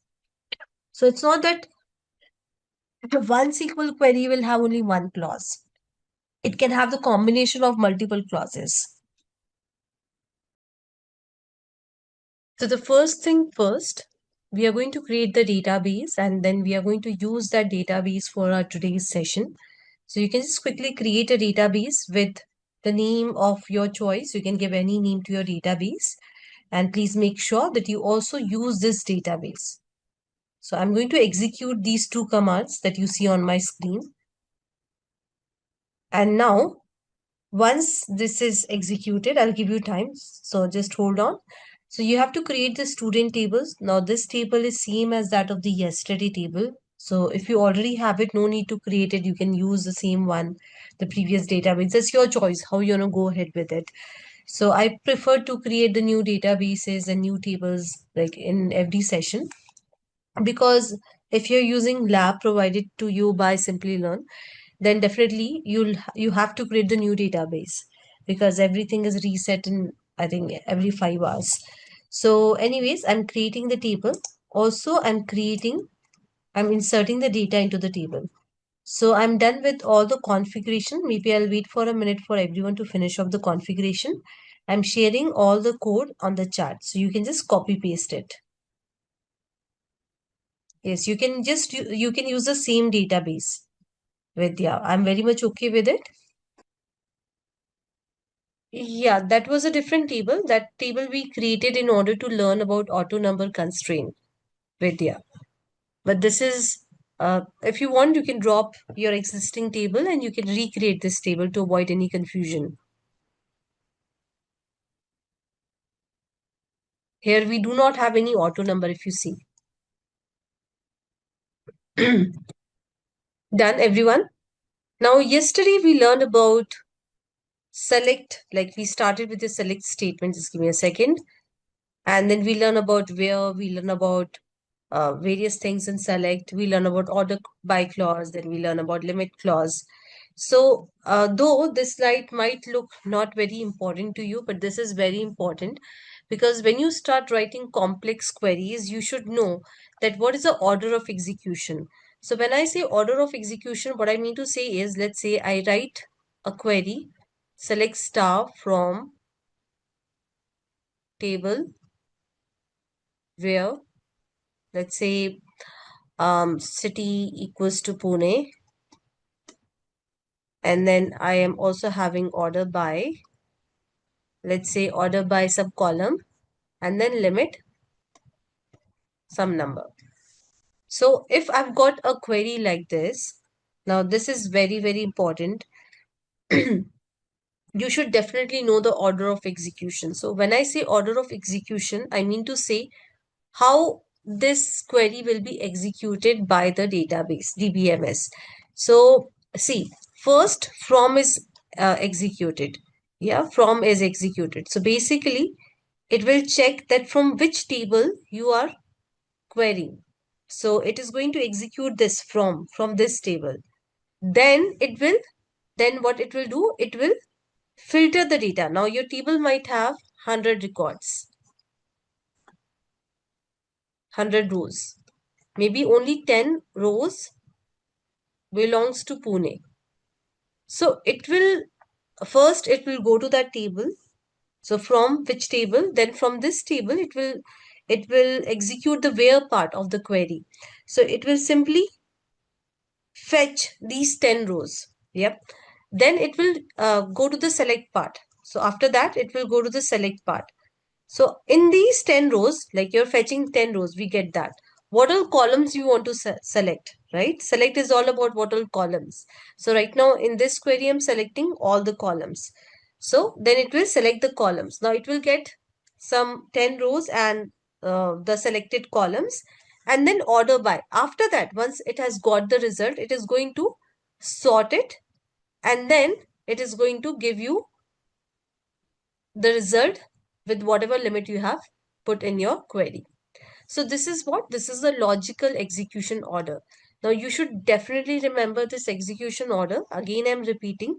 When you start writing complicated, complex queries, you should know that how things are happening in the background. So I repeat, first from is executed, and that makes sense also, right? That which table we are actually looking into. Then we filter the data and then we filter the columns. Once we have the filter row with the rows and columns, yeah, so once we have the filter rows and columns, then on those we apply order by. So DBMS apply order by, and once it is ordered by, then it applies limit. And that's what you're going to see, that it will show you the first two records after order by. So this is a very important thing and you should definitely know. Okay, now we are going to move to the next topic, that is aggregate functions. So when I say aggregate, the word aggregate, what comes to your mind? Average, all together, very important, right? Some mathematical calculation, yes. So aggregate, this is very important. All together is a very important word. So it performs, so aggregate functions, so they perform, maybe I'll write it over here rather than writing it on the notepad. So it performs calculations, please ignore my writing, on multiple rows.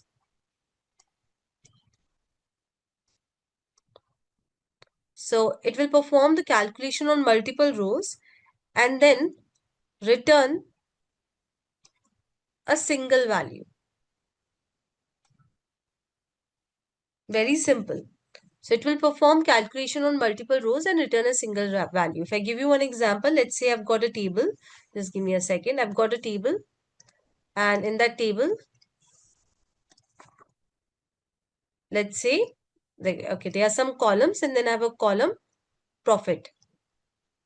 Yeah, profit. Now in this column, I'm having values like 100, 200, then let's say 300. Yeah, these are the three values. So with the help of aggregate, see, it will perform calculation on multiple rows and return a single value. So if I perform count, what will happen? It will give me the count. So how many, the number of rows that I have. So it will give me 3. Then sum. So what it will do, it is going to sum all the numbers. So let's say I'm applying this function on all the rows of my table. So it will perform the calculation on multiple rows, always remember. So it will give me 600. So average, it will calculate the average. I'm not going to do that. I think it's going to be around, I think 200 only. Yes. Then minimum. So it will again check for the minimum value, and maximum, it will check for the maximum value. So these are the aggregate functions. These are the 5 aggregate functions. Now you already understand what is sum, average, min, max. Yep. It's a very simple one. Now we are going to look into the code for the same. So you can see it is showing me that I've got 6 records in total. Yeah, I've got 6 records in total. Now, instead of this, now hear me out. Instead of this, I can also give some column name. Let's say I give a column name, name or marks. So I can do that also. So what it will do now, hear me out. Yeah, what it does, because this is very important. So it will count all the non-null value in this particular column. So if I go over here right now, if you see marks, this is non-null, this is not null, this is non-null, this is non-null, this is non-null, and this is non-null. So it is going to count all the non-null values. So basically, this will give me 6. Yeah, this will give me 6. Now I'm saying, again, I'm repeating, it will count all the non-null values. So let's say I insert one more record. Yeah. So you can see that I'm inserting one more record. Okay. Any name for that matter. And it's just that I'm going to give null over here. You're getting? I'm in case of student ID 7. Let's say I do not have the marks right now. So I'm just giving null value over here. So I'm going to execute this. Got successfully executed. Now if I count this thing, now you tell me what it will give, what result it will give me. This will give me what result? What number will it give me? 7 records, right? 7 records. Because I've got 7 records. No, why error? Yeah, it will give me the number of rows. But as soon as I give marks, what it will give me is, it will give me 6. So why it is giving me 6? Because it will count only the not null values. So it will count all of these, but this it will ignore because marks is null over here. But if I go ahead and do it for some other column, let's say, let me do it for city. Now tell me for city what it will give me. Come on. It will again give me 7. Yeah, because I don't have any null city. All the 7 rows have value in the city column. So definitely everything will be counted. So in the same way, I can use other aggregate function, for example, sum. Now, definitely I cannot do the sum of city. I have to provide some numeric column over here. So I'll provide maybe marks. So this will do the sum of all the marks that I've got. Yeah, sum of all the marks. In the same way, I can run the other ones, for example, average. So this will give me the average marks secured by the students. Then I can do min, the minimum marks. So I think the minimum marks is, 55, Suresh. And I think the maximum marks is of Rahul. So I can also run for maximum marks. So you can also quickly try this. In the same query, you can make the changes and you can just have a look how it works. It's a very simple concept. Once you're done with executing this, so this data is already the part of your table. Yes, your table already has got 6 rows. Now, if you want to insert more rows, then you have to rerun the command with more data. So you can't give values in continuation to it. But see, if you rerun this, I'm not going to do that, but you can try that. So you will have duplicate data. So if you run this 3 times, so you're going to have this data 3 times, the same duplicated data 3 times. So whenever you have new data, you have to run the whole command like this. So now we are going to learn about group by. It's a very, very important concept in SQL. So what do you mean by group? When I say group, we all understand what the group means. Now here, definitely we are having group by. So it means that we are grouping something. And what we will group in SQL that, of course, when it comes to SQL, we are going to group the rows. Yeah, we are going to group the rows, right? So let's say that you have got right now, we know we have got students, right? And we have got the data of students. So let's say I want to group the students. Let's say I've got a job to group the students. Now what I'm going to do is I'm going to group the students as per the city. So what I'm going to do is I'm going to create the groups as per the city. Pune, Mumbai, Delhi, and Chennai. Yes, so I'm making the groups as per the city. So I'm simply taking all the distinct values in the city column and I'm making them as one group. So this is one group, this is second group, this is third, and this is fourth group. Then once I know that these are my groups, these are my groups, then what I can do is I can perform some aggregate functions on the groups. You're getting? So first, you're going to group your data as per some parameter. In my case, I've decided the parameter to be city. I'm grouping the data via city. So I'm picking up all the distinct cities that I have in my data set and I'm going to group my rows as per the city. The next thing that I'm going to do is, once the grouping is done, I can perform some aggregations on the group data using the aggregate functions. So for example, I can say that maybe I want the count of the Pune students. So it will simply help me with count, yeah? So 2 for Pune, 2 for Mumbai, 1 for Chennai, and 1 for Delhi. So that's how it is. So I can perform any of the aggregate function. I can also perform sum. So what I can do is I can sum the Pune students' numbers. Yeah, I can sum their marks and I can literally write it over here. So I think that's going to be around 150. Yeah, so basically I'm going to sum. Yeah, my calculation might be wrong. So understand this thing with the help of group. So with the help of group by, I can group the rows with the same value. I can group the rows with the same value in one or more column. So I can group the rows. That's what I did. Yeah, I was grouping the rows one or more column. So I group the rows with Pune, with city, right? I can group it with more columns also. I'll show it to you when we write the code. And then perform. So I'll quickly show you the syntax and then we'll write the code around it. Now, group by is very, very important for your interviews also. Please make sure that you understand. And it's a very simple thing. It's a very simple function. You write 2, 3 queries and you're done and dusted kind of. So anyways, so the group by syntax is, so first, now hear me out. This is very important. You start with select. Then you have a table name that select from so and so table. Now, see, you're going to group by some column, right? So here you'll give group by and you'll give the column name that you're grouping by which column. Yeah, so I can give city. I can give multiple columns. Let's say I'm grouping by city as well as maybe something else also. Let's say as well as area. Yeah, I can do that multiple grouping and I'll show that to you when we write the code. Okay. Now in select, this is very important. Yeah, in select, we give the column name. Now this column name, let me clean this off. This column name should be same as that of this column. So you're getting, if I'm grouping by city, then this can be city. This cannot be any other column. So I cannot make it marks. I cannot make it name. So I'll show that to you.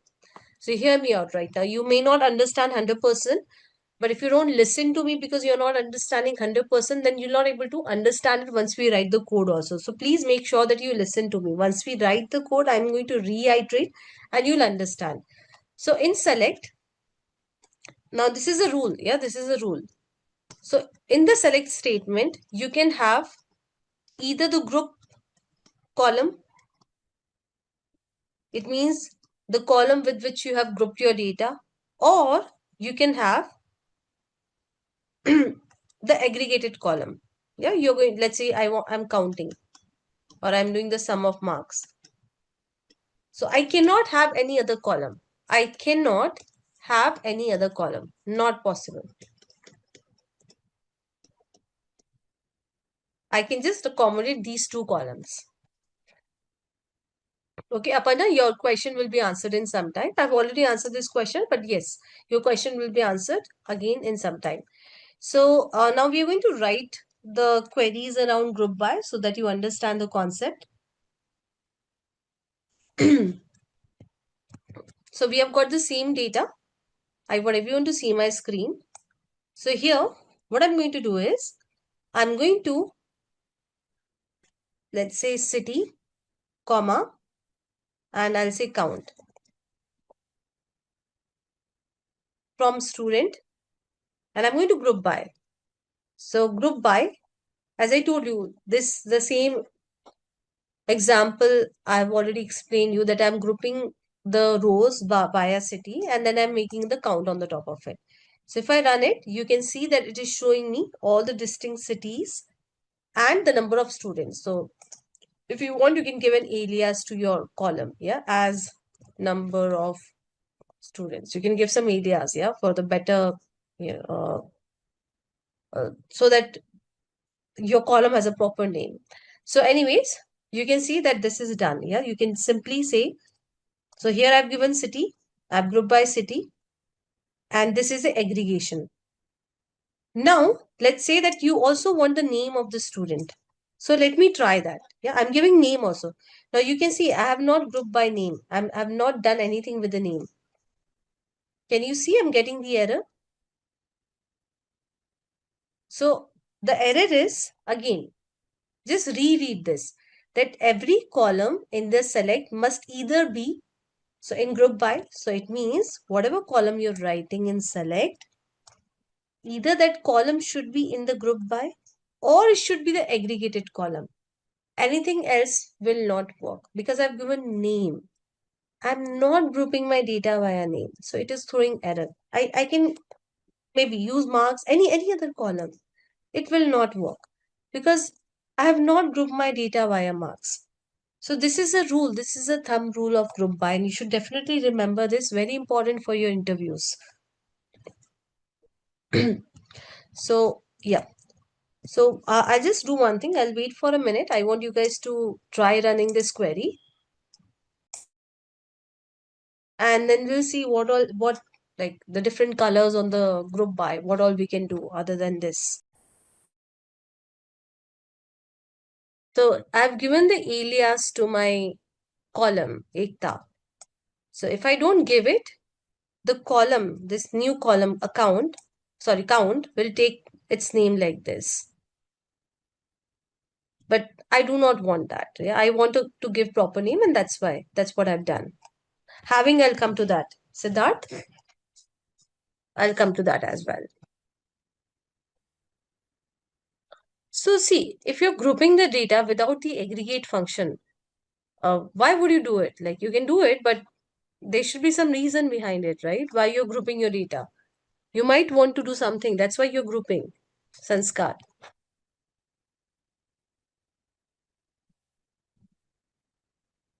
Fine. Now let's say this is the result that I'm getting, everyone. Now let's say that I want only those values or only those cities where the number of students are greater than 1. So I've got a filter condition. I do not want all the rows, rather I want only those cities where the number of students are more than 1. So if I use where over here, see, if I use where, and if I say where, let's say count star greater than 1, it will not work. You can see that it is showing error. So whenever you want to filter your group data, this is a group data. Thumb rule, you have to use having.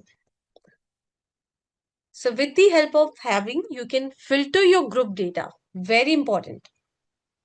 You cannot use where in order to filter your group data. In order to filter your group data, you have got another keyword, another clause, that is having.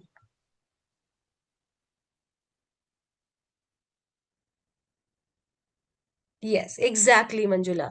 So it's very same as that of where. It's similar to where, just that where we use for the regular data and having we use for the group data to filter the group data. Now I told you, let me remove having. Yeah, otherwise I'll get very less data. Already I've got very less data. So Aparna, I'll look into your error. Just allow me a minute. So I just finished the explanation.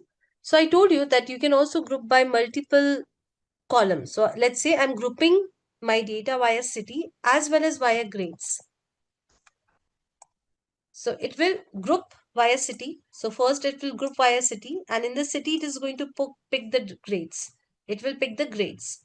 Yeah, it will pick the grades. So Mumbai, I've got like 3 and B, everybody is B. So let me show you the result, and I'll just do one thing. I'll also show you the grade over here so that you get to see how things are happening. See. So what it is doing is, we are saying that group by city as well as grade.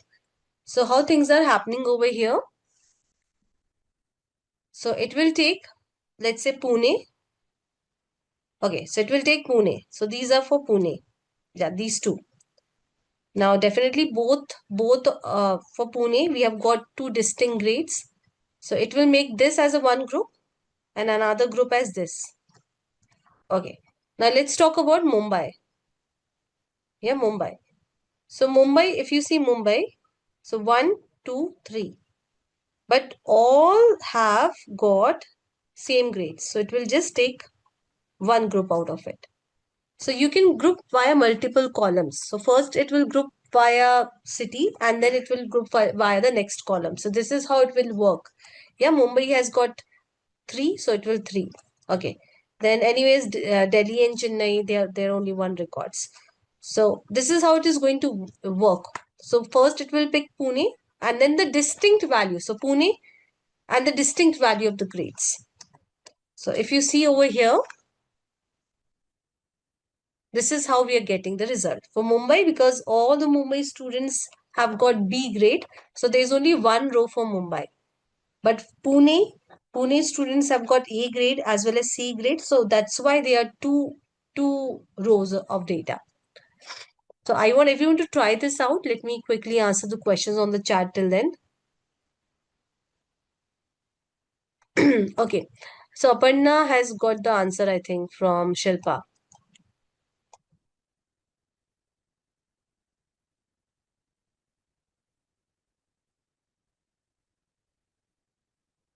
So having count marks, then what? See, you're saying, Sheila, having count marks what? You have to give, let's say, greater than 0 or so. And then why descending? There's no order by. Why have you put descending? Descending you can put only when you're ordering your data.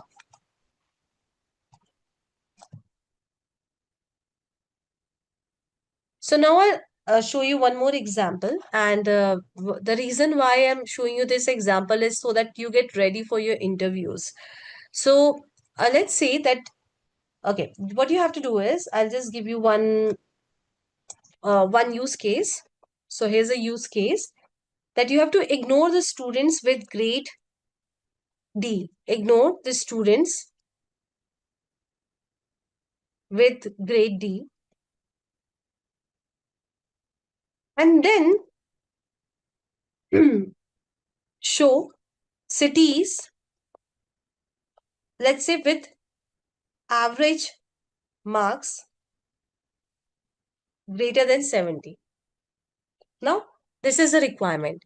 Ignore the students with grade D. So so basically we do not want grade D students to be included in our calculation.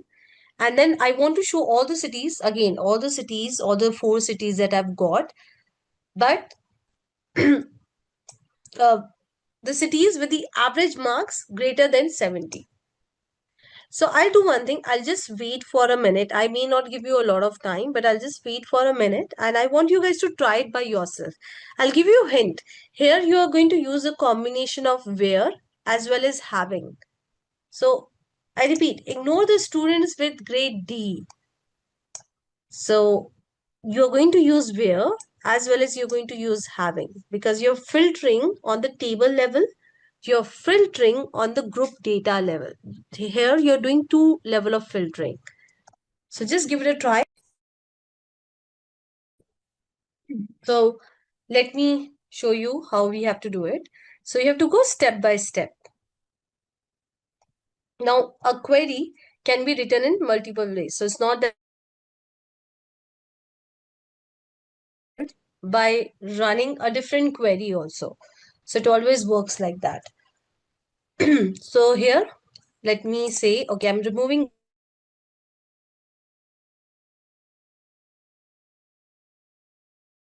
of marks. Fine. Group by city, group by city. So this will give me all the cities with their average marks. But what I have to do is, I have to ignore the students with grade D. So this would have also included the students with grade D, Mumbai students with grade D. So I do not want that. So what I'm going to do is, I'll say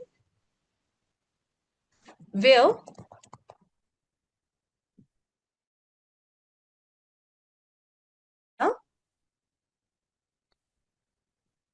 so while querying, I'm saying that from this Now here order of execution comes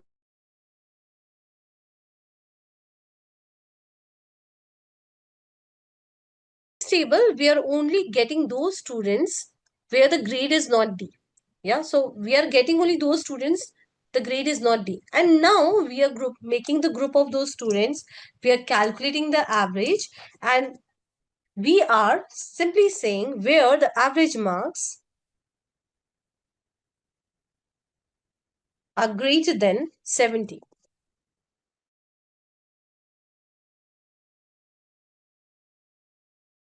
We are not grouping the whole data. We are, before grouping the data, we are getting only that data that is required. In our case, we are getting only those students whose grades are not D. Yeah, we are getting all the students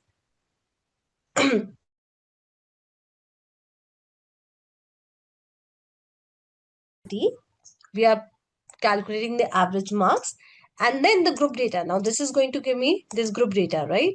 So I'm simply filtering it that I want only those where the average marks is greater than 70. So this is how it's going to work. So I just share this with you. You can just have a look, run it for a minute, and then we'll move to the next topic. So we are done with group by. Group by is very important. I've shown you all the possible colors of group by. But as I told you, SQL, or for that matter, any coding language is like maths. So more you practice, the better you become at it. So I'll give you some playlist also from where you can practice. It is showing you error on the first line. And Ikta, if you're running the query, please make sure that you highlight or you select from line number 35 to 38. Also, in having average marks, the greater than or smaller than sign. Yeah, the greater than sign is missing. On line number 38, the greater than sign is missing.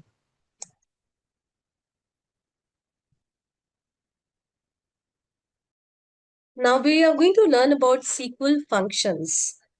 So, see guys, in order to perform anything, in order to perform any task, so those who are coming from the coding background, they will understand it what functions are.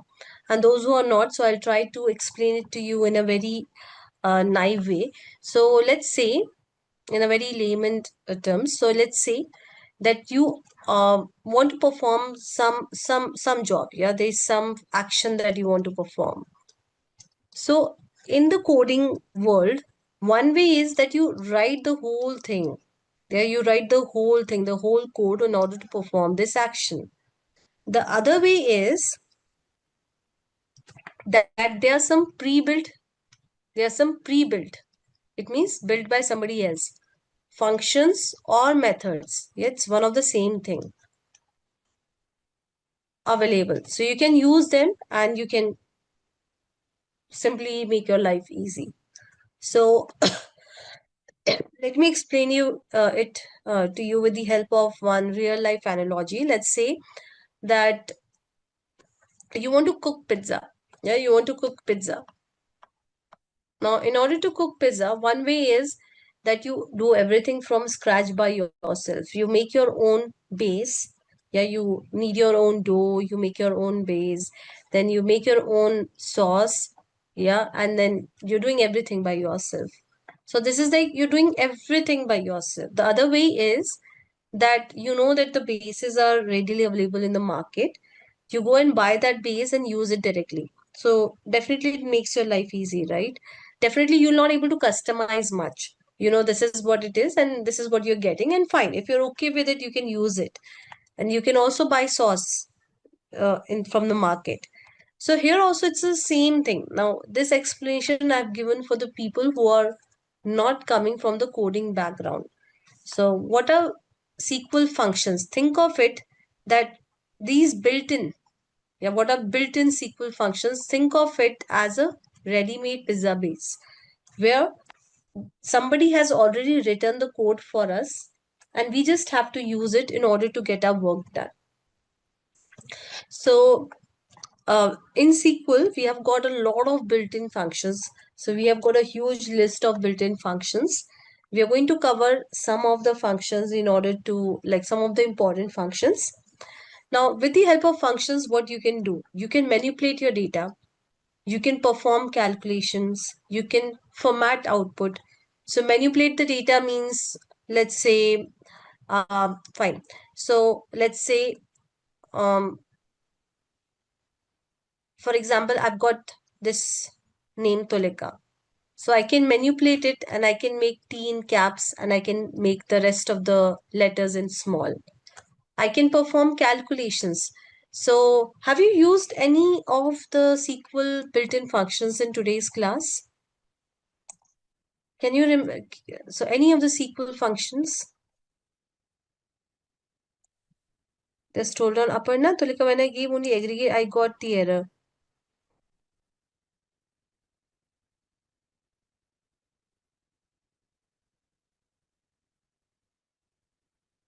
So Aparna, see, I told you that you're missing that greater than equal to sign. So if your question is not answered, you can park it. Maybe, yeah, I'll just take it at the end of the session. So you can rerun the same query and we'll see what is the problem. No, these are clauses. Dinesh, these are clauses.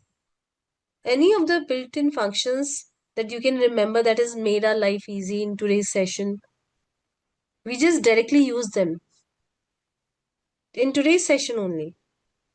I've got answer also on the chat. Yes, count. Did you write any code for it? Yeah? No. So there's some code written behind and we are simply using it in order to count the number of rows. Right? In the same way, sum, min, max. So there's some code written, right? It's just that we are saying min, it is not going to calculate the minimum magically for us. There might be there is some code written behind the scene. So we are simply using these functions directly and making our life easy. In the same way, you can format the output with the help of the function. So when I say output, it can be anything. Let's say you can format your date. Yeah, your date is in this format. Maybe you can format it in maybe some other format. So you can do all of these things. So basically, SQL function, it takes the input, it processes it, and it gives the output.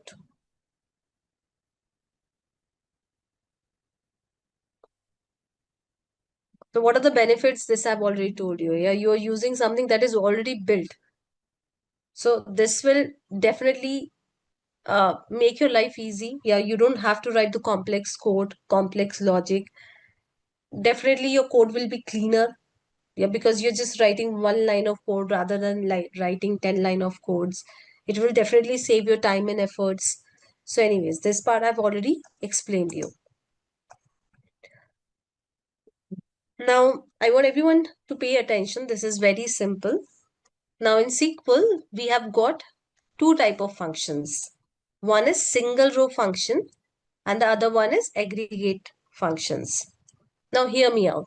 So single row function says that I'm going to work on one row at a time. For example, yeah, let's say I've got a table. Yeah. And this table has got some data. Let's say it has got name. And I'll just quickly write some name. Let's say it has got name Mark, John, Monica. So single row function says that I'm going to work on one row at a time. So let's say what I want to do now, there is one function. Maybe I'm going to talk about that function later. But let's say what I want is I want all these names to be in capital letter. Yeah, and to be in uppercase. So we have got a single row function like uppercase function, which will work on each row. So it will make this as Mark in uppercase. This is again uppercase and so on and so forth. So I repeat, what does it mean? It means that it is going to work on each and every row and it will give you the results. Yeah, it will give you the results, each and every row. It doesn't depend on the other row, obviously. See, if I'm making it in capital, it doesn't matter what the value the other row is holding. So in case of single row function, it works individually on each row of data and it is totally independent of the other rows. Fine. Now, the other type of functions that we have got are aggregate functions. Now this you have already seen. We have already worked on it. So aggregate function says, again, let's say I've got some data and let's say I've got some numbers here. So aggregate function says that it works on multiple rows and it gives you single value. So for example, sum. So it will work on the multiple rows and it will give me a value. 6. Average, it will give me a value. Count, it will give me a value. So it works on multiple rows. So it is dependent on all the rows in order to give you the values. Whereas single row function works on each row and give you the value. It is independent of the other rows. You can just quickly read this slide. And again, if the things are not clear to you, once we do the practical, it will be 100% clear. Still not clear, just try going through the recording once. Not clear, ask me again, I'll re-explain it to you at the end of the class. But if you're listening to me 100%, then I'm sure things will be definitely clear by the end of everything, whatever we are learning. Like once the whole topic is done. Now, SQL functions are divided into single row functions and aggregate functions. So for single row functions, we have got numeric functions, string functions, and date functions. And we are going to look into all of these functions one by one. For aggregate functions, you have already seen this part. Yeah, we have got regular aggregate functions. You have already seen this. And then we also have got window aggregate functions. So this we are going to look into, I think, if possible, some of it today. Otherwise, we'll look into over the next weekend. So today, our agenda is to learn about single row functions. Yeah, all of these three. So we'll first learn about the numeric function. Now, as the name says, numeric functions. It means that these functions can work on numbers. Yeah, on numbers. So you can do literally a lot of maths with numeric functions. So we'll start with a numeric function, and now we need more data because we are playing with numbers. So for that, let me take more. Yeah. So in student table, see, I'm going to insert more data. So I'll just run this insert command so that I've got more data. Now I've got almost 12 rows of data. And also I'm going to insert one more table, that is employee. So I've got two tables now. I've got student table. I've just increased the number of rows in the student table, and then I've got the employee table. Fine. So I'll just give you all this code. You can run it, and I'll just wait for a minute. And it's very easy. Most of these functions are very easy. It's just that we have got some functions, just like let's say you buy microwave or AC. So somebody has already done the engineering. Yeah. It's just that now your job is to learn that how to use it. So here also we are going to do the same thing. We've got a lot of functions and we are going to learn about few of the important functions. And when you're in the projects, you may encounter some requirement where you might have not seen or worked on that function in the past. So we always Google, we always try to find the solution, we see if we have anything, and then we work on it. Done, everyone? So the data, you should have the data ready in order to run these functions, run this code. Now we'll go one by one. See, I cannot write or type these queries. If I start typing these queries, then I'll able to cover very less functions. So I'll go one by one, and I'll also give you this code. So let me give you this code. Okay, I'll give you one by one. So over here, you can see I've got the employee table. I've got the employee table, and it has got a lot of columns. So let me show you the data over here. Just give me a second. So you can see that we have got the employee table, employee ID, employee name, department, the salary of the employee, the bonus that the employee has got, the city employee belongs to, and the joining date. So these are this is the data that I've got. Now what I'm going to do is, you can see the salary right now. Yeah, the salary right now. So I'm going to round off the salary. Yeah, I'm going to round off the salary. So for rounding of the salary, I'm using the round function.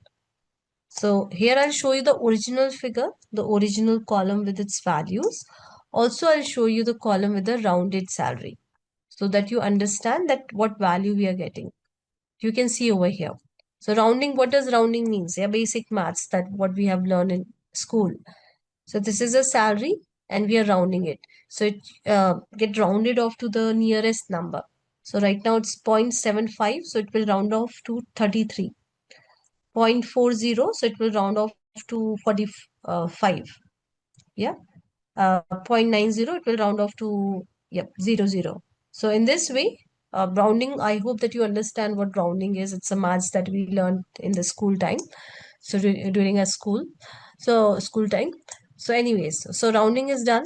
Now let's say that we want to do the rounding, but with some decimal. Yeah. So right now it is removing the decimal. But let's say I want to do the rounding, but I want one decimal. So here in the round function, I can pass salary. This is the column that I want to round off, and this is a decimal. So if I run this, you can see. So it is again rounding off to one decimal place. It's a very simple one, guys. Very simple maths. Okay. Now I want you guys to guess. So I want the class to be a little bit interactive. So I want you guys to guess what seal could be. What you think seal could be. Now the seal English word. So what this function could do for us. Now this is not a comment. So ideally the comment is written like this. And that's why it is throwing error in each and every line. So it should be like this.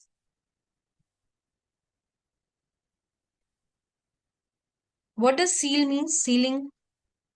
Yeah, upper, something related to upper value, right? So see, uh, rounding off, what does it do? It round off the number to the nearest number. So it can be upper also, it can be lower also. So whatever is the nearest number. Now let's say that you want to round off and you simply want the upper number, not the lower number. Yeah, so you do not want the nearest lower number. You don't care about the nearest lower number. Rather, you want just the upper number. So it will give you the upper number. So every single time it will give the upper number. Last, if you see 5.40. So if I talk about the lowest number, no lowest nearest number. So the lowest near number for this one is what? It is 45, right? But because we have run seal, it is over here giving 46. So I hope that you understand. So for example, if I give 1.1, round would have given 1. Yes, seal will give 2. If I've got, let's say, 1 point or 2.3, round would have given me the nearest number, but seal would have given me the closest upper number. So like this. Fine. Moving ahead. Now you can also give the absolute. So you know what absolute is. We learned in school what absolute is. So absolute basically removes the negative. So if I've got a negative number, if I give absolute to it, it will give me the positive number. So here also it's doing the same thing. We are simply subtracting bonus with 5,000. Now this may result in the positive as well as negative number, but because we have applied the absolute function, it will simply convert the negative number into the positive number. So very simple one. Now moving ahead, we have got mod. So what is mod? What is mod? Guys, what is mod?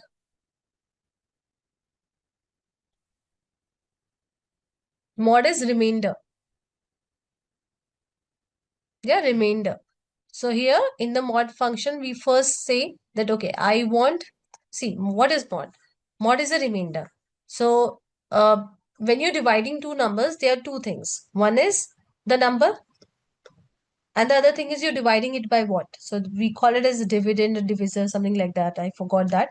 But yes. So let's say I want to divide 100 by 2. So this is the number that you want to divide, and this is the number that you want to divide this number with what? So here I'm dividing all the salaries by 2. So definitely, now basic maths, if you divide any number by 2, either it will give you 0 remainder or 1 remainder, and that's what we are getting. So this is the basic maths.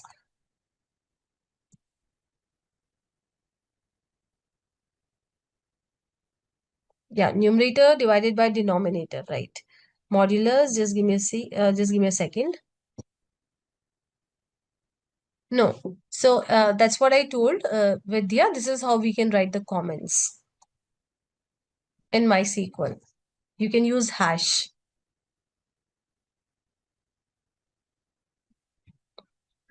Fine, guys. Am I clear with mod? It's nothing. It is giving you remainder. So we have got the numerator, and then we have got the denominator. We call it as dividend and divisor, something like that, which I totally forgot. Fine. Moving ahead, power. Everybody understand what power is. They have maths, a lot of maths. 2 raised to the power 3. Yeah, 3 raised to the power 2. So again, you have got some two numbers involved in order to calculate the power. And that's what we are doing over here, power. So what we are doing is salary to the power of 2. So this is going to calculate the salary to the power of 2. So if I run this, yeah, you're going to see big numbers because we are taking the salary and we are, you know, multiplying it by itself. So yeah. So these are the some of the important numerical functions. We have got a lot more numerical functions. So you can explore more whenever you have some time. So what you can do is, but if you don't explore also, that's perfectly okay. I would suggest you to rather focus on the interview questions and focus on, I'm going to tell you, we have got something called lead code questions. So from there you can learn. So don't get into all these functions and all, because see, if you try to mug up all these functions, anyways, you're going to forget. And nobody expects you to remember all those complex functions. There are some basic functions that anyways you'll able to remember if you practice. So you can just try MySQL functions.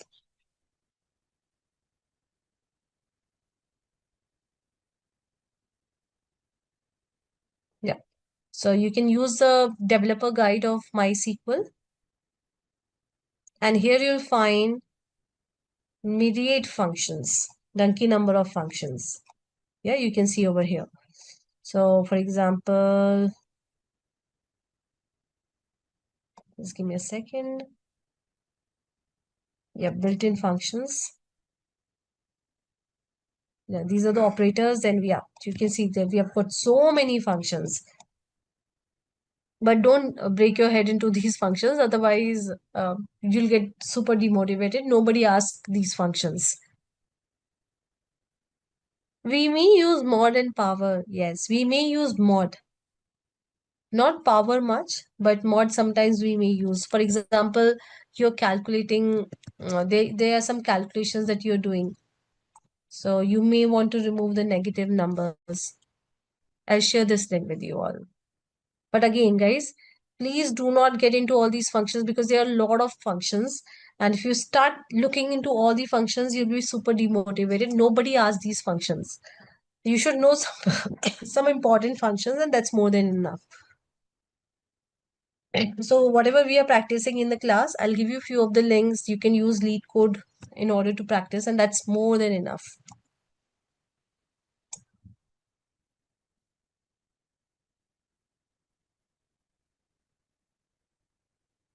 Fine. So maybe I'll just give you all of these. Now, I may not give you a lot of time in order to execute these queries. Maybe I'll just give you 2 minutes. You can always do it after the class. Now, we'll learn about string functions as an. So, just allow me a minute. Yep. So as a name says, yes, Shri, what you're saying is right. So as a name says, you can use these functions on the string values, on your string columns. Now, string functions can be broadly categorized into manipulate, so as the name says, manipulate is going to manipulate the strings for us. For example, I already gave you this example of uppercase, lowercase. So you can replace, you can concatenate. Yeah, let's say I've got Tolika Gupta. So I can concatenate my first name and last name. So these are what this will come under manipulation. Then you can do calculation on the string function. Now the question is that what you can calculate, how you can do the maths on string function. So you can find the length. For example,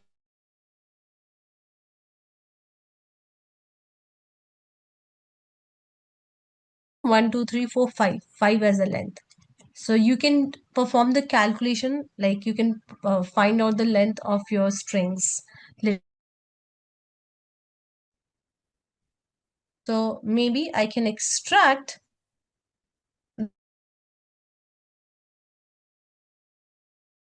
the last two letters.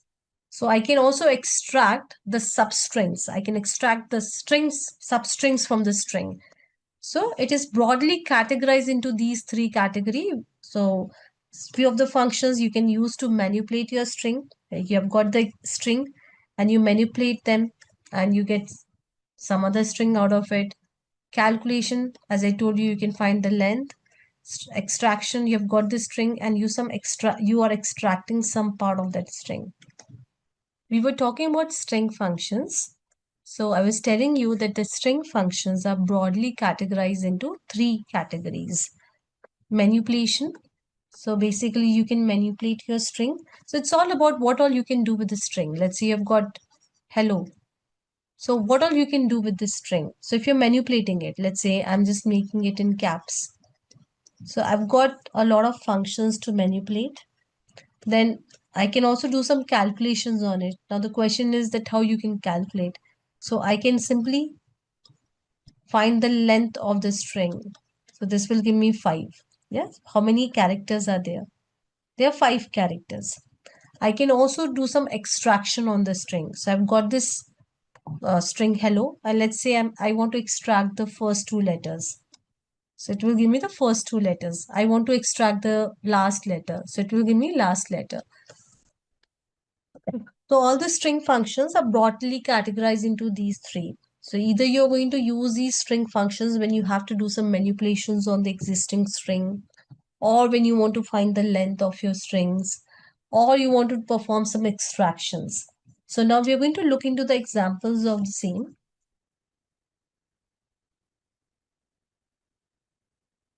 Yes. So again, we have got a lot of code, everyone. So please pay attention. It's a very simple code. So first of all, you can see that we have got the employee table. So I'm simply printing, or I'm simply fetching the employee name from the employee table. So we have got these many employees.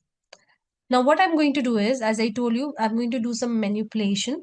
So I'm going to convert the employee names to the uppercase. So what I can do for that, it's very simple. As I told you, it's like functions are like, uh, let's say microwave oven at your home. So you just have to feed in, yeah, you just have to use it. That's all. You don't have to worry about how it is made, what is this, what is the science behind it. You don't have to worry about all of these things. So here also it's the same thing. So we have got upper function. I'm just passing my employee name and magically this will give me all the employees with the with the up in the uppercase. In the same way, I've got lower. Now this is very simple. This will give you all your employees. Like this will basically return everything in the lower case. So this column will be written in the lower case. Very simple. Then we have got some calculation function. I told you that length is one of the calculation functions. So this will calculate the length of the column values. So if I execute this, you can see that it is giving me the length. Now in this length, the space will also be included. So if you just maybe count the number of characters, 4, 5, 6, 7, 8, 9, 10, 11. So if you have space or any special characters, that will also be included. It's not that it will only calculate or it will only count the characters. No, everything will be included. So whatever you have got in the string. Fine, moving ahead. So trim, let's see what trim does. So if you have any extra spaces, a lot of time what happen is that we have got some extra spaces over here and over here. Yep. So trim, yes. So you can use trim to remove the extra spaces. And when I say extra spaces, I mean to say the extra spaces if you have any over here or over here. So at the starting of the string or at the ending of the string. Am I clear till here? Now these are very simple functions, so I'm not maybe waiting a lot for you guys. Maybe I'm not giving a lot of time to these functions because it is not required. That's what I feel, because these are very simple functions. But if you want me to maybe elaborate on any functions, please feel free to say that. Yeah, please be vocal about it. So you have paid for this session, make sure that you take 100% from it. So if you think that there's any function that you have not understood and you want me to elaborate more, I'll be happy to do it. But you have to tell me. Yeah, magically I'll not get to know that. Okay, moving ahead. So we have got replace function. Now you tell me what this function would be doing. Just read this. Now this function has got 3 parameters. One is a column name, then it has got the second parameter and the third parameter. So I want you guys to guess what this function would be doing. Yes. So all of you are right. So we are saying that whenever we have space, whenever we have space, just replace space with underscore.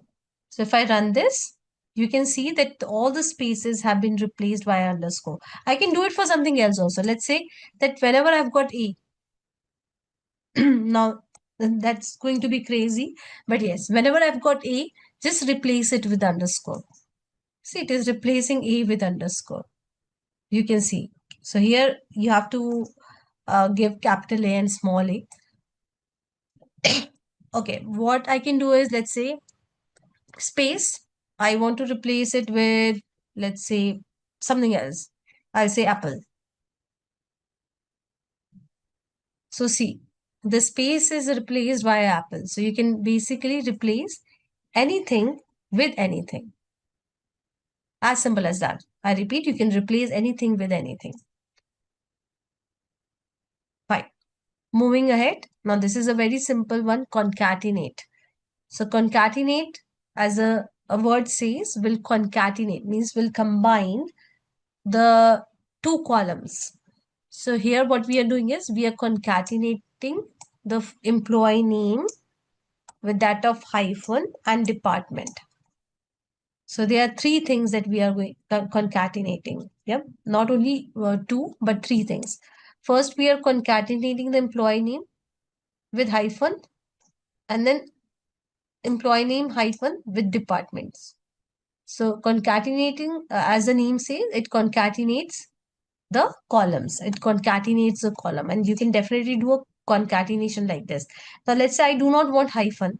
Yeah, I do not want hyphen, so I can remove hyphen also. So definitely this is not going to give me any error.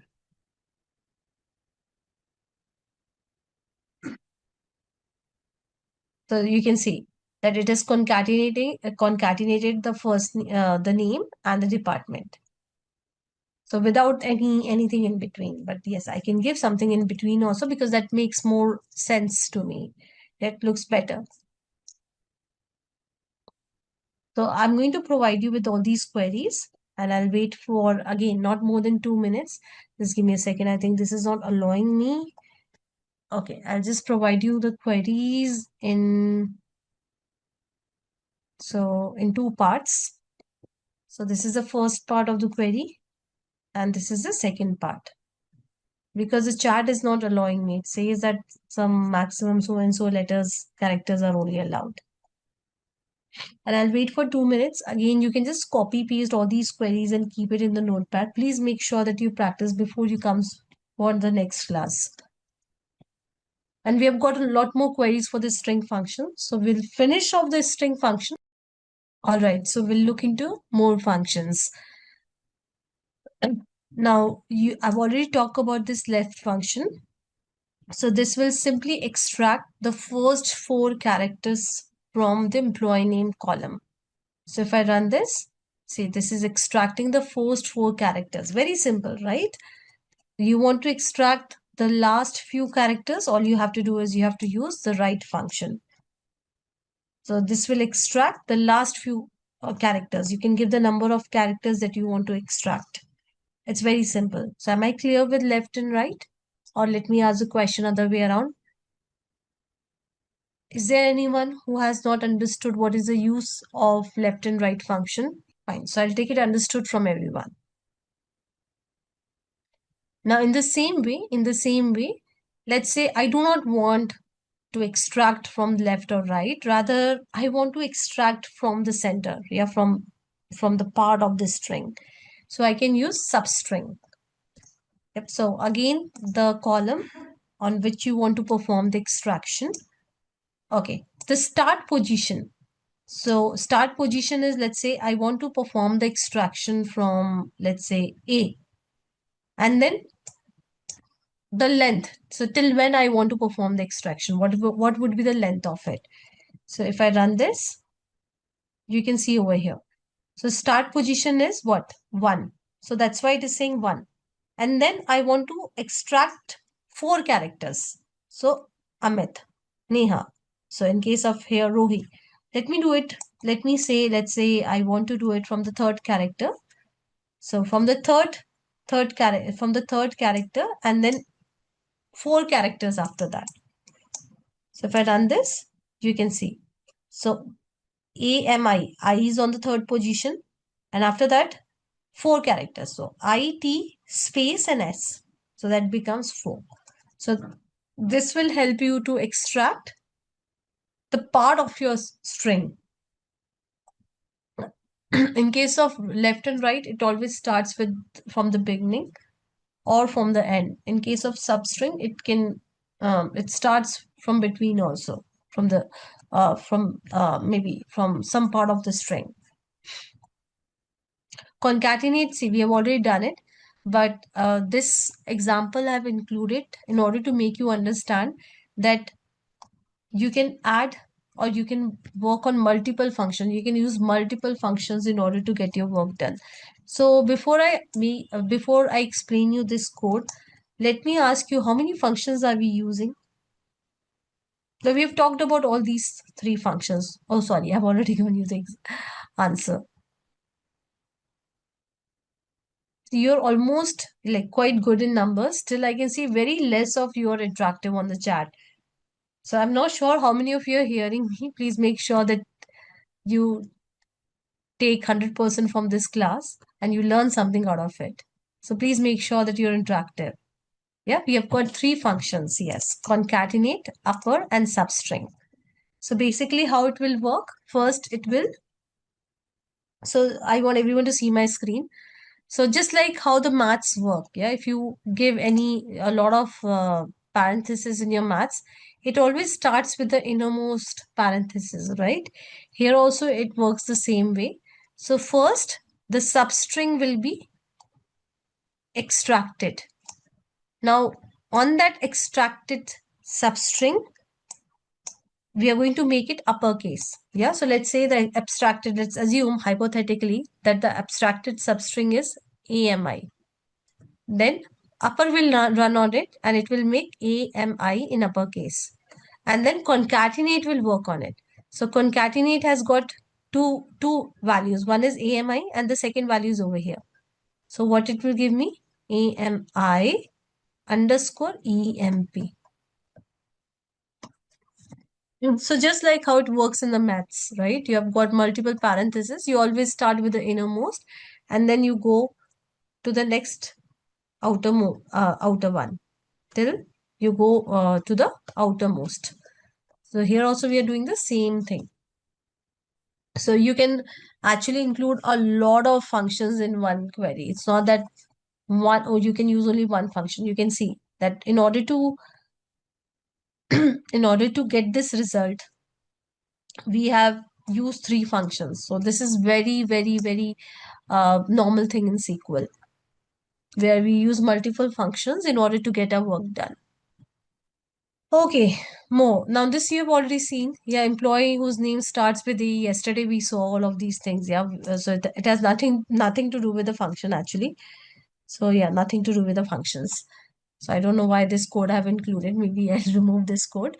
So I'll just provide you with, yeah, all this code. You can again copy paste it. You can have a look, play around with it for 2 minutes. Before that, we learn about the numeric functions. So for single row functions, if you see, we are done with the numeric functions. We are done with the string functions. And now we are going to learn about the date functions. Now again, in order to work on the dates, we have got date and time function in order to work on the date and time, as the name says.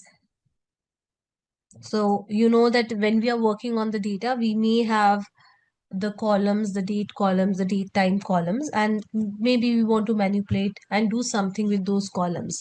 So we have got a lot of functions handy, and we can use these functions in order to work on the date or date time column. So if you see, we have got the functions to extract the date part. Now, you know, when we have got any date or time for that matter, so let's say 0202, something like this. I don't know why I have written 2014. That's a long back, but yeah, let it be. So if you want to extract year from it, or month from it, day from it, date from it, yeah, day, Monday, Tuesday, Wednesday.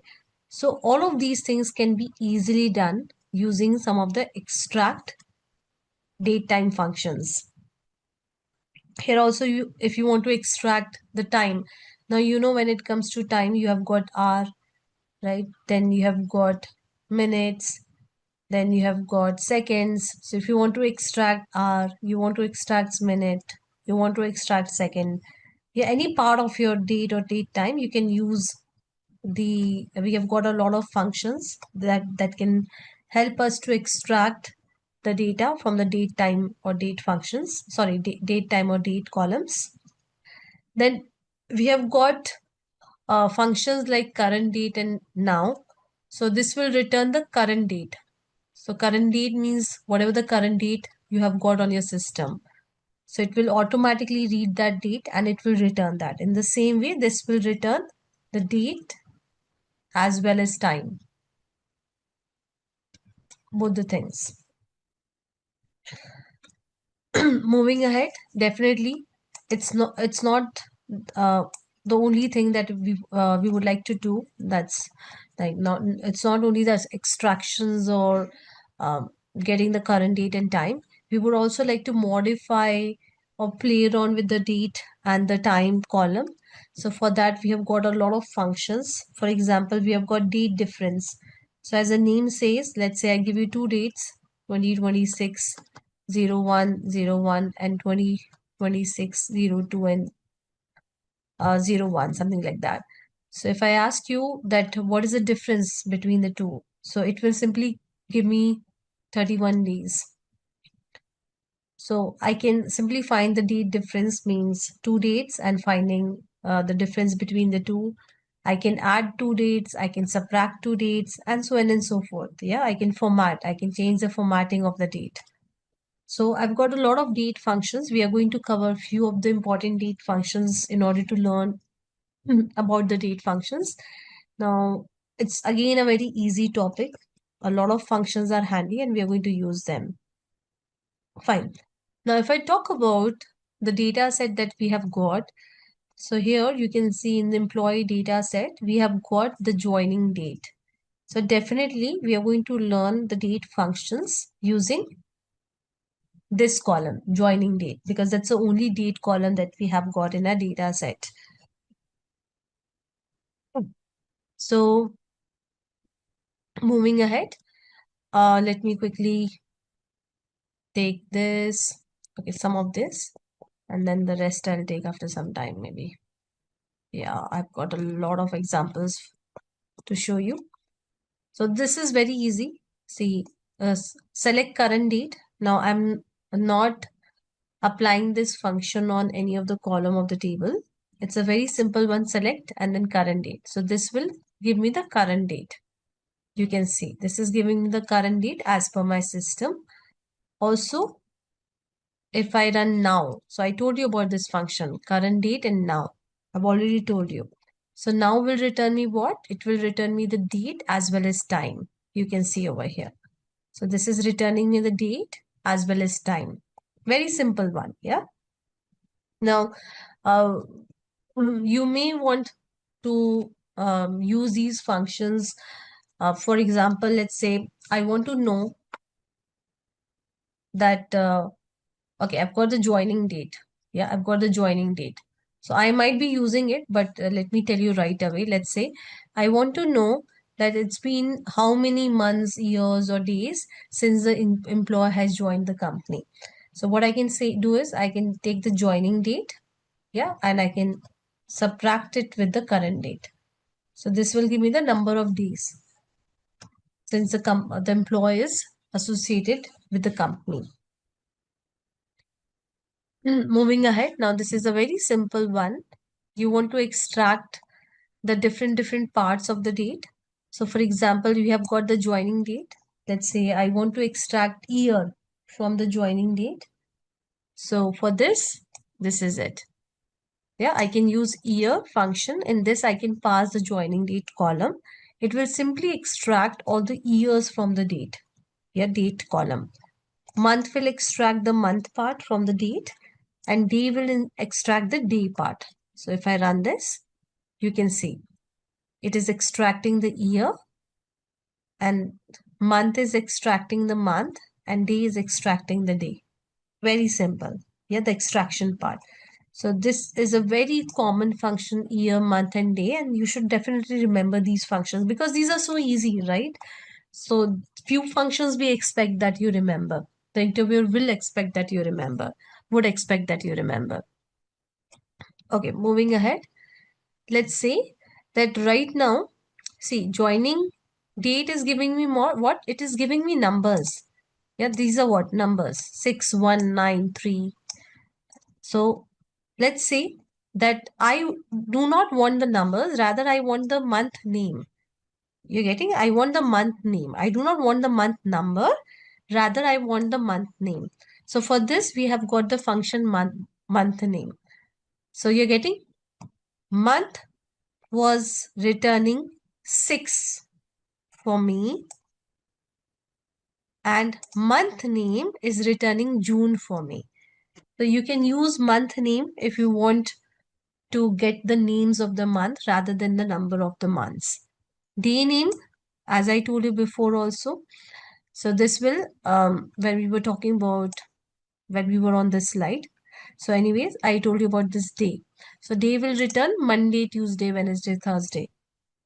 So over here, you can see that it is returning that what the day was on 15th of, June 2021. So it was Tuesday.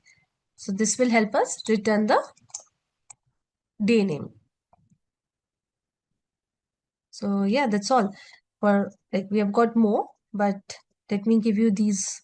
You can just play around with it, and then we'll see more date time functions. Done. Let's look into the more functions. So I've already talked about date difference. So date difference, as the name says, is going to uh, find the difference between the two dates. So for example, over here in the date diff function, I'm passing the current date. So this, I've already explained you this example. So this will give me the current date and the joining date of the employee. So basically it will find the difference between the two dates, and definitely that is going to be the days in the company of the employee, right? So if you want to find the days in the company of the employee, we are simply finding the difference between the current date and the joining date. So you can see it's very easy. In the same way, you can add, let's say you want to add some days, years, months to the date. So you can do that also. Now here you cannot do the you cannot write plus and all, because it will not give you, it may not give you the expected results. So you can use date add function. Now this date add function takes two parameters. One is the date, the original date column on which you want to do the addition, and then what addition you want to do. So if you see over here, in this, what we are doing is, in the joining date, we are adding 30 days. Now you may want to add months. So all you have to do is, in the interval, you have to replace day with month. So this is what, this is a unit. Yeah, this is what, this is a unit. So you can give day, you can give month, you can give year. There might be more units that you can give. You can just Google about this function. You can see the syntax of this function, and you can see that what all values it takes. So over here, again, I repeat, this function is going to add 30 days. Here we are adding 6 months, and here using the same function, we are adding a year to the joining date. So if I run this, you can see. So if you see the result, here you'll find 30 days added, 6 months added, and 1 year added. You can just quickly have a look to the result.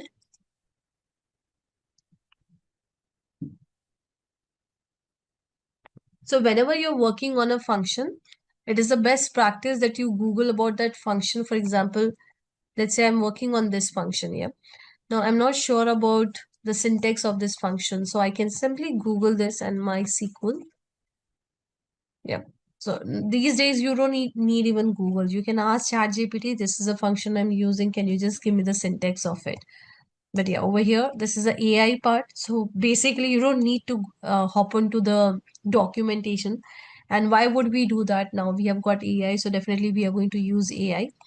So here also, it's a Gemini. So we have got the AI, and you can use this. See, this is a syntax. It is also explaining you about each and everything about in the syntax. So the first is a date column, interval value unit. So interval, that's what we gave.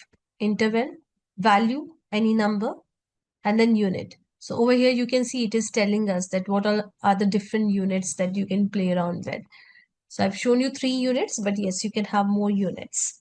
And then there are some examples. So please make sure that you make use of the AI.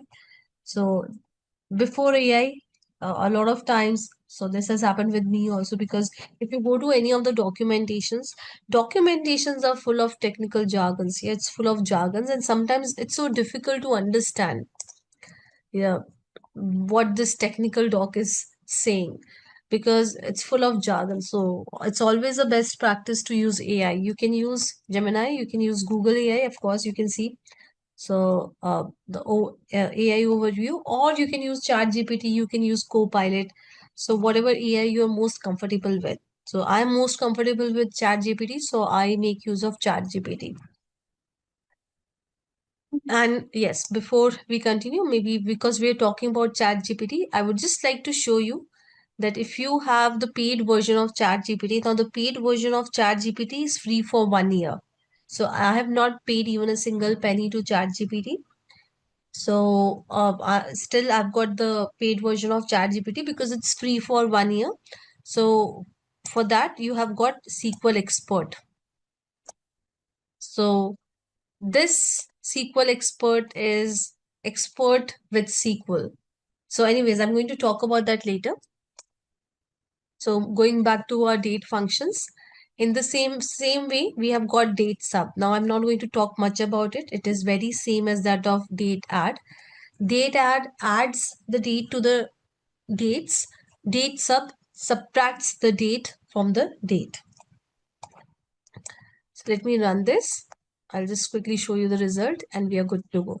So I'll just quickly give you this code. You can run it. Please make sure that you also keep it. I'm going to give you all the notes. As I told you previously also, maybe over the next weekend I'll give you notes. But I want you guys to make this efforts of saving the notes by yourself and writing the notes by yourself. So until this you do not make efforts, you will not learn anything. So we have got a lot of examples, as you can see. And again, it's a very important, like date, all the functions are very important. So date format, again, very important. So you can again Google about it. So there are different formats that you can pass. So if you go to the documentation of this function, you'll find all these formats. So these are not something that is fabricated or curated by me. So this is already there. They have got some table of formats, huge number of formats, and you can take those formats in order to get your work done. So here you can see that joining date is in, if I quickly show you, it's in year, month and day format. Now let's say I do not want it to be in this format, rather I want it to be in this format. So just that I have to pass this format in the date format function. It's so simple. So it will format my date into the desired format. You can see over here. Now it is showing the date in this format, day, month and year. So it's very easy. As I told you, you just have to Google this function and you'll find all the different type of formats that you can use. Now this thing is not created by me. This is not something that I have written. These formats, codes are already available on this function documentation and you can use them directly in your code. Moving ahead. Okay, this is just for your practice. So it's just that, let's say that we are doing the filtration on the date. So employees who joined after 2020. So we are simply filtering it. Now experience in a year, just like in string, I showed you that you can use multiple functions in order to get your work done. Here also we are using multiple functions. So you want to know the experience in years for the employee. Yeah. So what we are doing is, first of all, we are finding the date difference. So we are finding the number of days the employee has joined. Let's say the employee has joined. It's been, let's say, let's say, okay, I have to do the maths, I think. Let's say 720 days. Yeah, it's been 720 days or I think 30 days since employee has joined. So this will give me 730 days. But I want experience in years. So I'm doing the basic maths, guys. I'm dividing it by 365 and that's what we do, right? So it will give me some number. Yeah, it will give me some number 2 point maybe or 2, I think so. So it will give me some number. I'm simply rounding it off to 2 decimal places.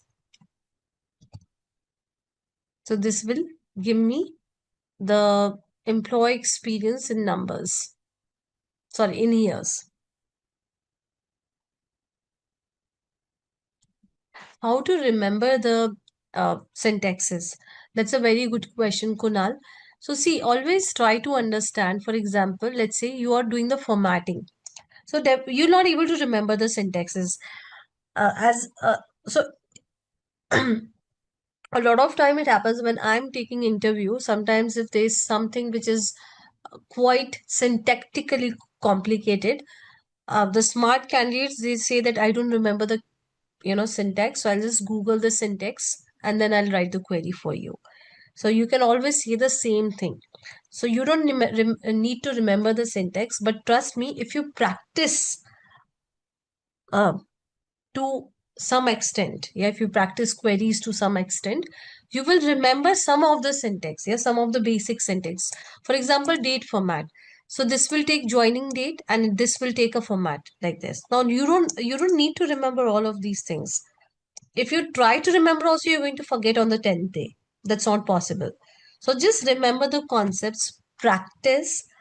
When you're practicing a lot, whatever you can remember, well and good, but you don't need to remember the syntax. During your interview, you can always say, see, I don't remember the syntax. I'm going to Google the syntax. So usually they allow.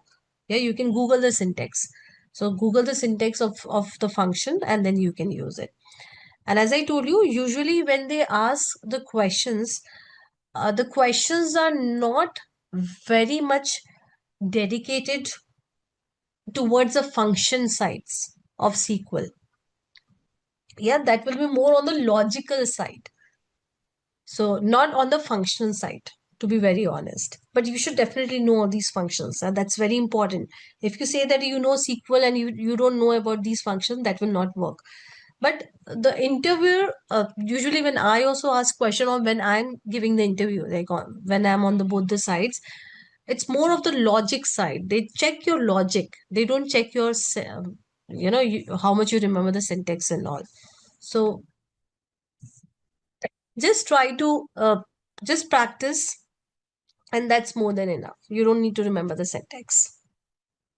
Can you please explain with example?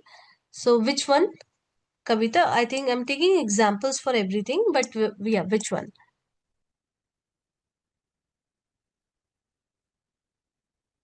Logical. Okay. So logical, right now we are learning about functions. As we move forward, I'll tell you few of the, right now because it's function, there is less of logic and more of functions and its syntaxes. But as we move forward, I'm going to tell you about the logical things also. For example, I gave you when I was teaching you group by.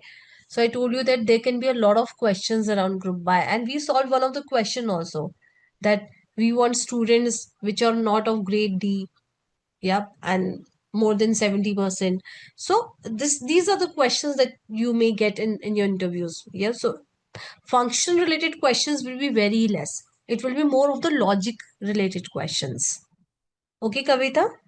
So I've given you the example when we were learning group by. So as we proceed with window functions, so window functions, again, we get a lot of uh, questions around window function. But yeah, those are very easy functions to remember when it comes to syntaxes.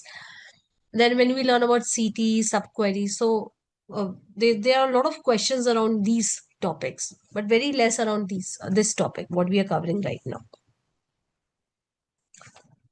Fine. So do not get scared, guys. Again repeat, whatever we are covering in the class, that plus I'm going to give you some like lead code. If you know about lead code, well and good.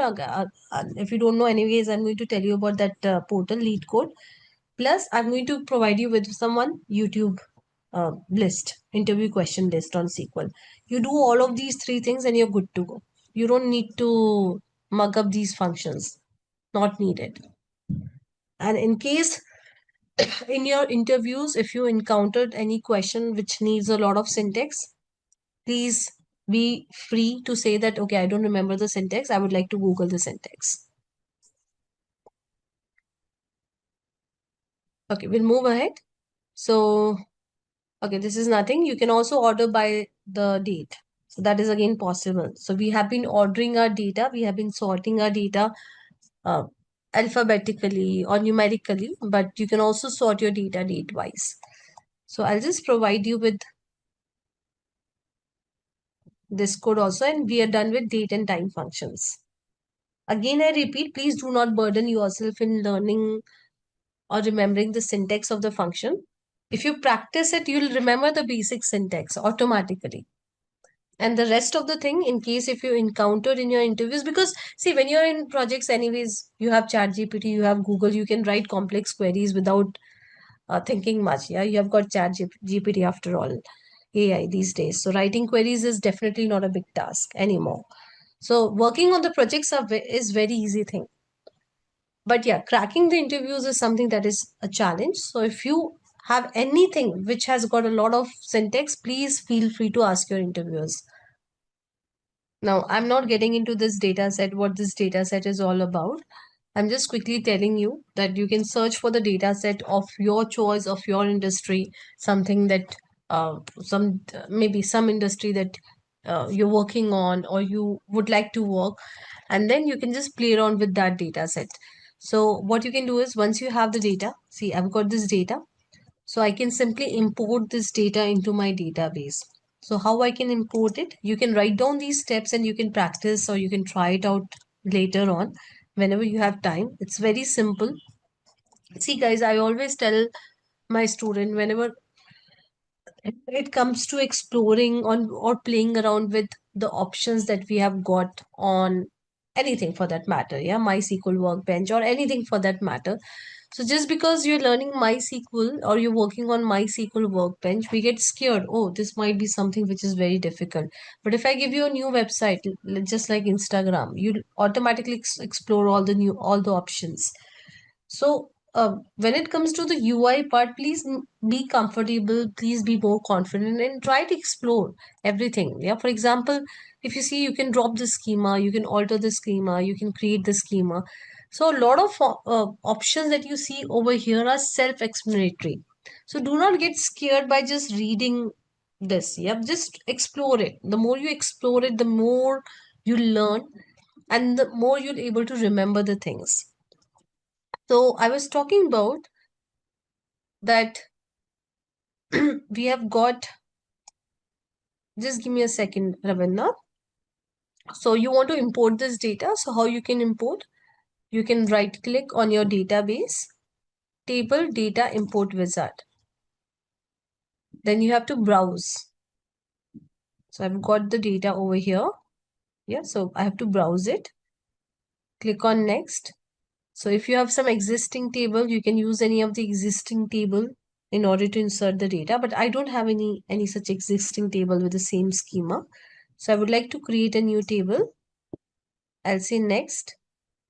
Yeah, so it is telling me about all the columns that this CSV file has. So everything, all the columns and all. So if I do not want to include this column, I can simply uncheck it. Yep, I can click on next and I can click on next. So the data, the whole data will be imported in my MySQL database, and yeah, I can use it just like any other table for that matter. So let me show you. It got imported. Is it maybe this one? Yeah, sorry. So I did it on this one. So you can see the table has been created. Now I can use this table and the data which this table is, the data that the table is having, I can use it and I can just run the SQL queries. So please make sure that you follow these steps. It's very easy. Right click on it and then click on table data import wizard.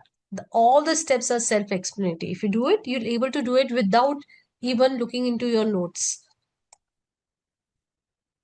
So first of all, you need to download the data. So I have downloaded the data from Kaggle. You can download the data from anywhere, any source of your choice. So you might be having some data from your organizations. You can use any data for that matter. Now you have to import that data into your database. You have to right click on it. Right click on the database. Table data import wizard. So let me do it over here. Yeah, table data import wizard. You have to browse your data. So because I downloaded it over here, so I'm going to browse it. I'm going to open it. I'll say next. Now I may want to create a new table or I may want to use the existing table, but I don't have any existing table with the same schema, right? The columns, etc. So definitely I would like database to create a new table for this data set. I'll click on next. Now it has got a lot of columns. Now let's say I do not want these columns, so I can always remove these columns. I do not want to import these columns from the CSV file, so I can always remove them. Click on next, and you can see that it will import. And once the import is done, you can just click on finish. So it's that simple. Ravind, to answer your question, see which one is more correct. Both are correct, but the first one is a better one. Now, there's a reason why the first one is a better one, because we have got something called indexing and we are going to learn about it. So the first one will give you better performance. Now, this is because of the indexing part. So we'll start with window function. Very important with for your interviews. I think it works with CSV, Kavita. I just need to check that what all formats it takes. You can see, you can use CSV and JSON data files. Only these two formats it takes. Okay, I hope I've answered your question. So we are going to learn about the window functions now. So very, very important for your interviews. And window functions, once you understand it, syntactically, it's not that difficult. If you practice it enough, then you'll be able to remember all the syntax of the window function. So what are window functions? What are window functions? So window functions, they perform calculation. Now let me write it across. So till now, what we have learned is we have learned about the single row functions. Single row functions works on every row. Yep. And it doesn't care about any other row. Yeah, it doesn't care about any other row. So it is independent of any other row data. Then we learn about aggregate functions. Aggregate function says that, okay, you have got the whole data. I'm going to give you the aggregate of it. Now we are going to look into window function. So this is a big topic. So I may not able to finish it today. I'll give you the glimpse of it and we are going to continue it over the next weekend. So I do not want to waste time. I've got 10-15 minutes. I'm going to use it in order to teach you and in order to give you a brief about the window function, and we'll continue this topic over the next weekend. So window function, they perform calculations. So definitely we are going to perform the calculations across a set of rows. So across, sorry for the spelling, just ignore it. Across the set of rows. See, in case of window function, as the name says, window. So let's say you've got some 10 rows of data. You've got data of 10 rows. So let's say that you want to do the sum. You want to do the sum of marks. Now I'm giving you the same example of group by, and I'll tell you that how window functions are different from group by. I'm going to speak about that also. So right now you may think that group by also does the same thing, but group by is very limited and there are a lot of limitations with group by. With window functions, uh, there are a lot of things that you can do. So anyways, so just hear me out. So let's say that you have to find the sum of marks of the students of different city. So if you want to do something like this, you can do it with the window function. You can do it with the window function. So window function, it helps us to perform the calculation across the set of rows. So basically what we do is we create the windows. See here in this example, we are creating the window of city. So Pune is one window. Yeah, Mumbai is one window. Then Delhi is one window and Chennai is one window. So we are creating the windows. We are creating the windows. So we can create the windows in very, very different ways. So we have got different ways of creating the windows. So what we are going to do is we are going to first see that what are the different window functions, and once we start writing the code, it will definitely be very clear about what window functions are. So we have got the aggregate window functions, same like the aggregate functions that we have in group by, but with a twist. Yeah, with a twist. So we have got the aggregate functions. Then we have got the ranking functions. So for example, you have got some data. Yeah, you want to give the ranking to your data. For example, you have got students data. Now you want to rank your student based on their marks. Yeah, the student with the maximum marks will get the first rank. Second maximum will get the second rank, and so on and so forth. So you can easily perform all of these things like giving the ranking to the uh, to your data, etc., using the window ranking functions. Then we have got some value functions. I'm not going to talk about it right now. I'm going to talk about value functions later on when we learn about it. It's again very simple. So all of these functions are very simple. Now we'll talk about the syntax of window function. So just remember this syntax. I may not, just give me a second. Yeah, I may not talk about the syntax again over the next weekend. I will start with the like continuation of the window. I will not speak about the window syntax again, window function syntax again. So see, it's very simple. So window function syntax is, see, you have got a lot of functions. I told you in the previous slide that we have got a lot of window functions. And I told you that for window functions, you have to give a window. You have to define a window, the window of your data on which you want to apply the function. Hear me out once again. Okay, we can do all of these things. Fine. We are going to learn about these functions. Well and good. But we can apply these functions on the data and we can make the window of that data. I gave you one example. Let's say city. So I'm making the window of city. Pune is one window. All the students who belongs to Mumbai is one window, and so on and so forth. So here, if you see the syntax, we have got all of these things. So first is a function name. So in the previous slide, we saw a lot of functions, window function. So let's say this is a function. Yeah. Now we have to define the window. We have to define the window. So we define the window using over. So as soon as we have got over keyword, your SQL knows that this is window function. So how it gets to know this is a window function, it is not a normal aggregate function. It gets to know because of this keyword over. Okay. Now here we actually give the window. We define the window. Yeah, this is the area where we create the window. We create the window. So for example, I again repeat, let's say that you have got data, you have got some red balls, you have got some blue balls, sorry.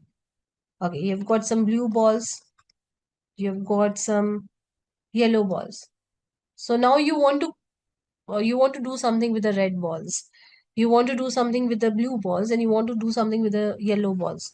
So with this code, yeah, with this part of the syntax, you're going to create the window. So this is one window, this is another window, and this is third window.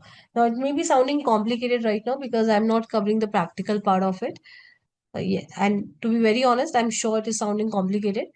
Do not worry, once we see the practical part of it, you'll find it very easy. It's like a walk in the park. It's so simple.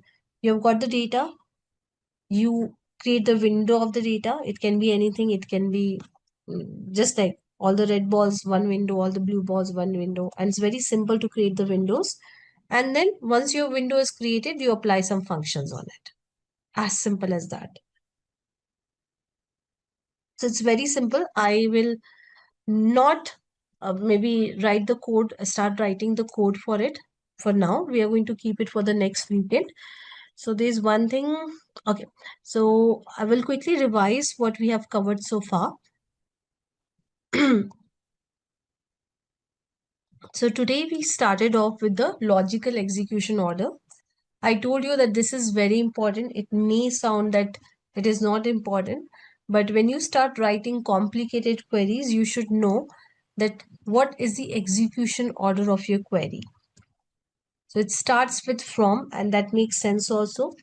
The table. Yeah, so it first picks up the table. It filters the data from the table. It's takes those columns, yeah, the particular columns that you have got in the table. Then you're sorting the data and then you're limiting it. Then we learn about the common aggregate functions, count, sum, average, min, and max. Then we learn about group by. So we learn about that with the help of group by, you can group your data. You can group your data and then you can apply some aggregate functions on that data. And that's what we did. We grouped our data using city. We grouped our data using the grades. And then we applied some aggregate functions on the same. Then we learn about SQL functions. We have got a lot of SQL functions. So we learn about few of the numeric functions, round, mod, power, etc.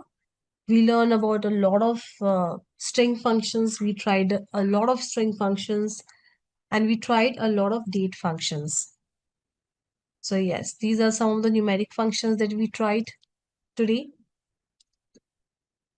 So we didn't try SQRT. So SQRT, if you just try, so this will give you the square root of a number. So these are very simple maths things.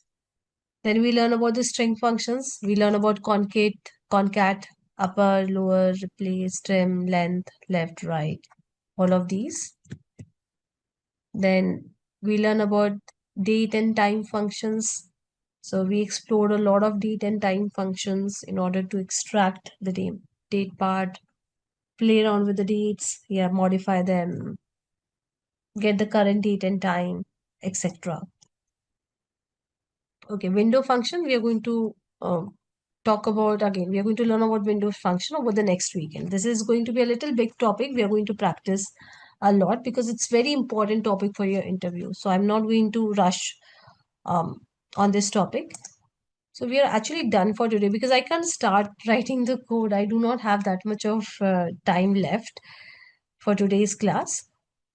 So I'll just maybe give you the brief of ChatGPT also, how you can use ChatGPT in order to practice whatever we have learned so far. So I'll just give you the brief of it in just 2-3 minutes. Yeah. So we are going to see that how you can use AI for a lot of things. But yeah, I'll just quickly give you the brief of it. So see, you can use ChatGPT, normal ChatGPT, in order to ask questions related to your SQL queries, or you can use SQL Expert. Now, what is the difference between the two? The difference between the two is same as the difference between a normal doctor, a physician doctor, and a specialist. So if you go to a physician, a normal doctor, right? That doctor, he or she will able to help you with your issue, definitely. But that doctor is not specialist. Let's say that you're having some issues with your okay, so let me say, I don't want you guys to feel bad when it comes to the doctor. Let's say ENT. Yeah, so let's say you're having cold. So one way is that you go to a normal doctor. So normal doctor is also going to help you. But what do you think? Who's better? You have some issues with your nose. So who's better? A physician or ENT?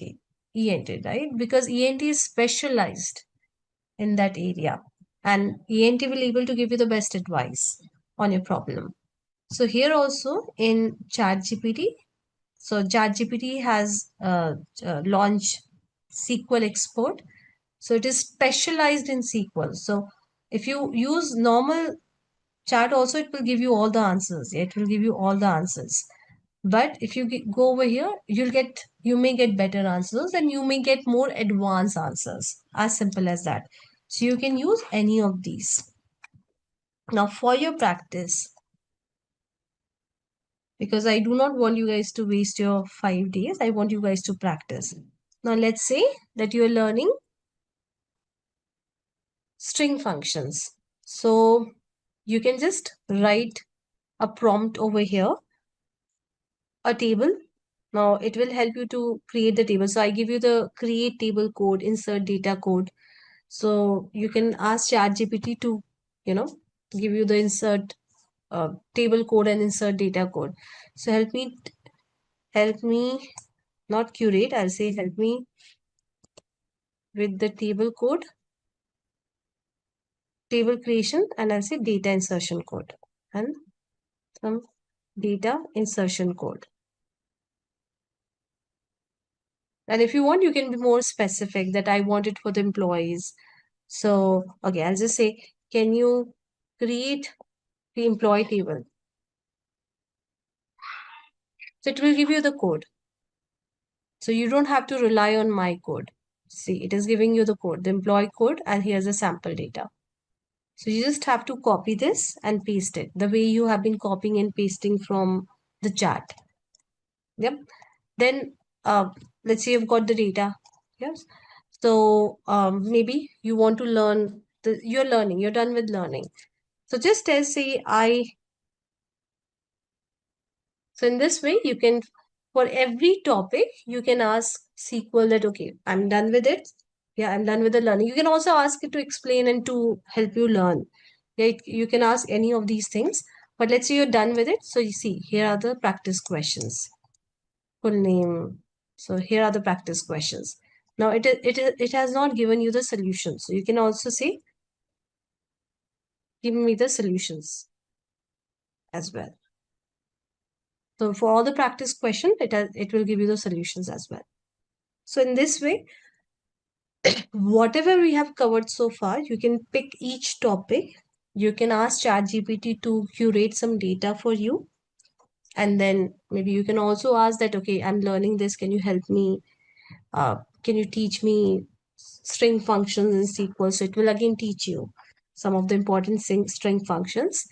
So that in that way, you will get improvisation. Of course, I'm teaching you, but ChatGPT will also teach you. And once you're done with the learning for your practice, right now, later on, I'll ask you to use lead code. But right now, with whatever we have learned so far, you can ask ChatGPT to give you some questions to practice. Yeah, you can ask for some advanced questions, see, some 5 real tricky string problems. So, yeah.